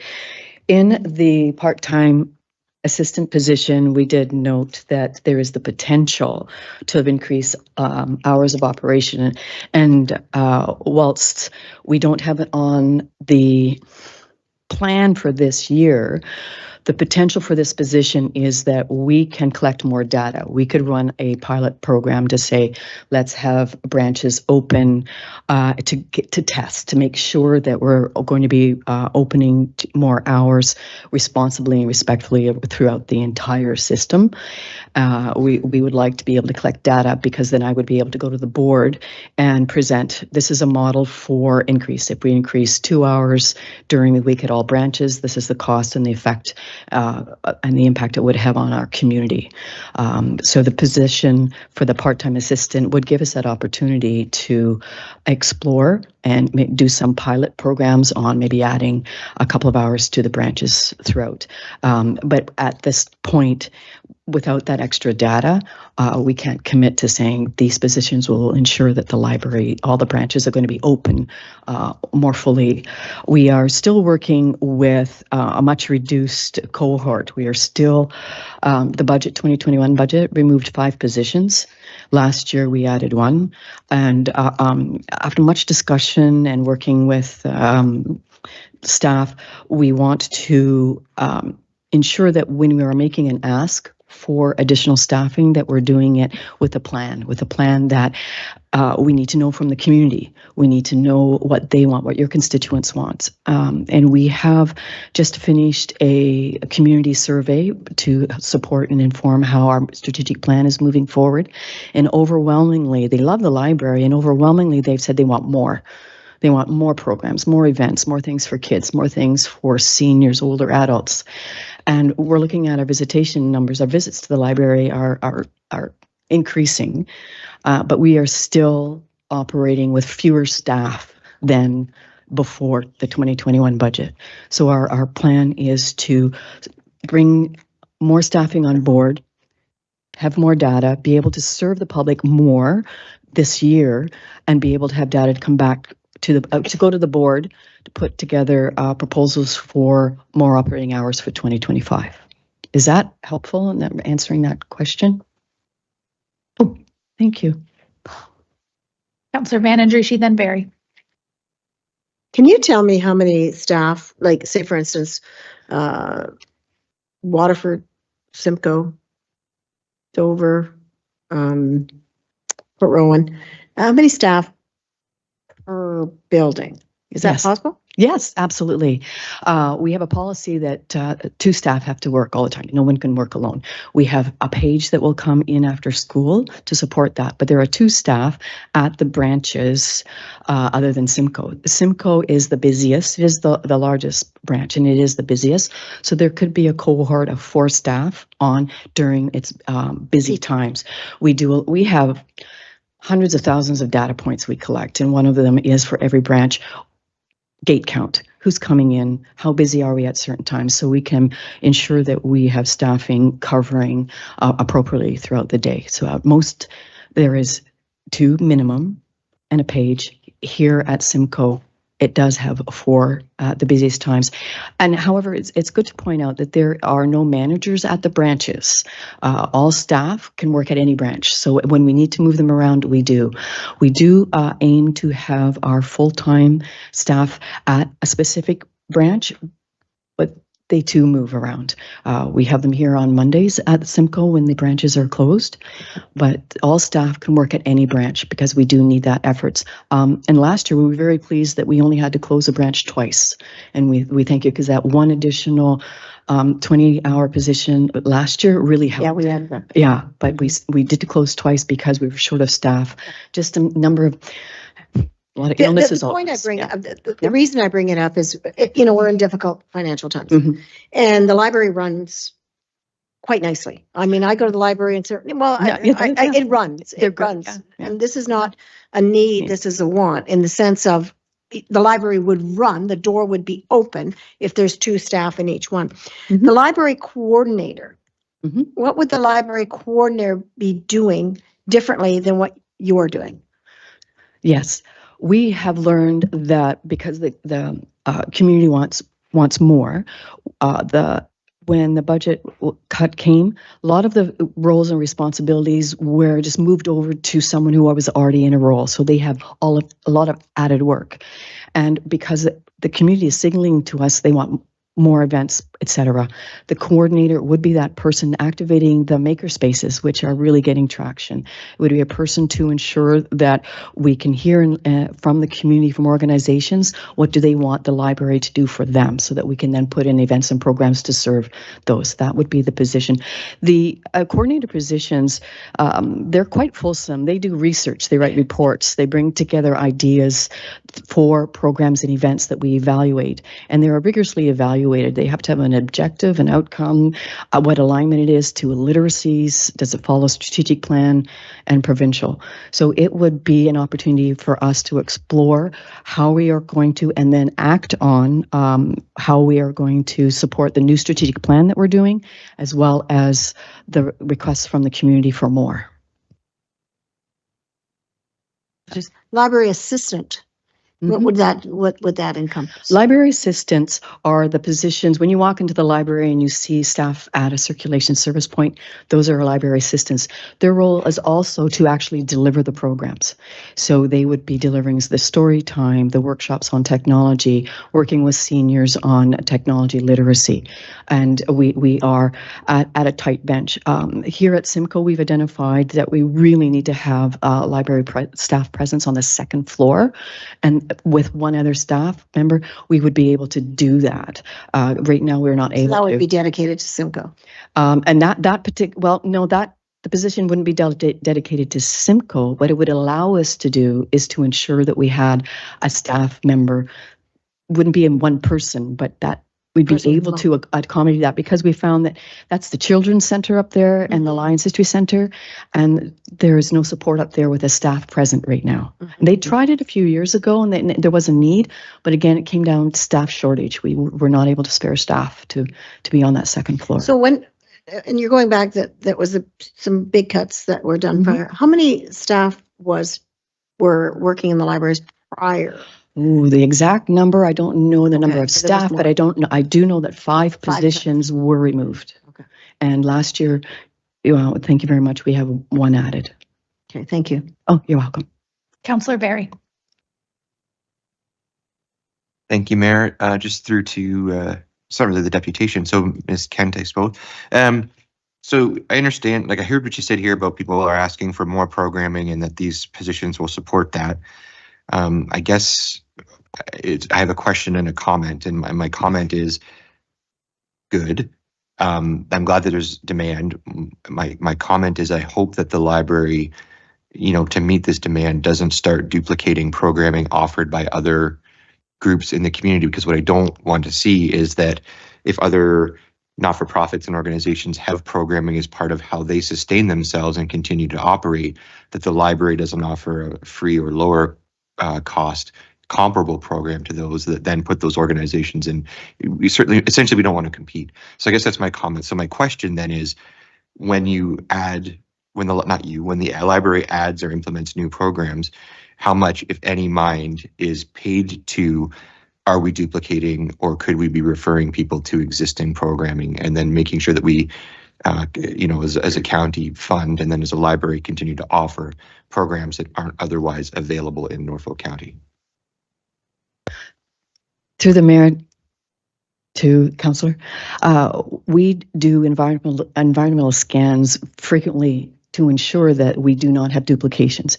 If we have some resources that another agency or organization can take benefit of, we would reach out and do a partnership so that they would be able to come to the library to use those resources or the space, and vice versa. We make every effort not to duplicate, especially with recreation, county recreation, not to duplicate. Our programs are based on education, discovery, curiosity, exploring new worlds. We're not based on physical fitness, etc.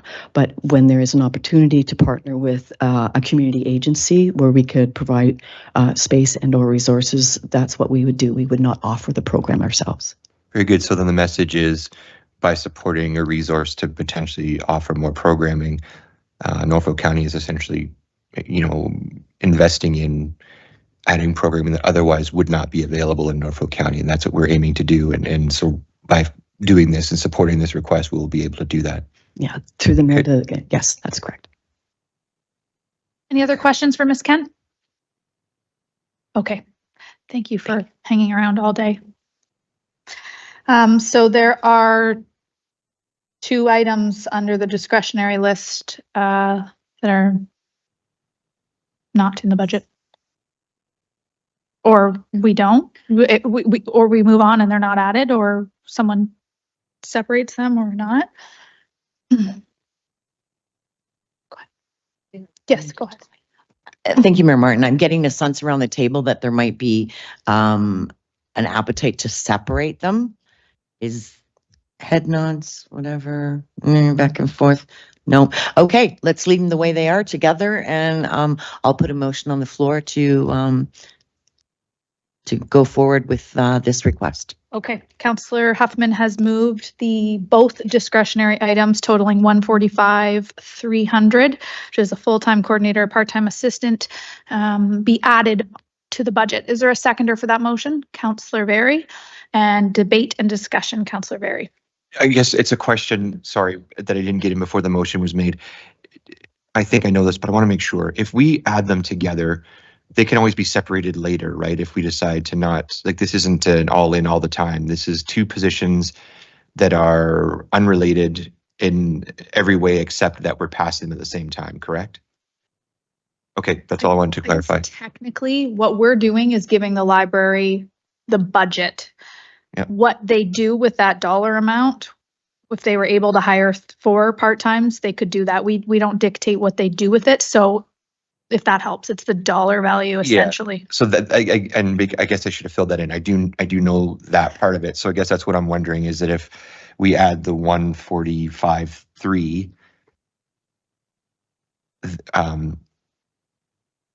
is it one line item of 145.3 that we added forever, or is it something that we can separate later? Is kind of what I'm getting at. If we Okay, right. So we're adding the 1.5 FTEs and they are a permanent position, but I mean, I don't know how we'd actually tell the library to remove positions.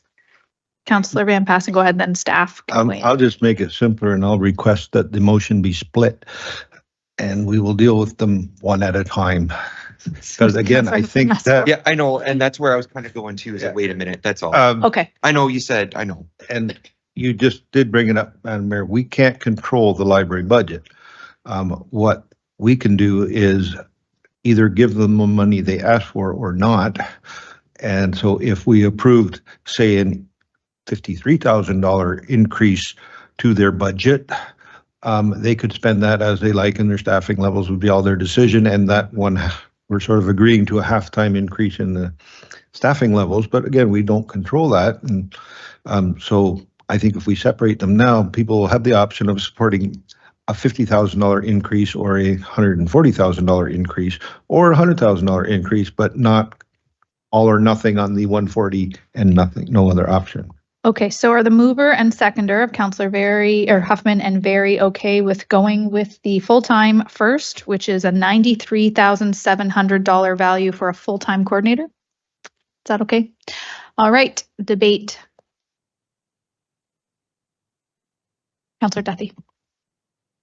Thanks, Madam Mayor. Through you to my colleagues, I appreciate the work that the library board, the library staff, and my colleagues here on council are doing at the library. I think that you truly are doing some great things. I'm not going to support this because I think now is not the time. I appreciate the what these potential positions have the ability to do. I understand that we want to collect more data. We want to run some pilot programs. I get it. Just for me, this isn't the year, so I'm not going to support it. I hope that the management team, the board, continue to do the amazing things that they're doing, because I think our libraries are great spaces. And I hope that this will come back at some point, but for me, it's not right now. Thank you, Councillor Van Andrieschie. Thank you, Madam Chair, and through you, I too will not be able to support this at the time. I think dollars are very in demand, but at the end of the day, I'm also hearing about the Friends of the Library, and I'm wondering if once that comes to, I think they want to institute something like that in Simcoe here, that they can take on other different projects as well, because I heard about that this morning, the Friends of the Library. So that's fine, an interesting thing. But at this point in time, I'm not able to support the $93,700 for that full position. Thank you. Councillor Huffman, then Barry. Thank you, Chair Martin. I just wanted to clarify, the Friends of the Library is completely separate from the library board. They're their own entity. We have no control over what they do with their dollars. There's nothing, it's nothing to do with the library. The one that is in existence right now, they do provide some fundraising and things like that, but there's no say over what they do with their dollars. So the library can't tell them what to do with the dollars that they've raised. So it's a separate entity. So I certainly wouldn't want to put any weight in that.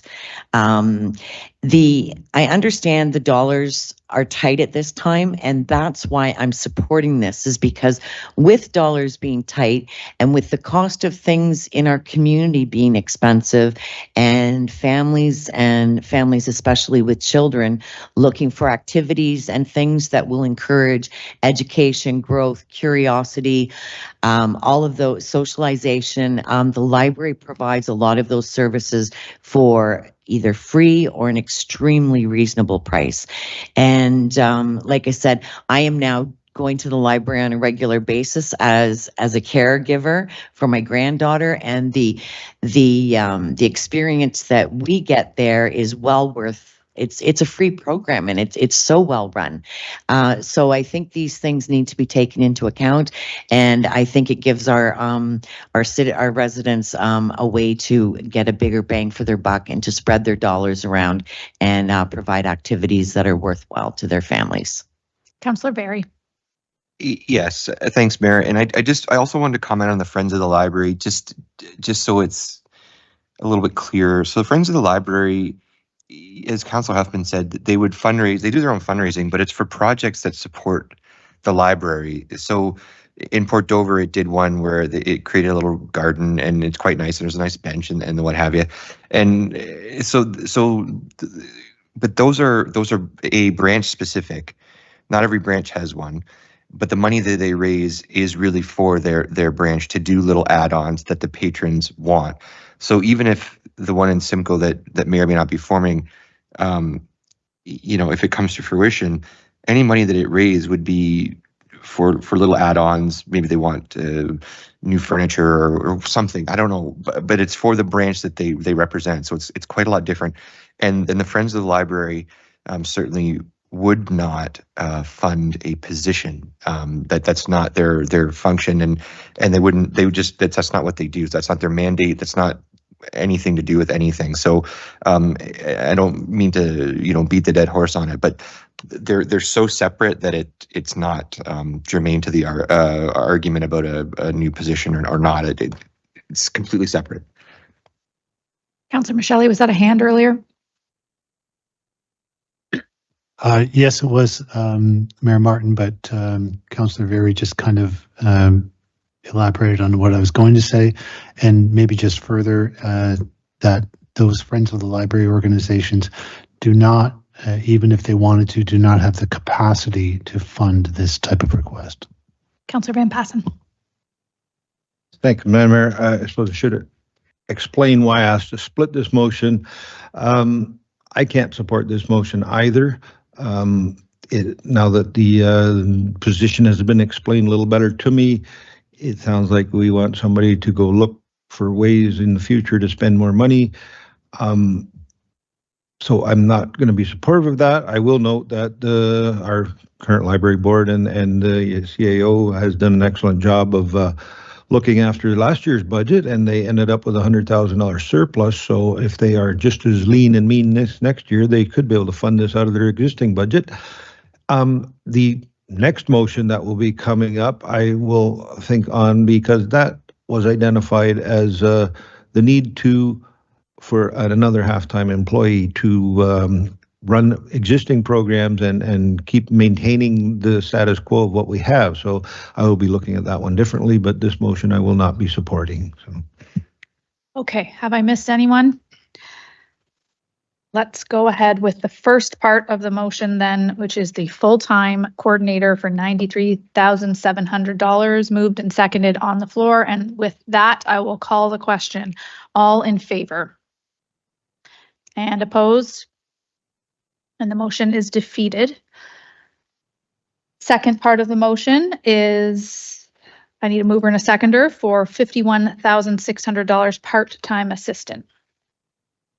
Councillor Barry moves, seconded by Councillor Huffman. Debate and discussion. Councillor Barry. So I feel more strongly about this one in favor of, because this is a very direct service and a very direct impact on the improvement of the quality of life of families, especially with young kids. And I look at this as any other initiative that Norfolk County would support, that and seniors too, you know, for the technological literacy and things, that this is there's not a lot of times where Norfolk County Council can actually make a decision that actually reaches out and specifically changes a potential outcome for somebody, or changes a life, or changes an experience for a group that could certainly use a boost, especially with things as they are. So I hope that my colleagues around the table can see that we have a chance here to, you know, it's spending money, I get it, but that we can make a direct impact on families right now. Seeing any other hands? So with that, I'll call the question that we include the part-time library assistant for $51,600 for Norfolk County Public Library. And with that, all in favor and opposed? And the motion is carried. That's the library. Oh, look at you, ready to go. Genevieve's fast. We have economic development strategy. The motion in the discretionary items that we moved forward to budget was that an allocation of up to $380,000 for the economic development strategy implementation plan, including the addition of 1 FTE, be referred to the 2024 levy supported operating budget as a discretionary item, and that a decision on the strategy presented in the implementation plan from report CD 23-105 be deferred until January 2024 council meeting, subject to budget approval. Councillor Duthie. Thank you, Madam Mayor. I'm happy to move, but I understand that if there are questions first, but I would be happy to move and I would like to speak to it. Is there a seconder for that motion? Okay, maybe you better speak to it. Speak to something. I'll speak to something. So thank you, Madam Mayor. I would like to move forward the discretionary item for the economic development strategy. And my comments would be as followed. Economic development for this municipality, and truthfully every municipality in the province, is a core service. And I don't believe that we have treated it as such. And I think it's about time that we do. This council, when we went through our strategic priority setting, we determined that economic development would be one of those priorities for this term. To that end, we've got 2 very highly qualified, talented, and capable staff that are working in that department. We've tasked them with building out a new economic development strategy. They've done that. They presented it to us in December after consultations with the Economic Development Advisory Committee, and it's really great. It's top notch. And the feedback that I've received from some people that have sort of been part of it is that it's right where we need to be. And truthfully, you know, we haven't really invested in economic development in the last few years. And the result of that, based on the comments in the report that came to us in December, is that we're 10 to 20 years behind where we should be. And behind other municipalities in terms of economic development. This strategy has a plan to support and maintain businesses in our area. That's very important. Has a plan to attract new business and job creation. It will help our entrepreneurs and businesses to grow. We'll work on connectivity issues through things like transit, etc. It will also help in identifying our commercial industrial lands, and then work in tandem to market those lands and attract new large-scale investment. But the thing is, that takes time. Economic development is not something that happens overnight at all. And of course, I'm no subject matter expert, but it's not as simple as just simply making a call to a big industrial business and saying, hey, we're a great community, come build here. It takes time to research, to develop those relationships, to build our case. And, you know, it probably takes 3 to 5 years. So with that in mind, if we continue to delay investing in it, we're going to set that timeline back even further. Within that recommendation, there is a full-time equivalent in there. And I will say that I'm always very cautious when it comes to adding new staff. And I'm critical on these requests because, you know, once that position is on the books, it's certainly much harder to remove it. We've had that conversation already today. But I'm supporting it because I think operationally and strategically it makes sense. We've got these two experienced, talented staff. They are experts in their field. They're doing the strategic work. And what I don't want to see happening is that these individuals then get bogged down in some of the administrative work that often takes so much time. And that time is so much more valuable when invested in directly executing the strategy. In the report from the December 12th meeting, when it was presented, finance staff identified that approximately 90K of the 380 request may be able to come from the council initiative reserve. So that would leave approximately 290,000 to be added to the levy. Rough math suggests that's the equivalent of 0.24% on the levy. And of course, if we remember Mr. Sloan's presentation from yesterday, the 2024 budget includes a decrease in the community development divisional budget of approximately $100,000. So all of that taken into account, I fully support adding this discretional item to the 2024 levy, as I think it is a very important step for our community to move forward and that we will see the benefit of for many years to come. You came prepared. Councillor Very, then Van Andrieschi, then Columbus. That was really good. Okay, so, you know, a few weeks ago, I was excited about it and, you know, and I would have been right there with you, but some things have changed in terms of confidence, I suppose. And I guess I have a question for Brandon while we're in questions, is that if we, council, invest this 380,000 in the plan that was presented, what assurances do we have that we will get the plan that was presented?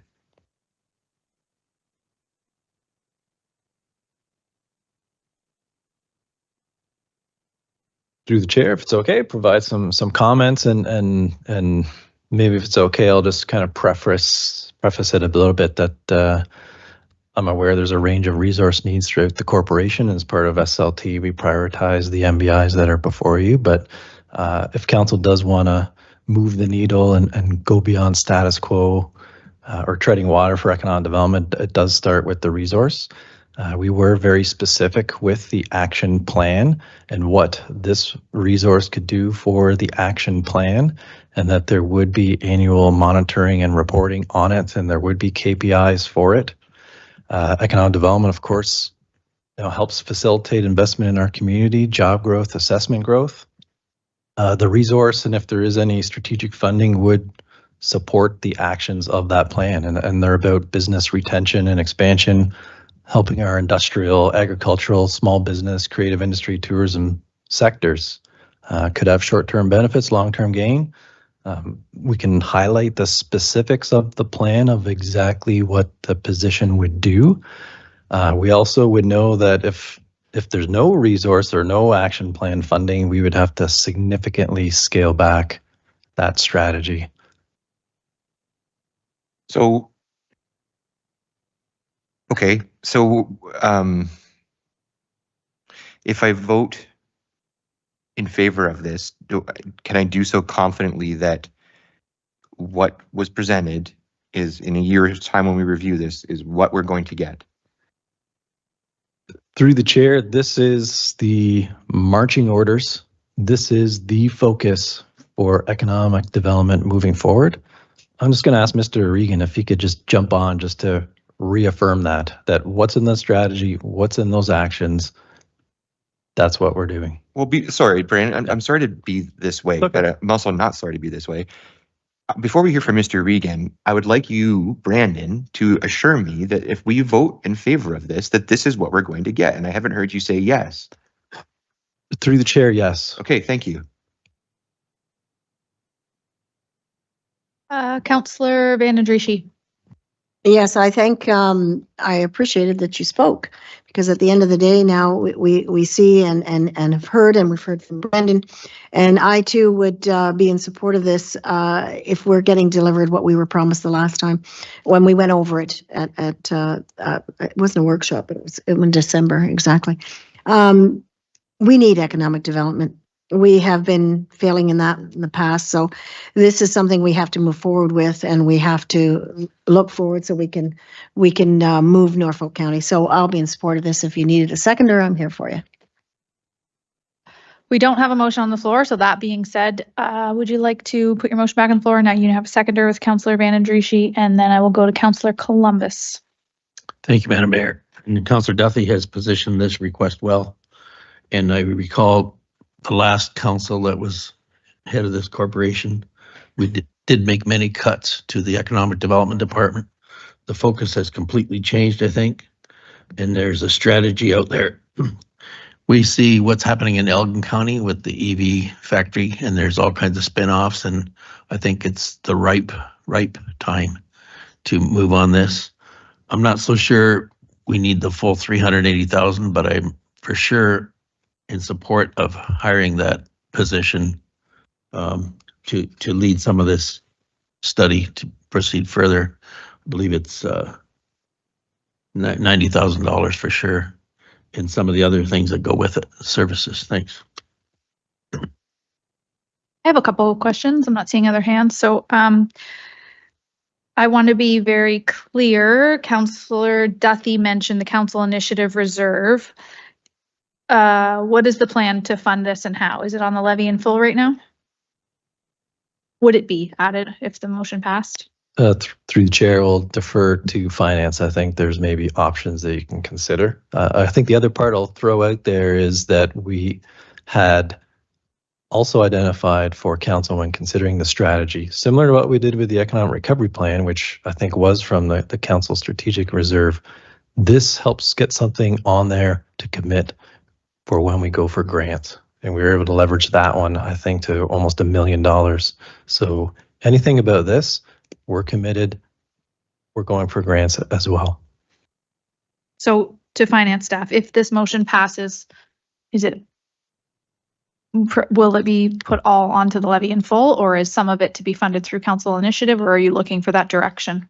You're looking for the direction. Through you, Madam Mayor, yes, we would need the specific direction. The total 380,000, if it's just approved that way, would be on the levy. The 90,000 is referencing one-time costs. So the option is there to fund them. And the 90,000 for one-time costs is what? Mr. Regan? Or Brandon? Yep. Sorry, go ahead, Brandon. Or I can.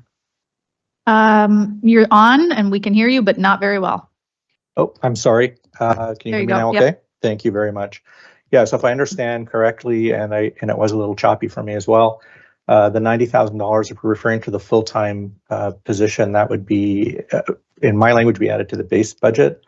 The other funding, as mentioned, we do plan on aggressively going after grants, but in the report, we also wanted to state that we didn't want to have the economic development strategy stalled because of lack of granting, because we have no control over provincial and federal funding, as you know. But the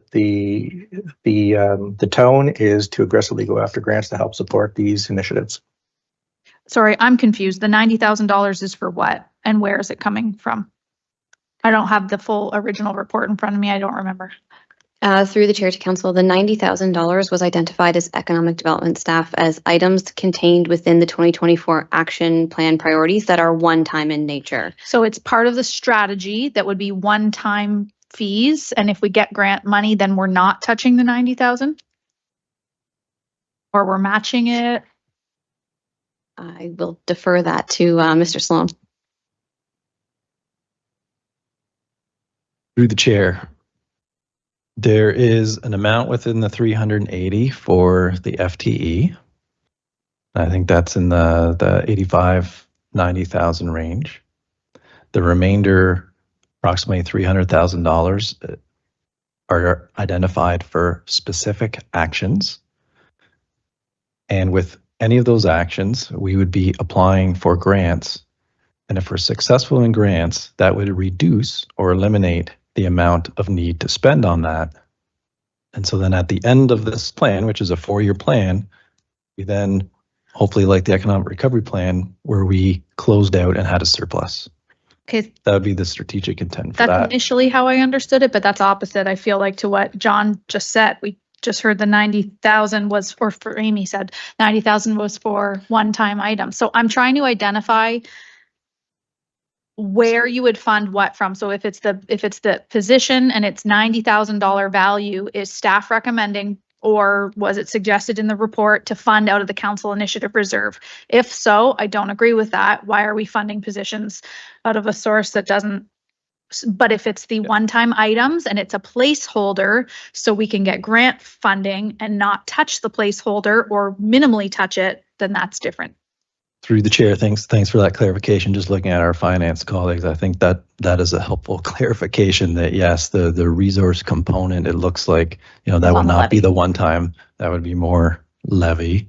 Whereas the other ones are, one time we're doing a business case, we're doing these type of actions. We're setting up the business retention piece. Some are going to be ongoing as part of the strategy, and there are some items that are just one-time cost. So 290,000 is going on the levy, and the remainder can be pulled out of council initiative.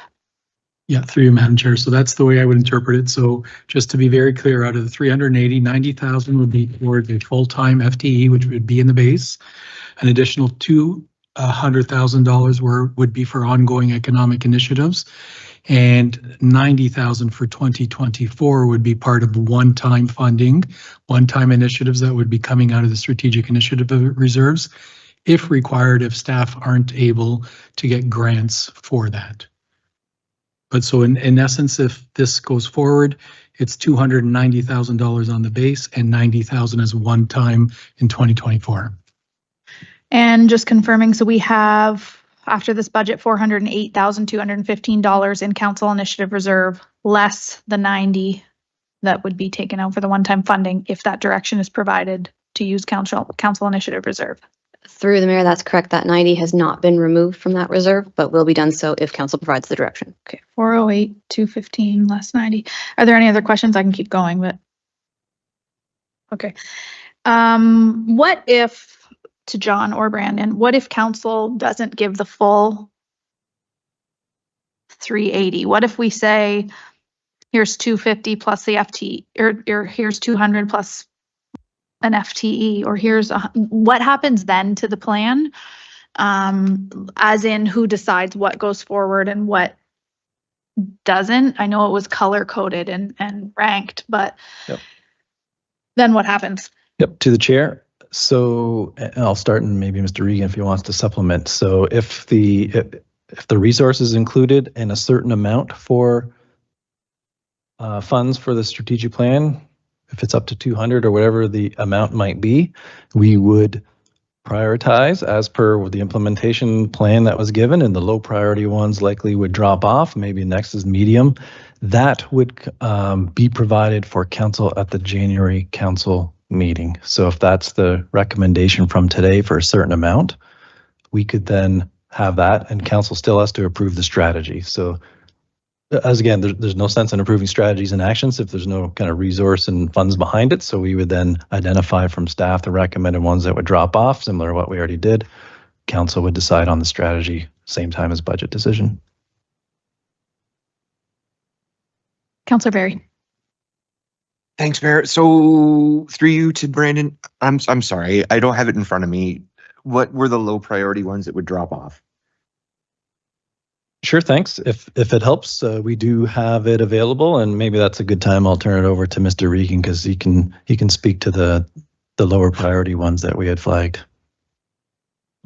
Absolutely. Thank you, Mr. Sloan. Thank you, Mr. Berry, Councillor Berry, for your question through the chair to the committee. Yes, the document was color-coded green, yellow, and orange. If it's appropriate, I'm happy to share my screen, Madam Chair. That would be great, please. Let me share, and might provide some illumination on it. So if you're seeing my screen, I apologize. I'll go right back up to the top here. This was a document that council would have received December 12th-ish. And so the green priorities we've ranked as high, medium, and then of course lower. The green, I'm just going to scroll right to the bottom if I may, just for a sec, sorry to make everybody dizzy. The green priority, or what we felt was really high priority, must-dos, must-haves, was $224,000. That included the FTE, just so you know. And then the yellow priorities were 80,000 and the orange priorities were 76, which was a total of 380. So for example, I'll just want to go back up to the top. And again, my apologies for making folks dizzy if I'm scrolling too fast. So for example, the business retention and expansion, we think is a high priority at 35,000. We've prioritized and I don't necessarily need to go into each and every one, and I'm happy to answer questions. But for example, the lower priority of formalizing agreements with enterprise centers, we felt that was lesser of a priority. It could be put off into 2025, for example. And maybe I'll just pause there to see if there's a specific area that Councillor Berry or members of the committee would like me to go to. Sorta, but the way you've got it divided out here is going to make that maybe a bit more challenging. What I was hoping is that you'd have a list of all the orange priorities, and then we could just see if we didn't fund the low priorities, the orange priorities, a list of everything that we would not be doing. We can go through it this way if you like, but if you had a list of just here's everything we'd be missing, that would maybe be a little better. Thank you, and that is very good, and I know I have that, and I'm just going to see if my colleague Sue Gardner can send that to me. But maybe while I'm waiting for that, the yellow and orange priorities, for example, are some minor ones of $1,000 for broadband initiatives. The yellow priority is working group for working with University of Guelph and Fanshawe with a focus on agribusiness. We put that as a secondary priority. Working through support downtown revitalization with our BIAs and chambers was $5,000 that we felt that we could put off. And we have a lot. It's a pretty aggressive strategy, members of the committee, and we realize it's a big price tag, but we also think it's doable and achievable.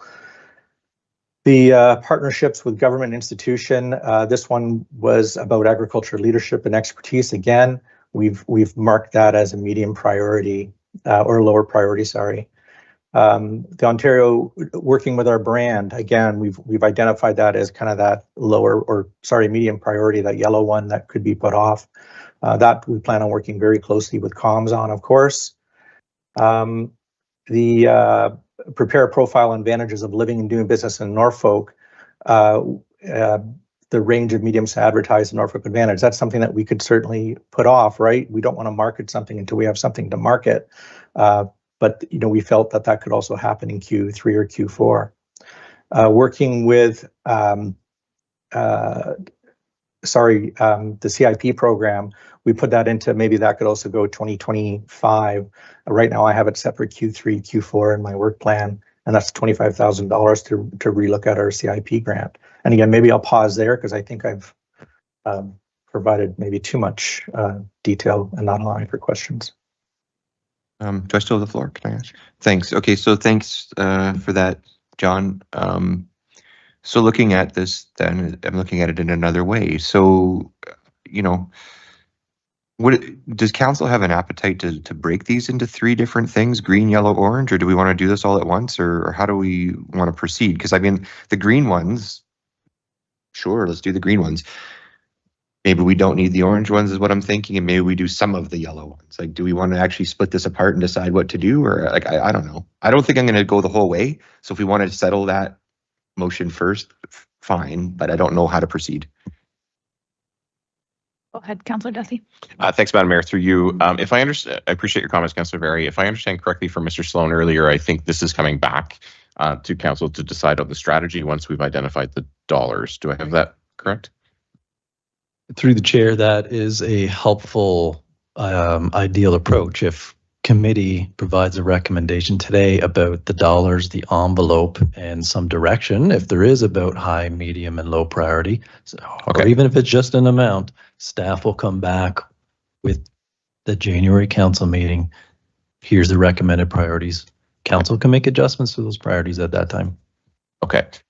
So, Madam Mayor, if I may, I appreciate the comments from Mr. Sloan and Mr. Regan. I'm subject to the seconder, I would probably look to amend the motion I made. If I saw on Mr. Regan's slides, the green and the yellow together were the equivalent of $304,000. And if I understand correctly, maybe Mr. Regan, you can shake your head in the affirmative if I have it correctly, that includes the FTE? That is correct. So then, Madam Mayor, I would look to amend the motion I made to change the amount to $304,000. I guess the question within that, perhaps to Mr. Sloan or Finance, is how much of that is in one-time funding? I'm unsure, because the report previously had included the 380 and had suggested that 90 would be one-time. So I'm not sure if that changes anything based on changing those dollars. Chris? Through the mayor to council, all of the one-time items are included within those priorities you mentioned, yes. So 90,000 still would be one-time funding if council provides the direction out of the council initiative reserve, not on the levy.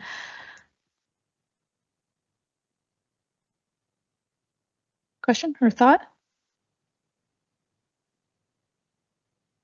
That leaves $214,000 to be added on the levy.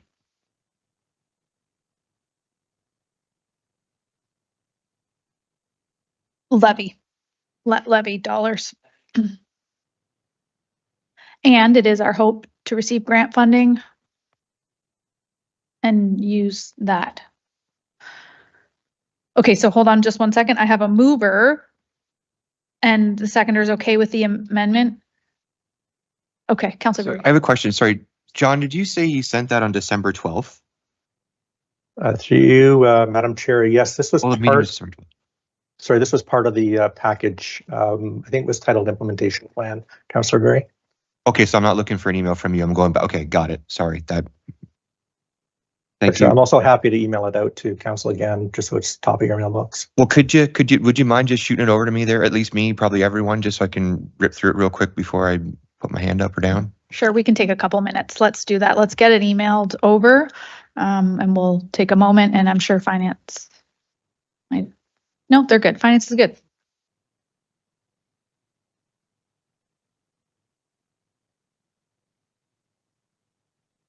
Let's just take 10 minutes. It's 10:02. We'll come back at 2. Thank you.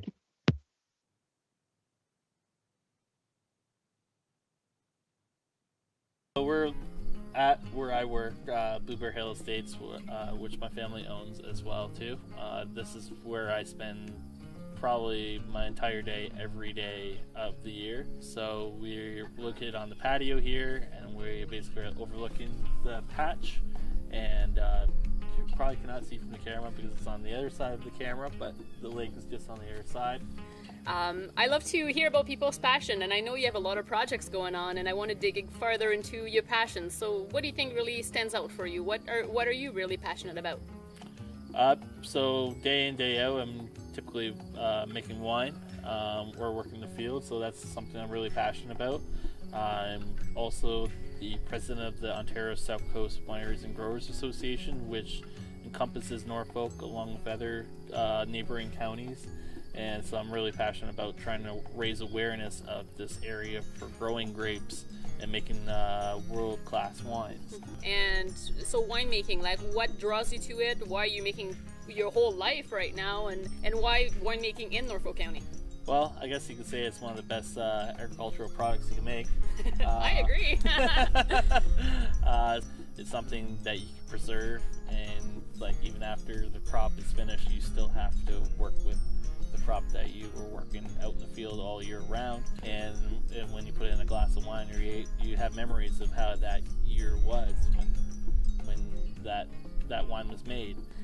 So it sounds like you spend a lot of time on this farm, a lot of time on this like part of Norfolk County, but if you have time to de-stress, where would you go? What do you do in Norfolk? I definitely like going to the beach. So, getting out in the water when it's a hot day is truly nice. Not too far from Turkey Point, I guess. You can roll down the hill. Yeah, we got excellent restaurants here too, so which is pretty amazing for the per capita, the amount of people that live in Norfolk County, that we have enough restaurants that you count them more than your two hands or whatever, which is really nice. Good ones too, right? Yeah, exactly. It's so exciting to see how our agro-tourism industry is developing in our area, and it's kind of cool to see you guys like working together and really promoting this area. Well, when you think about farming what it was in the past. It has to evolve over time, though, to make it an industry that can support itself. It allows people to be able to figure out ways to succeed or have succession in their family, to go to that next generation, so that way we can have countless more generations of those families living in Norfolk County, growing the things that their grandparents grew. And keeping the passion alive. Exactly, yeah. I thank you so much for your time, Nick. I thank you for inviting me in this beautiful place. I cannot wait to explore some more. And It's too bad it's not pizza day. No, I heard that was really good. I'll come back. I'll be back. Thanks, Nick. No worries. Cheers.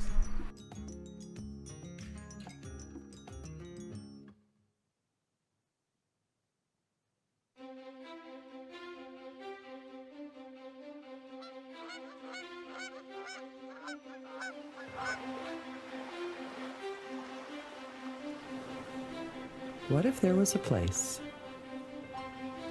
just outside the hustle and bustle, where the beauty of nature was right at your doorstep, inviting you to join in the fun? Good job, guys. Got it. What if there was a place where the landscapes were as diverse as the bounty they produced?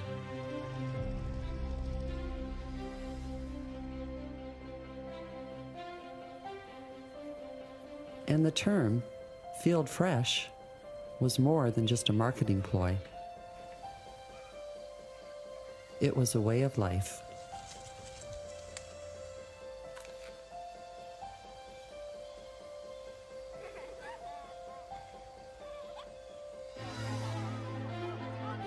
What if there was a place where history and heritage shared the stage with technology and innovation,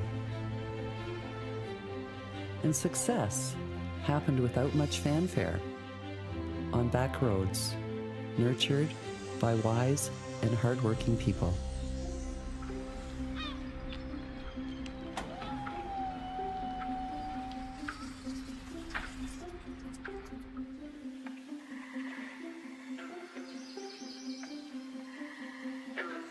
What if there was a place as lush as an ancient garden that was, for centuries, a place to explore, live, and play? A place of promises and hope. A landscape filled with possibility. And what if this wasn't just a place to escape to, but a place you could settle into?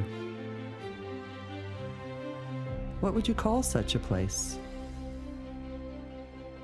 Well, we call it Norfolk County.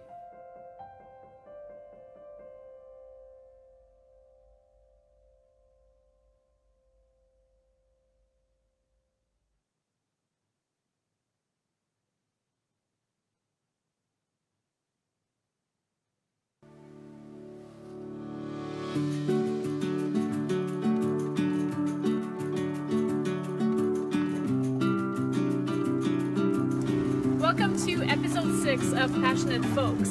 This is a blog and video series about the people of Norfolk. We sit down, have a conversation, hear about their passion and what lights them up. I'm excited to introduce the next guest.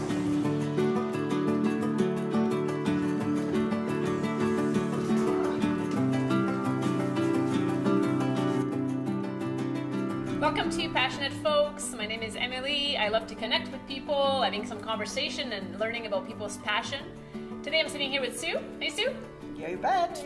I'm so glad that you took the time to come out and have a conversation with me. Well, thanks for asking me. Yeah, so for people that don't know you, can you start with introducing yourself, where you live, where you're from, and a little bit more about you? Okay, sure. My name is Sue Downs. I live in Simcoe, born and raised here. And I work for the Simcoe Reformer newspaper and started there way back in 1988. So, and loved my job, loved Norfolk County, and was really pleased that Emily asked me to be part of this. I think. So far, so good. So far, so good. Yeah, so far, so good. Great. So, as always, Sue, I ask a guest to pick a location so we can explore it and discover a hidden gem in Norfolk County. And this one is a little bit different. So, tell me where we are and why you brought me here. So, we're at Norfolk County Fair. We're at the bottom of the Junior Farmers Building here. So, why do you pick the fair? What's so special about the fair to you? I think for myself, Norfolk County Fair is like one of the largest events that happen in Norfolk County every year.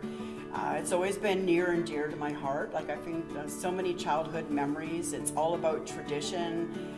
For us growing up, at my age, I've only missed one fair in all of my years, and that was when I was in Timmins.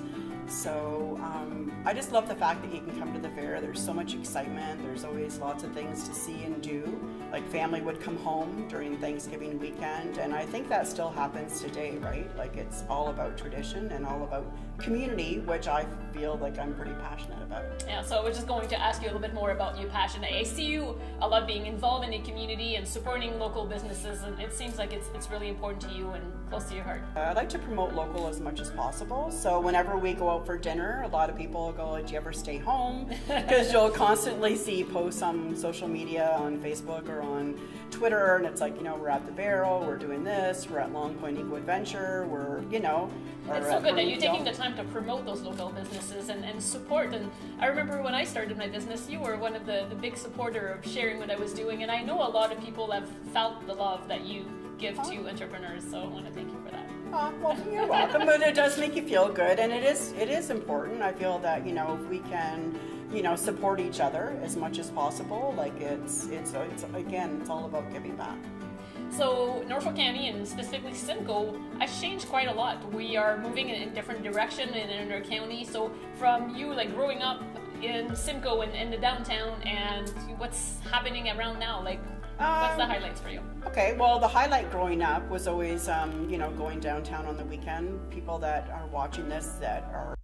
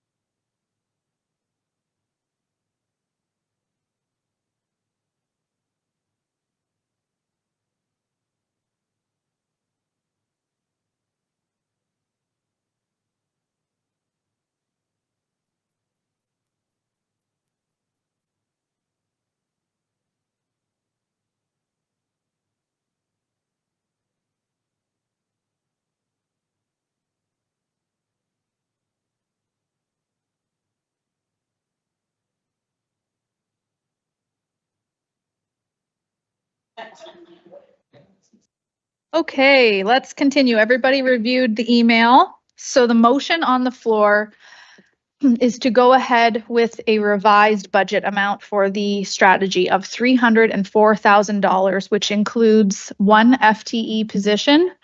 And of that 304, $90,000 of that is one-time initiatives to be funded out of the council initiative reserve. So the $90,000 will not go on the levy. It's $214 on the levy.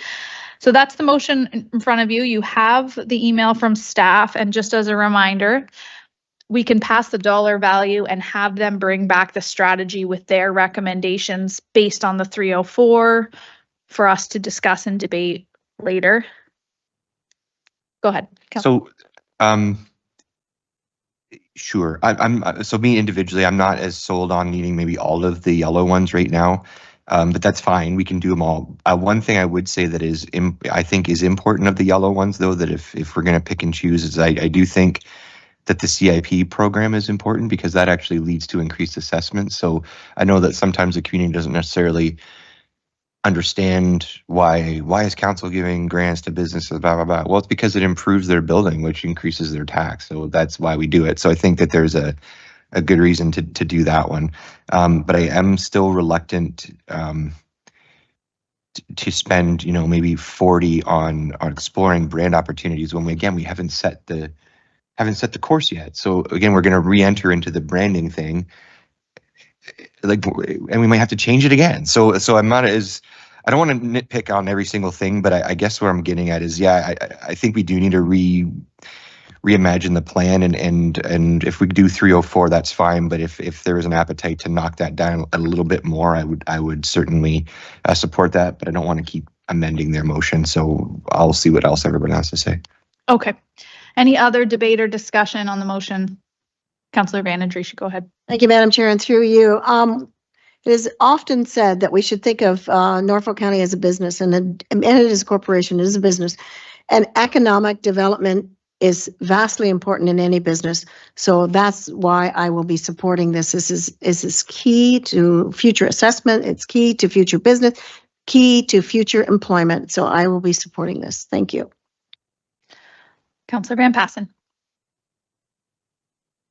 Thanks, Madam Mayor. I am not going to be supporting this motion, and I think I said a lot of these things when we discussed the report last month.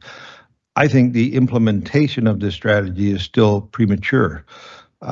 We have a lot of things that are going on about, with our zoning bylaw, our official plan, about identifying possible expansion for housing, identifying new zones for industrial and commercial zoning.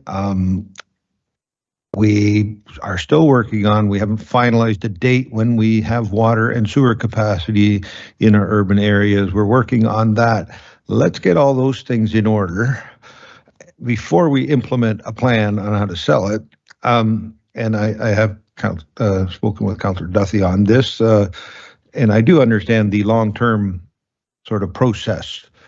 And, you got to get started sometime. And a lot of this is legwork up front before you start spending the other part of the money. So is it, could I be persuaded to support the addition of the 1 FTE to add to our staff complement, hold off on the implementation of those other things? Maybe if our new staff complement showed up at SCORE meetings where we already do discuss the education with the universities and the colleges and the long-term planning and how we can get our share of $26 billion of investment in battery plants in St. Thomas. Those discussions are ongoing. So maybe the addition of the 1 FTE, hold off on the implementation on the other $214,000 of investments until 2025.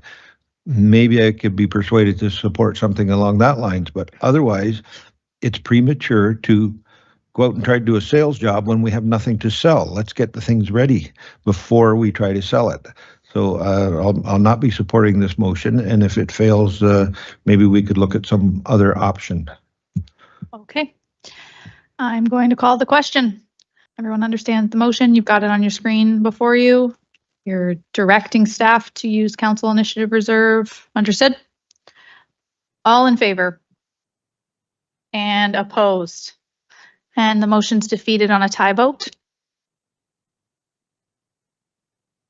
Councillor Van Passen. Then I will put forward that I would support the 1 FTE position with a budget of 90,000. Is that correct? With the remainder of the plan to be, how do we not lose it? But the remainder to be implemented in 2025 budget. Is that acceptable as a motion? See why not? So motion is to add 1 FTE position of $90,000 onto the levy, not economic development, and to implement the plan in 2025. Is there a seconder for that motion? Councillor Michelli seconds that motion. Councillor Berry. Okay, so I don't want to keep making new motions, so I'm going to ask Councillor Van Passen and Michelli if they would mind amending it to include also the business survey, analysis and visitation program by sector, It's 35,000. The reason I'm asking for that is because I believe that that's part of the retention and expansion need that council did want to see, and it's going to be hard for them to deliver on that if we don't give them the resources to come up with some of those retention and expansion things. And I would also like to include the community improvement program grant at 25,000. So I guess my if it's correct in my math here, that's 150. I guess my only comment is I'm not prepared. Not that I disagree with those items. I'm not prepared to go through and pick and choose. Right. I didn't come prepared to do that with the plan, and I don't want to miss any element of it, given that we were going to discuss it again in January. So I prefer the. Fair enough, but if we do 90 now, we miss all of it. Yeah, exactly. Which is why I would vote against it and defeat it. Councillor Van Passen, go ahead. Well, see, I was sort of thinking along the lines of if we funded a full-time position, also got to give them something to do. So why can't they do that $35,000 identifying everything? That would be part of their job to do it. I don't think you need extra money for that, do you? Actually, Councillor Berry, you're half right and I'm half right. What I would do is separate the motion, pass the staff member, defeat the 2025 implementation, and refer it to January for more discussion. And then we still need to put a dollar value aside. His second part of the motion reads that we don't start the plan until 2025. I mean, so I'm not on the floor, but I would be separating the motion. Okay, so I get it's fair enough. So I guess again, as I often say, I don't mind how we get there. I don't know how it has to happen. I guess I just want to make sure that they have some resources beyond the staff person to do the retention and expansion tasks that staff has proposed and that council did tell them outright was a very important thing from now on. And I don't know if just the staff person will get that done. And if I'm wrong, and maybe John or Brandon can tell me that, no, we just need the body and we can do all that stuff. Then if that's the case, then I'm not even half right. And I'm fine to hear that. So I guess that's what I need to know is that can we, with just the staff resource, deliver the expansion and retention goals, objectives, whatever you want to call them, that we council told you to deliver to us? Through the chair, maybe I'll start and turn it over to Mr. Regan. I think the answer is no, but mission critical need the resource and then some additional dollars towards that business retention and program. John, is that correct? In addition to some further actions, if there are further actions? Thanks, Mr. Sloan, and through the chair to the committee. Yeah, to implement a full BRNE program without any resources is not doable. I will share OMAFRA, that is kind of the benchmark for doing business retention and expansion programs. They indicate a range of anywhere from $50,000 to $100,000 per year to implement a BRNE program. We've even shot it at 35,000. So to your short answer, Mr. Sloan, correct. It's we would need that resource in order to implement a BRNE program. Just for a second then. So if we don't give staff resources to do the BRNE thing that council said was the most important, it doesn't really make any sense to give them the person because we can't do anything with the person anyway. And that's kind of where I'm going, is that it's almost the exact opposite of what Councillor Van Passen said, that the person should be able to do that without funding the survey. Well, no, it's actually the other way. If we don't do them both, the person is just a person around that can talk to businesses and maybe, write something, and it's whatever an economic development person does. Anyways, that's where I'm at. So I'm going to go back to, if we need to make 150 to make this even worth doing, and that's sort of the bottom line, then I think that is the bare bones, and that's what we need to be, is 150, right? I agree with the warm body comment. I'm going to go to Councillor Duthie, and then I'm going to clean up this motion, and we're going to get back on track. Thanks, Madam Mayor. Through you, I would like to see splitting this motion, but I guess I would just, because I think we definitely need the staff person, but I guess the thing that I'm coming back to that I'm actually struggling to maybe grapple with here a little bit is our professionally trained, experienced staff that have been working in this sector for years, that we hired based on merit, based on their experience and commensurate appropriately, are telling us that this is what we need to fund this project, this strategy that we asked them to do and we've identified as a strategic priority. They're telling us this is what we need, and we're saying no. They're the subject matter experts, and we're saying not so much. So I am struggling with that. So what I would love to see happen is to separate the motion.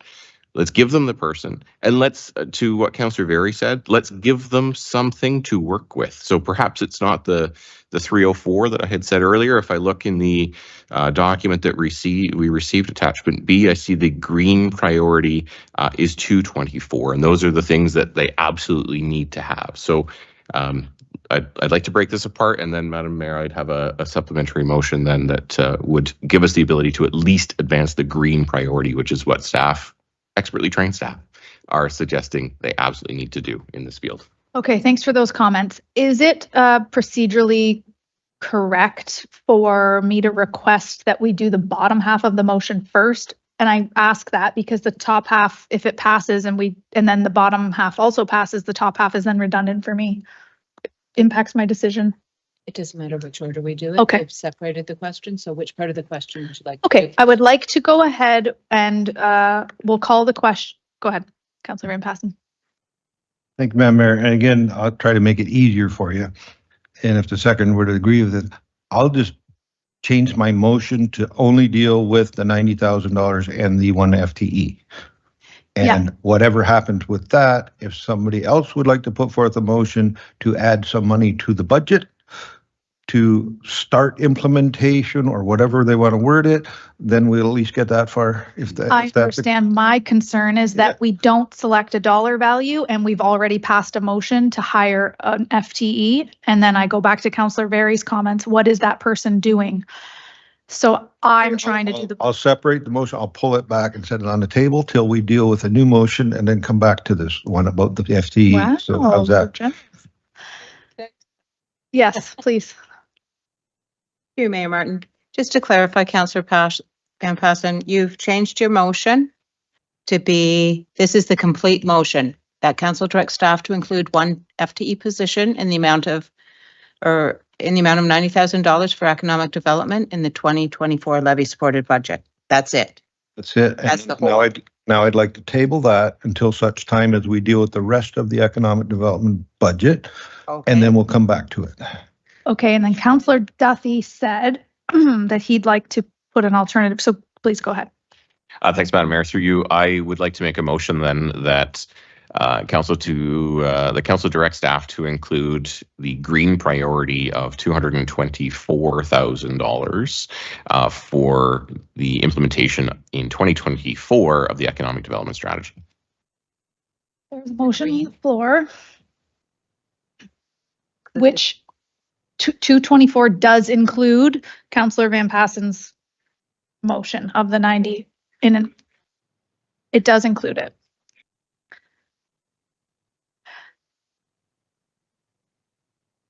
If we're going to do it separately, yes. So 134 then.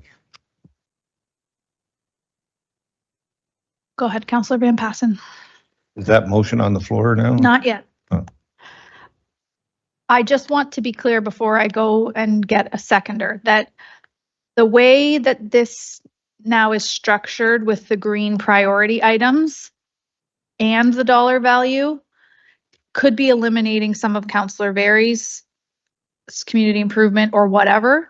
Whereas if we were to set an arbitrary dollar figure that was not to be exceeded, staff could come back to us and then that in January, that way we're not on the fly trying to build an economic development strategy. If that. Yeah, if I may, I would happily amend that. I think that's probably a valid concern. So the motion then would read to direct staff to include 100 and 34,000 for 2024 for the execution of our economic development strategy. Yep. Okay, is there a seconder for that motion? Councillor Columbus, and would you like to speak to it, Councillor Columbus? Yes, the CIP program was not in the green. It was in some other color, yellow, I guess. So that will be included now. And is the CIP program in the 2024 budget as well? We were talking about 2025, but is there a line in there for 2024 budget? Through the chair, there is no line for the review of the CIP program and overhaul. This would be part of the strategy, and it's currently a yellow medium priority. And the way it sits right now with the recommendation, it would not be included unless we reprioritized some of the high items. So there's no money in the 2024 budget that includes the CIP program, is what you're telling me? Correct. As this motion reads right now, in January, when staff come back with a report, which we can also direct them to do in this motion, when they come back with a report, we would have to direct them to remove a green item to add CIP in so that they do not go over 134. If this motion read 150, we could do all the green and add something else or not. But right now at 134 strict, community improvement, among other things, is not in there. So just so you know, if you want flexibility and wiggle room, $134,000 is not going to do that come January. And if you do not, I'm going to go back to the mover and then I'll come over to you. Councillor Duthie. Thanks, Madam Mayor. I think you've raised some interesting points, and based on, I agree with Councillor Varian and Councillor Columbus, and that the CIP program is very important. So I would give some wiggle room and perhaps notch that up to 150. If the seconder's okay with that. Okay, seconder is on board. Oh, staff, go ahead, please. Finance. Thank you. Through you, just to address Councillor Columbus's question, there is an allocation for the community improvement plan within the ongoing operating budget. It's that it doesn't include the one-time kind of revamp that's mentioned.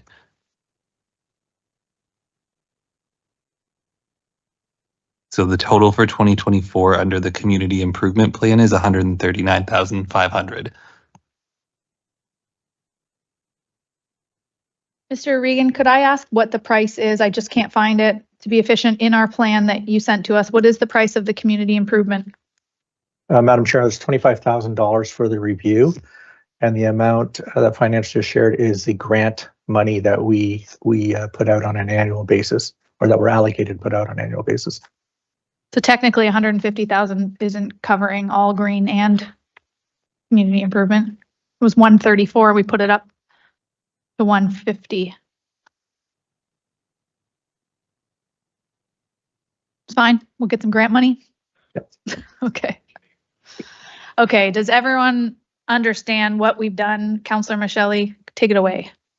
Thank you, Madam Mayor. I just, for clarity, you've been referring to staff coming back in January, and now it's in the motion. January, are we talking about, today's the 11th? So we are talking about CIC or council meeting, one of those? Okay, thank you. I just want to clarify that. Thank you. So that should read.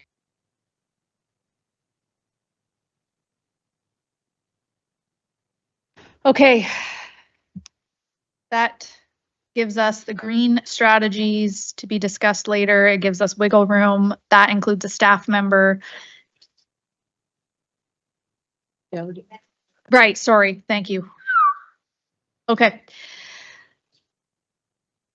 And this is, so we want to determine if there's a figure that's to be paid out of the council initiative reserve one-time costs.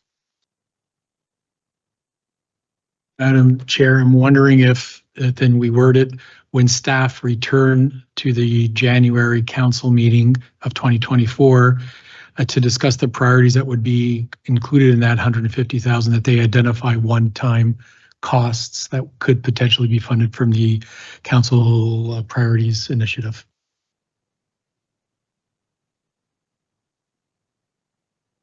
Because council's not going to approve the budget until that date anyway, so we might have to do a final tweak. Fair enough. Thank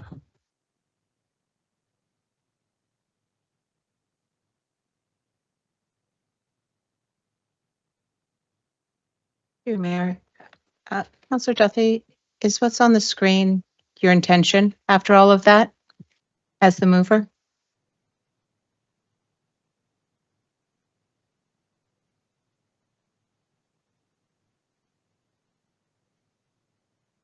Oh, I was going to say, I know we're having some debate here among staff. I think we've already identified the items as part of the original plan that would have been funded from the council priorities. So I think it'll be an easy exercise for us once John and Brandon and staff identify what those priorities are that will fit within the 150. We can then give finance that quick calculation in terms of what the one-time funding is, so that you can adjust your overall levy number and the impact that will have on the levy. So it'll be a quick reconciliation. We'll have that for you shortly. Councillor Van Andriessen, you were the seconder. Is that correct? All right. All right. I'm going to call the question. All in favor? And opposed? And the motion is carried, and we are back over to Councillor Van Passen's motion for 1 FTE, 90,000. And do we have a seconder? Councillor Michelle was our seconder. The council directs staff to include 1 FTE position in the amount of $90,000 for economic development in the 2024 levy supported operating budget. All in favor? That is carried unanimously. Thank you.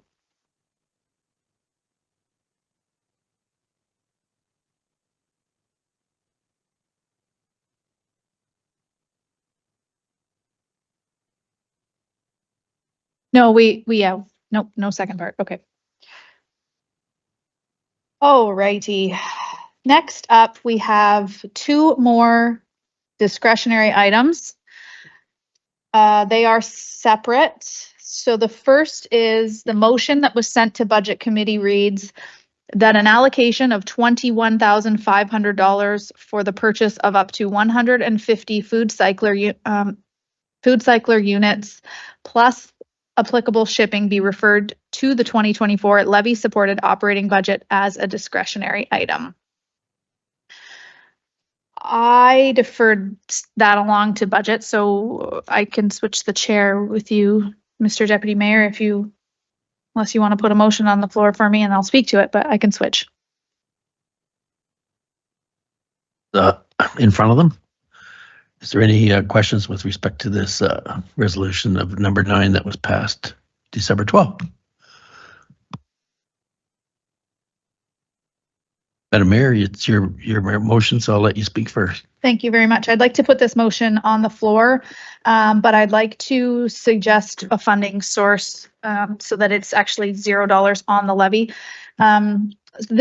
This plan, as you well remember, is the Tape the Countertop Food Cycler Initiative. And I believe in it, and I think it's a great way to start encouraging green composting solutions in our community, not because we want to be like the GTA, but because it offsets our waste tipping fees, which saves the taxpayer money, and it's an environmentally conscious thing to do. This is a great first step, and I don't know if this is the best fit for our community, but what I do know is we are in the information collecting phase right now, and this information would be very beneficial to ourselves and staff as we begin to dig into garbage and waste management here in Norfolk and offsetting our waste management fees. So I know that we have, by the time this budget is done, once we determine what those discretionary items are from economic development, we have $408,215 in the council initiative reserve. And in my opinion, this is what this reserve was created for passionate issues that council members believed in and wanted to bring forward, but didn't want to impact the levy. It wasn't meant to offset wages after terminations or move reorganizations of corporations. It wasn't meant for half the things, in my opinion, it was used for. This is what it was meant for this exact moment, to not impact the levy, but try out something niche and cool that a particular council member was passionate about. And so I would suggest that we implement this project, order the food cyclers. We've actually had staff in the report recommending that they would even try them in some of our county buildings and make sure that they were great. And we take that $21,500 off the council initiative reserve, and we do not impact the levy whatsoever. And I would take this opportunity to remind everyone that we had $288,600 worth of savings when we adjusted our recycling program from the province earlier this year. So that's already a reduction on our budget, and I think it's environmentally the right thing to do. So, Madam Mayor, you were making a motion to move this? Okay, is there a seconder? Councillor Huffman's the seconder. Okay, I'll call on debate now. Councillor Duthie. Thank you, Mr. Chair, and through you, I will support this motion. I've done some research actually on the food cycler since we last heard about it, and I think it's fascinating, and I absolutely think it is a direction that we should be going for our community, regardless of whether the product ends up in the compost. The difference, should it actually end up just in a garbage can, it is significantly less and significantly smaller in terms of volume. So I can see that there is a long-term future for this kind of direction and a significant benefit to the municipality should we move this forward. So I agree. And I would want to be the first in line to get one. Councillor Van den Riesche?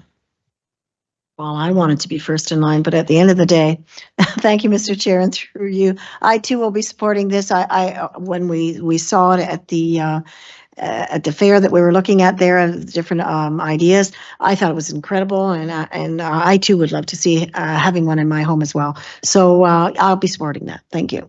Okay, Councillor Huffman. Thank you, Chair. I just wanted to say I was iffy at first because I really do support it, but I didn't want to put it on the levy. I would see that taxpayers would possibly look at that as not the time to be trying something new. Let's stick with, what we know kind of thing. So I agree with Mayor Martin wholeheartedly. This is what the council initiative reserve was for. And flower baskets. But this is completely what it should be used for. I wholeheartedly support it, and I can't wait to get feedback from individuals who are using it. And it's a great way to start the green initiative here in Norfolk County. Councillor Very. Thank you. You support it. Also, I have a question though, just to remind me, please, what is the next step of this? So we buy the food cyclers and they're great. And then what? Well, that's what I'm wondering. So I guess that's what I'm wondering. So is the purpose of this thing that we try it out and then we collect feedback and everyone says it's great, and then council tells the county these things are really great, you should go buy one? Or I guess I just don't remember what the next step is, because I think, I just want to make sure that we're not just kind of buying some people food cyclers and then it ends there. Sorry, through the chair. No, good question. So really, as I said, we'll be in front of you numerous times throughout this year with waste reports. And really, when we look at the provincial statement, the policy statement that dictates that we should have an organics program in place in 2025, these is one of the options that is available to us. So running a pilot program like this to give us data on its functionality, it may be a viable option for organics in Norfolk County. It may not, but I think that's the first step. So using this data will determine where we go in the future. And then it would be up to the council to determine, if this program went larger, would it be subsidized through the county? Would it be on the homeowners? I think those are discussions we can have in the future. But the first thing, we want to make sure it works before we make too big an investment. Okay, that's kind of where I was going with this. So one of the potential outcomes could be that anybody in Norfolk who wants one of these things could be entitled to some kind of municipal subsidy to get one, potentially down the road. Okay. And Councillor Michelle. Thank you, Mr. Chair. I guess I want to support this as well, but I do hope that when we are collecting the data for this, that we are including, because a lot of green initiatives, there's always the other side of them. I have been told that these machines use a little bit above average amount of hydropower to operate. So I'm just hoping that that will be included in the data when we're assessing this whole project. Through the chair, so that is, so Food Cycle themselves, they collect data through the program. So they contribute to a portion of this unit and they work with the residents that would be involved in the program to collect data. The reason we want to keep 5 of them for internal use is so that we can monitor that for ourselves. We recognize that this is a product that Food Cycler is pushing, so I don't want to say they'd be skewing their data, but I'd like to see it ourselves. So we want to keep some for internal use, evaluate it, and we can provide our honest feedback. We're looking to move those units around to different buildings. Maybe they go to individuals' homes for a night, just to kind of give everybody an opportunity to see how it functions, and we'll compile all that data for council's information. Go ahead, Councillor Barry. Thanks. Chair, through you, I guess my other question is, how will these food cyclers be distributed? I just want to know if there's a plan for this. So if, I mean, certainly if there's not enough people that want them, then it's easy, everyone gets one. But if there's a higher subscription rate, how do we determine that? Because I mean, I've heard Councillor Duthie say and Councillor Vayner, and I wouldn't mind having one too. And what I don't want is the perception that because we're on council, we got one of these things. So is it going to be first come, first serve? Is it going to be a lottery? How does that work? So through the chair, Marissa can speak to this as well, but I don't know if we were expecting as much interest even around this table as we're getting. So we were going to be working with communications on a rollout, and whether that be a first come, first serve, whether that be some sort of lottery system, that is still yet to be evaluated. But Marissa, feel free to chime in on your discussions with Catherine and her team. Sure. Through the chair to Councillor Very, it was going to be based on a first come, first serve, where people would have to pay ahead of time to reserve their food cycler.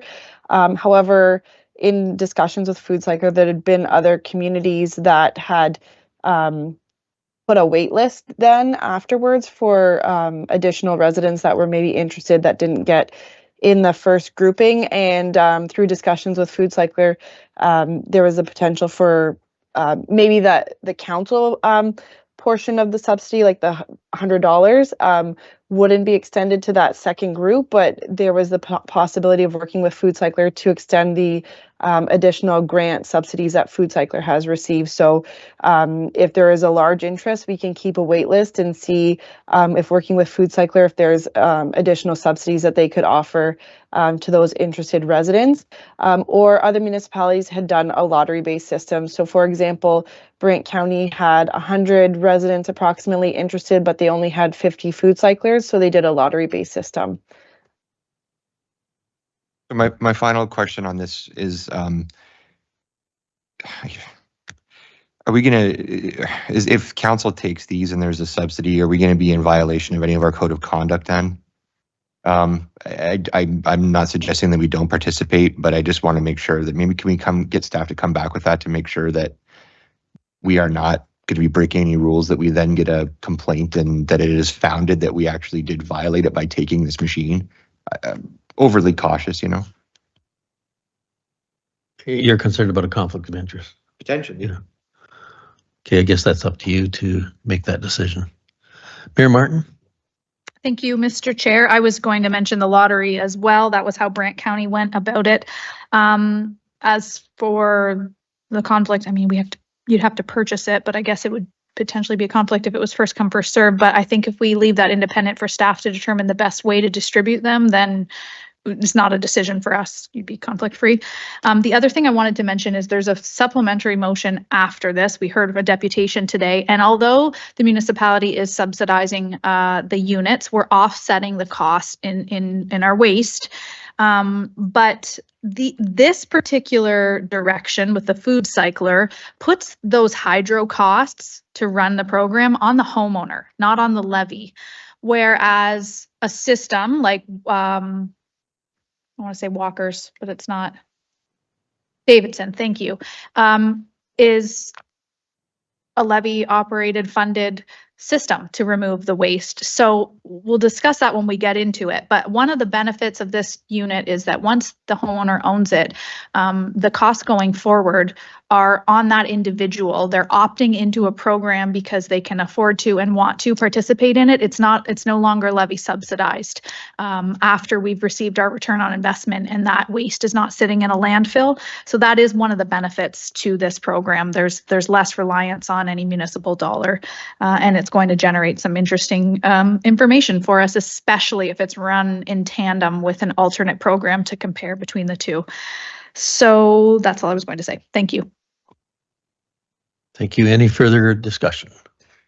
It's obvious where this motion is going, and just wanted to say that it's probably of more interest to urban residents than rural residents, because they've been kind of disposing of their organic matter on their own properties for years now. So the motion moved by Mayor Martin and seconded by Councillor Huffman.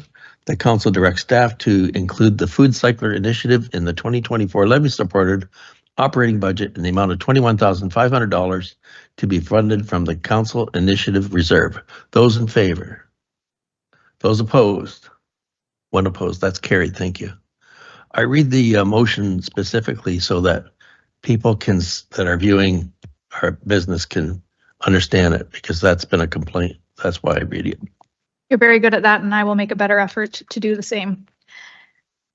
Before I resume the chair in full, there is one other waste management motion, and I don't want to assume that no one else is going to put it on the floor. So I'll just throw this out here for a moment, that the resolution number 10 that was forwarded to Budget Committee was that further than an allocation of up to $7,200 for the Greening Our Community Committee of Dover Coast be referred to the 2024 levy supported operating budget as a discretionary item. Is there a mover and a seconder for that? Moved by Councillor Huffman, seconded by Councillor Berry. Okay, is there discussion and debate on, or questions to staff on this? Councillor Van Passen. Yes, thank you, Madam Mayor. I won't be supporting this motion. We're subsidizing a private group, private corporation, which I think I brought this to your attention before. They're already getting one heck of a subsidy because we're picking up the garbage within the condo corporation development, which is not the norm. And I don't know how that ever got approved in the first place. And now they want to come back and get a bigger subsidy to pick up some green boxes. And I think I mentioned this when we discussed it the last time. That is such a committed group to this. We're not even going to be able to collect any realistic data out of this, because it's going to be so skewed, because you have a group of people all doing a wonderful thing, but it's not going to give us any collective data that we could use to sort of extrapolate to see how it would work in the rest of the community. So no, I'm not going to be supporting this item, and I hope they carry on. They said they would, that they're going to carry on whether they get the money or not. So I hope they do that, but I'm not going to support spending taxpayer money to subsidize a private condo corporation. So. Thanks, and thanks, Chair. I appreciate the remarks from Councillor Van Passen. I think,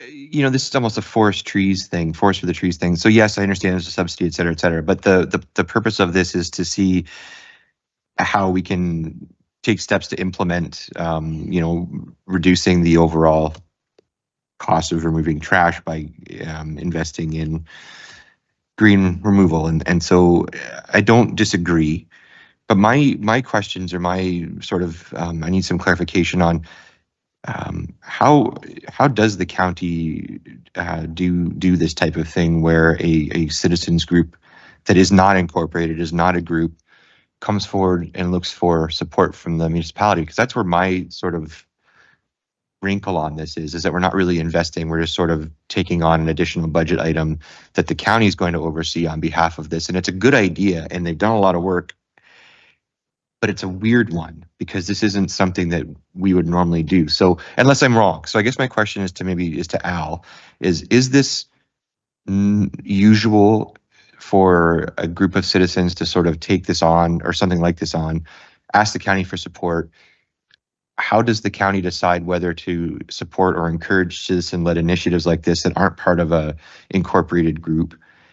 And is this something that we want to encourage or not want to encourage? Because if we want to encourage citizens to take on some of the problem solving or the piloting or whatever of new solutions, good, but then we should be prepared to support that to some degree.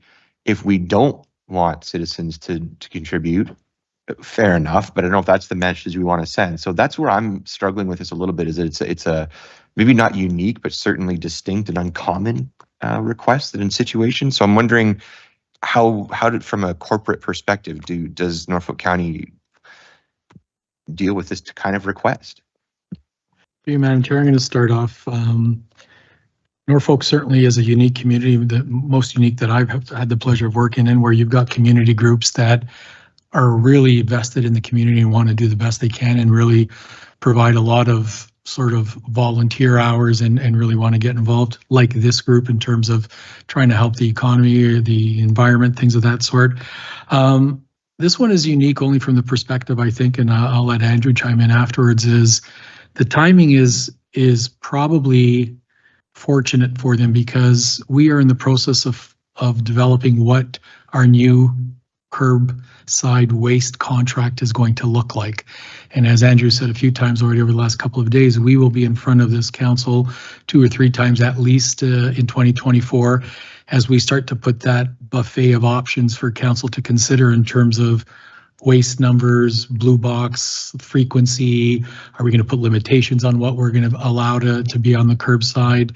How are we going to get into the organics program? Is it leaf pickup? All of these different things. So council will be afforded that opportunity to start giving us some thoughts as we start to develop what an RFP is going to look like. So the timing of this is probably ideal, because if we're looking to have an idea on what sort of diversion rates and what that can look like, so that we can develop what that actual cost is going to look like from a waste pickup perspective, it's a good thing. I will say, very unusual that that the municipality is picking up garbage at a development, a corporation, condominium corporation. Very, very unusual. That's probably something we'll have to look at as well when the next contract comes up and determine what that service level will be, because I'm not sure why some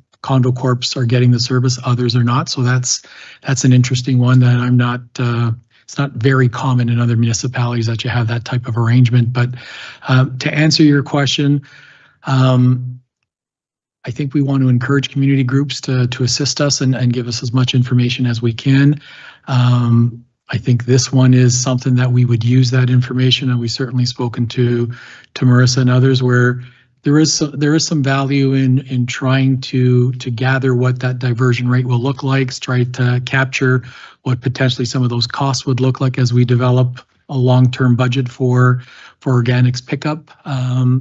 And it'll be helpful to compare it as well with an alternative option, which is the countertop option that council just discussed before this item in terms of the recycling program. So there is some benefits to it. I would say from a cost perspective, relatively minor, but that's a decision that council will have to make.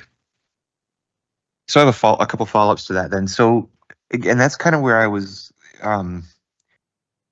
have a different view maybe than what Councillor Van Passen said, where I don't see this as a subsidy to help them with their waste removal. It's more of a research project that they are doing, that they're asking us to be a part of in a way.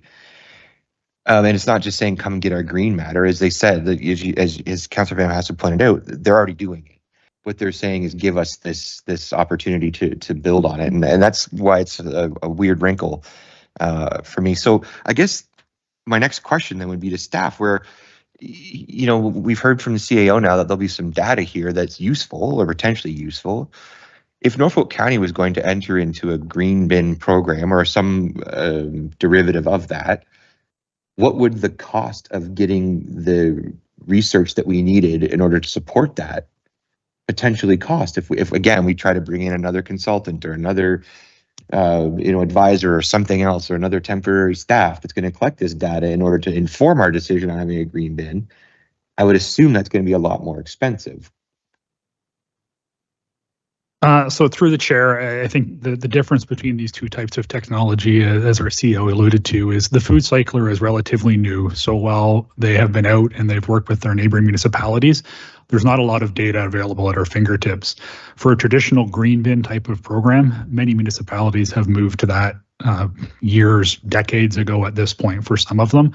What we'd be learning here is more, because every community is different, what are our participation rates like? But in terms of costing for bins, costing for programs, percentage that is diverted, we could get all that information, and we have all that information, and that is something you'll see as part of one of our upcoming waste staff reports. And when we look at our organics options, is we do have costing on a traditional green bin program, whether that be urban, whether that be urban and rural.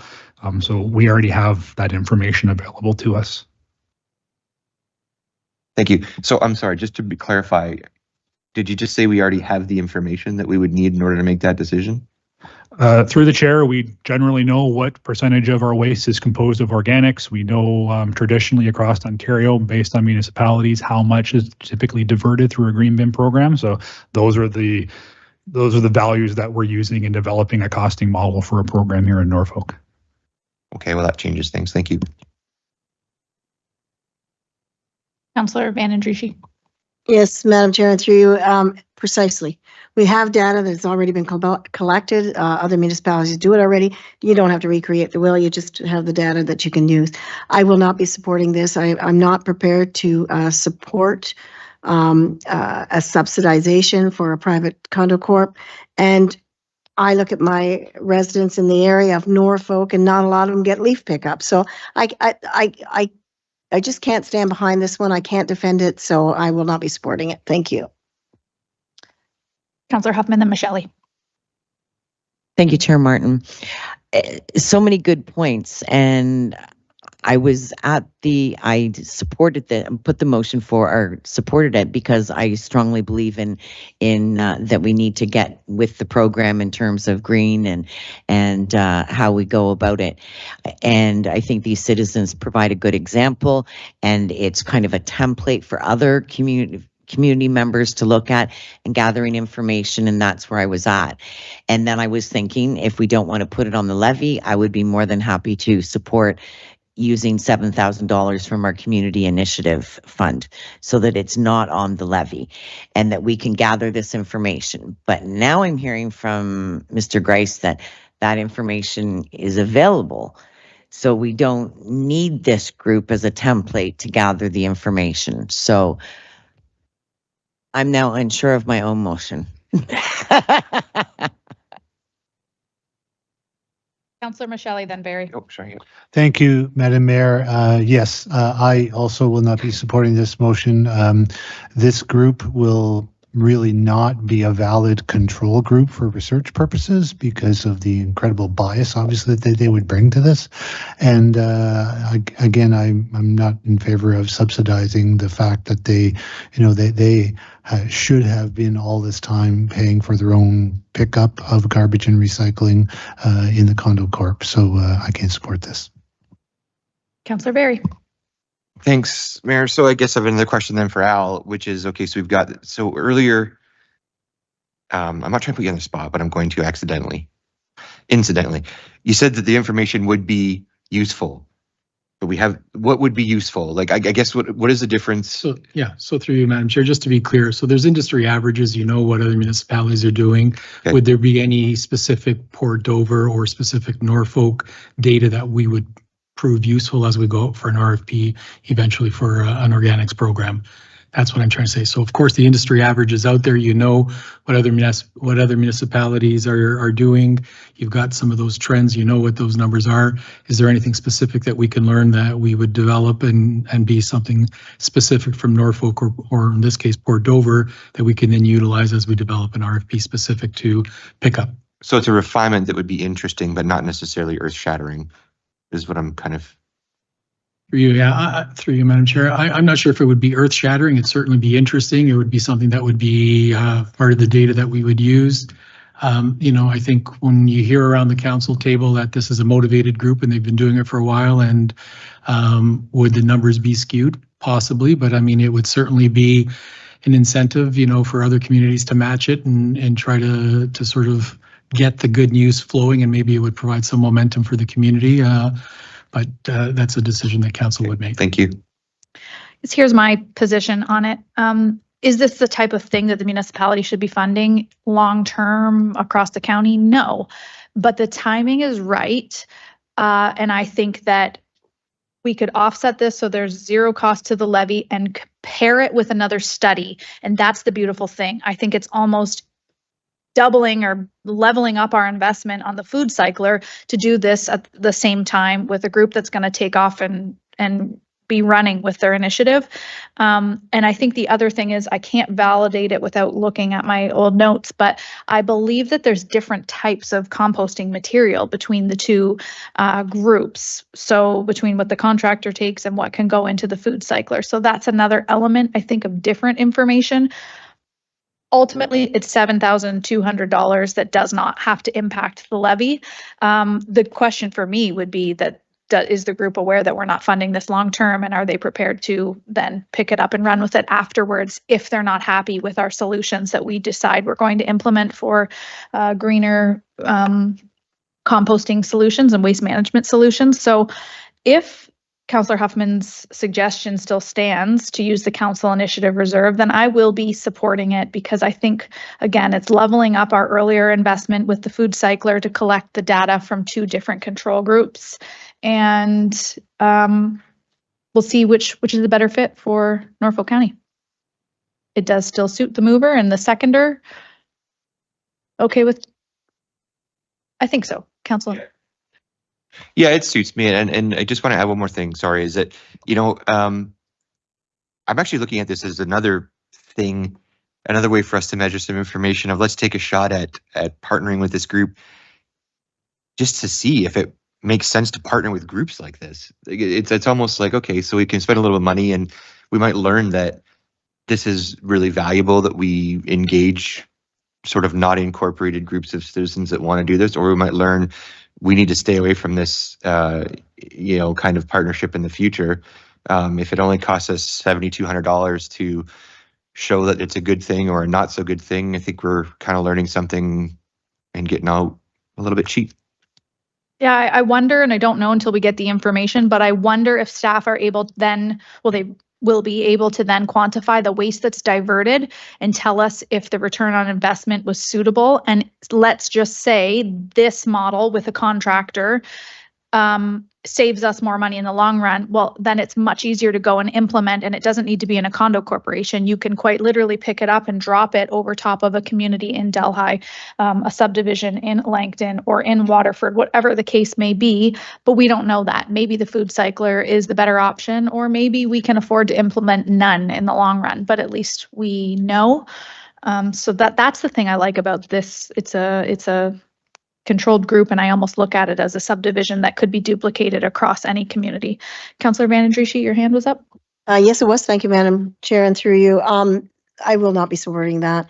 Unfortunately, I totally understand where you're coming from, but that is totally unfair to those people that out there that have garbage waste, leaf waste, and we can't spend $7,200 to open the contract and get them put on. So there's no way I can support this. I understand, but I do believe the data is already out there. So I don't believe in recreating a wheel. I just can't do it. And $7,200 might sound like not a lot, but it is at the end of the day $7,200 that isn't equal to others. Okay, Councillor Van Passen. Is there any chance you can drop a couple bins in Normandale and we'll try composting some leaves, or is that off the table already? Or actually, you can't, because the provincial standards would say that we need to create a setback, and that's the reason why the Greening Our Community group started in the first place. So we tried that. All right. The motion is before you that council directs staff to include the Greening of Our Community initiative in the amount of $7,200 in the 2024 levy supported operating budget to be funded by the council initiative reserve. We have a mover through Councillor Huffman, seconder through Councillor Barry, all in favor. And opposed? And the motion is defeated. Thank you, council. Councillor Barry. So following up on this, can I ask Al or ask staff or somebody, can we have something back from staff which includes some kind of recommendation or some kind of basis for a policy going forward on how we consider this type of request? Because again, it's quite a lot different from an organized incorporated group like, say, the Kinsmen that wants to do the playground. Like, that's a group that we give the money to that has a board of directors and a system to do projects and whatever. So that makes sense through our grant program. I get all that. But for groups that just sort of ad hoc band together to do good things, it does create a strange or unusual dynamic. And so I'm wondering, do we need to sort of have a way to approach this in the future, or can we just let it go? Through you, Madam Chair. So it's an interesting question because through Brandon's group, we are actually on the final stages of developing an intake process for community groups who have come up with some suggestions and different things where they are asking for Norfolk County to help subsidize their initiative. And so you will have something in front of you in the next couple of months to finalize and approve this community intake so that there's going to be an actual validation process and a matrix to developed. And you'll see it, and it's in the final stages of development. Great news. Thank you. Councillor Van Passen. Yes, thank you, Madam Mayor. Just to follow up with that, now this particular one, I had no question in my mind, but maybe I'm the one who's wrong, but a condo corp is a legal entity, right? We weren't going to be entering into an agreement just with a group of well-intentioned people. We would have been entered into an agreement with the condo corporation itself, which is a legal entity and would have liability and all those kind of things. So that is a little bit different than just a group. Like, you can't sign a contract with just a group, and just a group can't apply for grants through Trillium. It has to be a legal entity somewhere, right? So this one would have been a legal entity. We are starting to lose council members, and we got a couple more items to go. Item number 6 is the Norfolk Community Grant Program. Correct me if I'm wrong, it's already in the budget. Yes. $34,000 increased, 0.028%. It's in it. It's not going to increase it. It's part of the 7.5, 6.2. Councillor Van Passen. Don't you need a motion to officially put it in there? It's already built in, but have we officially changed that program? Because before we capped the limit at half of that, right? So I understood it as we needed a motion to remove it if we were, but staff, correct me if I'm wrong. Well, the draft motion says direct staff to retain/remove. I thought we were supposed to pick one of those, right? So through you, Madam Chair. So it is in the budget currently, unless we could certainly pass a motion to formalize it so that it stays in there. But if council has a different opinion, then we would need a motion to formally remove it. But I like the idea. Let's pass a motion to formally keep it in the budget if that's what council wants. Councillor Berry? Yeah, I'm gonna make a motion to remove it because we are spending a lot of money on grants that don't get tracked through this program already. We've got $50,000 in this budget for the Arts Center. We've got the Amplify Norfolk we approved a bit ago for 105 this year. We've got the second year of the first phase of Amplify Norfolk. Like, we're talking, that this is $34,000, but the grants that we put out are in the hundreds of thousands of dollars every year for project support. So, and then we have other expenses that we are picking up for groups that do great things, don't get me wrong, that aren't necessarily tracked through our grant programs, like the hydro for the panorama, like the staff time that goes into helping them put it up. Not against the panorama, not against the concerts, not against any of these groups, but there's got to be a point where there's a cap on how much third-party money continues to flow out of Norfolk County. So until we have, I think, a better sense of all that money that is going out, I would like to cap it and get a better assessment of what are we doing instead of saying, oh, here's another 34. So anyways, that's my motion, and I'm going to hope that there's someone else that wants to talk about it more. Councillor Passen? Yes, thank you, Madam Mayor. I will second that motion. I'd also like to point out that part of the report, if I remember correctly, was the bursaries to the high schools are moved over into the CAO department, so they're separate from the grant. So this increase was actually a bunch more because we've already moved some over. We're pulling it from a different pocket, even though it's the same pair of pants, just a different pocket. And yeah, maybe it is time to gradually work down so that we just don't have a grant program. We got halfway there last term. Maybe it's time we sort of send the message out that we're winding it down. It won't be around for long. So, Just point of clarification. So you're correct. High school bursaries, $2,500 separated out. It's the next and final item on the list. To staff, do we not still have, didn't we not put the grant back to 65,000, 64,000, 68,000? So this is above and beyond that. This is the on, please refresh my memory. Through the chair, as a quick refresher, there were several options provided to committee and council. Direction on the one, including updating the policy. The recommended staff was 68,000. That was referred to the budget process. So what's in there is 68,000. That does represent a $34,000 increase from last year's approved budget. Understood. So with removing this, we're staying at what we were, which was the half complement that the former term of council reduced it to. Through the chair, if that was the direction on this kind of item to help implement our strategic priorities, then yes, that's what it would mean. Okay, I understand. Any other debate? I'll call the question. All in favor? And opposed? And the motion is carried. Last up is high school bursaries, $2,500. Councillor Berry. Sorry, I wanted to go back just to that grant one more time. Sorry, I want to make another motion that we remove the 34 that's already there from the levy as well. Okay. Moved by Councillor Berry, seconded by Councillor Van Passen. no, well, we'll wait till see if it gets seconded first.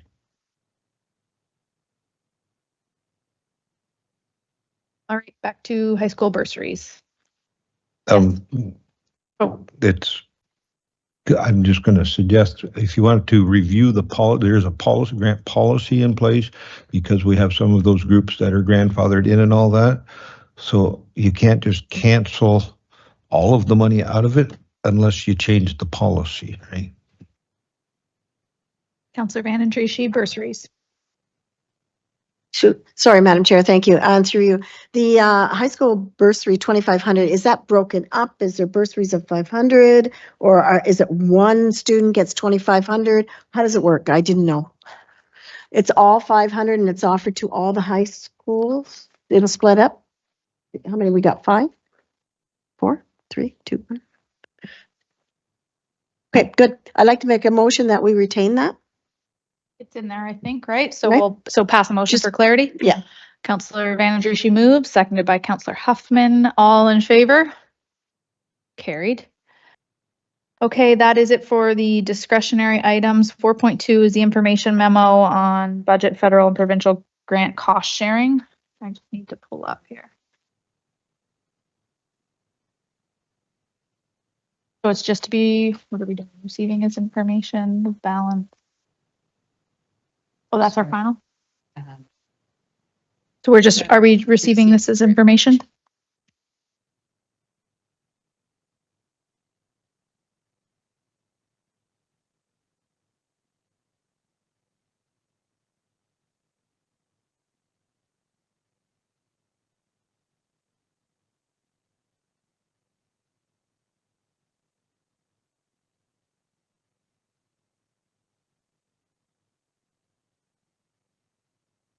Okay, it's an update on our provincial and federal funding, the grants, the programs, and what the cost share is. Does everyone have that? A mover and a seconder to receive it as information. Councillor Huffman moves, seconded by Councillor Van Passen. All in favor? It's carried. That leads us right down to the end of budget. So we're going to break up our resolutions.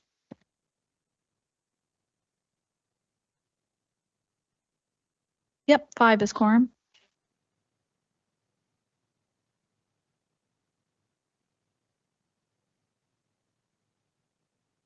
So I will call on our clerk when she's caught up here in just a second, and finance can send her all the up-to-date information, and we will. Sure. Okay, economic development numbers are pending, so yep, 5 minutes, great.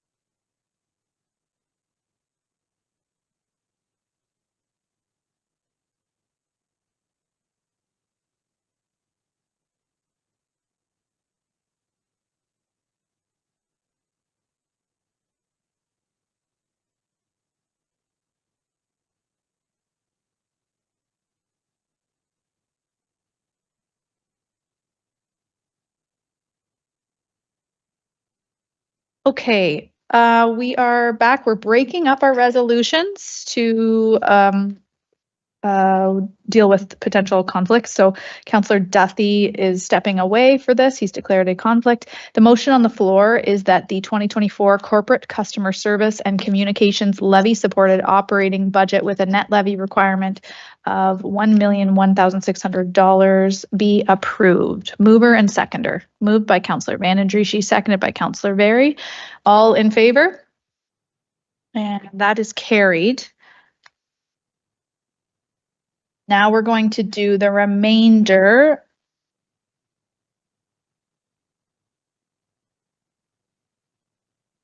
Mover and a seconder that the balance of the 2024 levy supported operating budget with a net levy requirement of $1,115,261,300 be approved. Moved by, go ahead. When we started this morning, we were at 128. We just took off $1 million. Why are we at 115 here? Is there other parts to this puzzle? Through the mayor, I'll just provide some clarification. Because of how we've approved today, this is the remaining portion. So the PSB was already approved in the amount of, We voted on police service board yesterday. That's 12. been taken off. Yeah, that was 12,281,000, and then the 1 million that we just went through for communications. So the total Spoiler.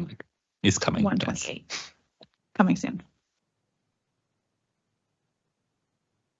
Okay, moved by Councillor Van Andriesche, I think seconded by Councillor Van Passen. Oh, Huffman moves, Van Passen seconds, my apologies. We'll call the question, all in favor. That is carried.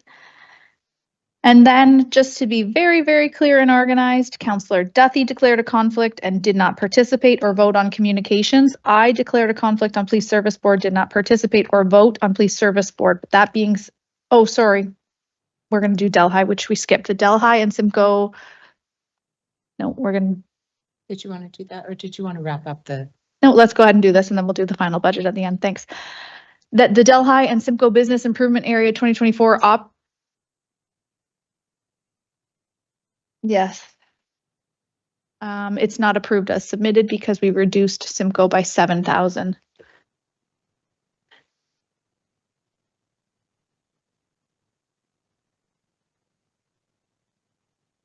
Okay, finance, go ahead.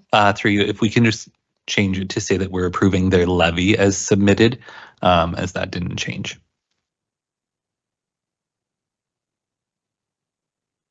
And do we need to include and that the grant as amended? No? Okay.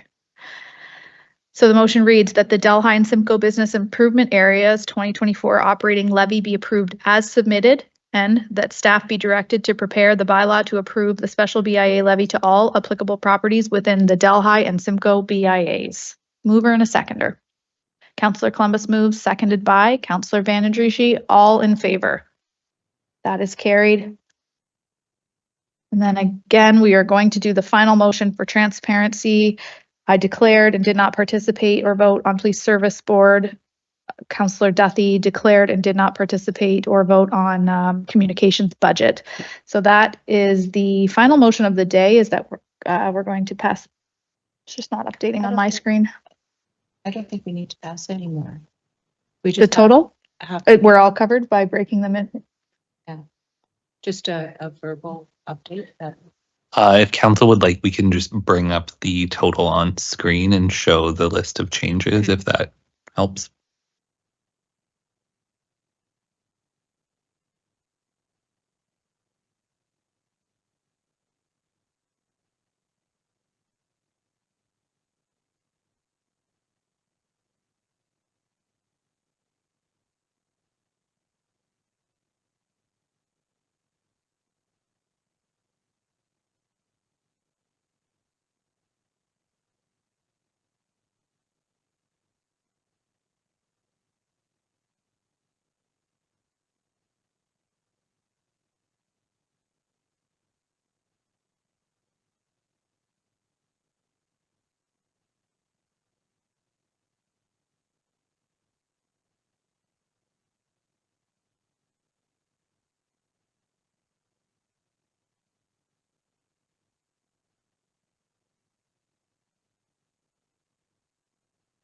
So through the mayor, just to confirm, the changes we have tracked here are the removal of the $7,000 from the grant for waste management, the increase in the FTE in the mayor and council area, the library NBI, the additional FTE for economic development, the green priorities for economic development, and then the removal or the offset for the funding of the one-time items in that area. We have the food cycler initiative and the offsetting funding, and then the removal of the grant program. So our total levy for 2024 is $128,544,000. Just to be very clear, in case it matters, the green priorities is not what we're calling that for economic development because it might fluctuate, but if that matters. Councillor Van Passen. Thank you, ma'am. Mayor, could we change the word green priorities to ECDEV priorities? Because we had so much discussion about some green initiatives. I don't want the public to get confused that, oh, we're spending another $150,000 on some green initiative.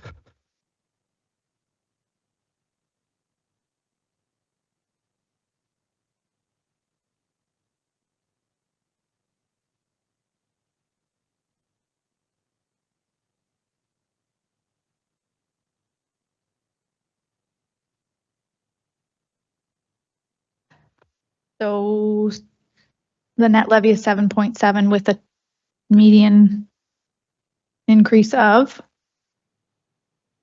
Through you, you'll see on the screen that is an increase of 6.3% on the median residential property for an increase of $216.19 annually, or $18.02 per month.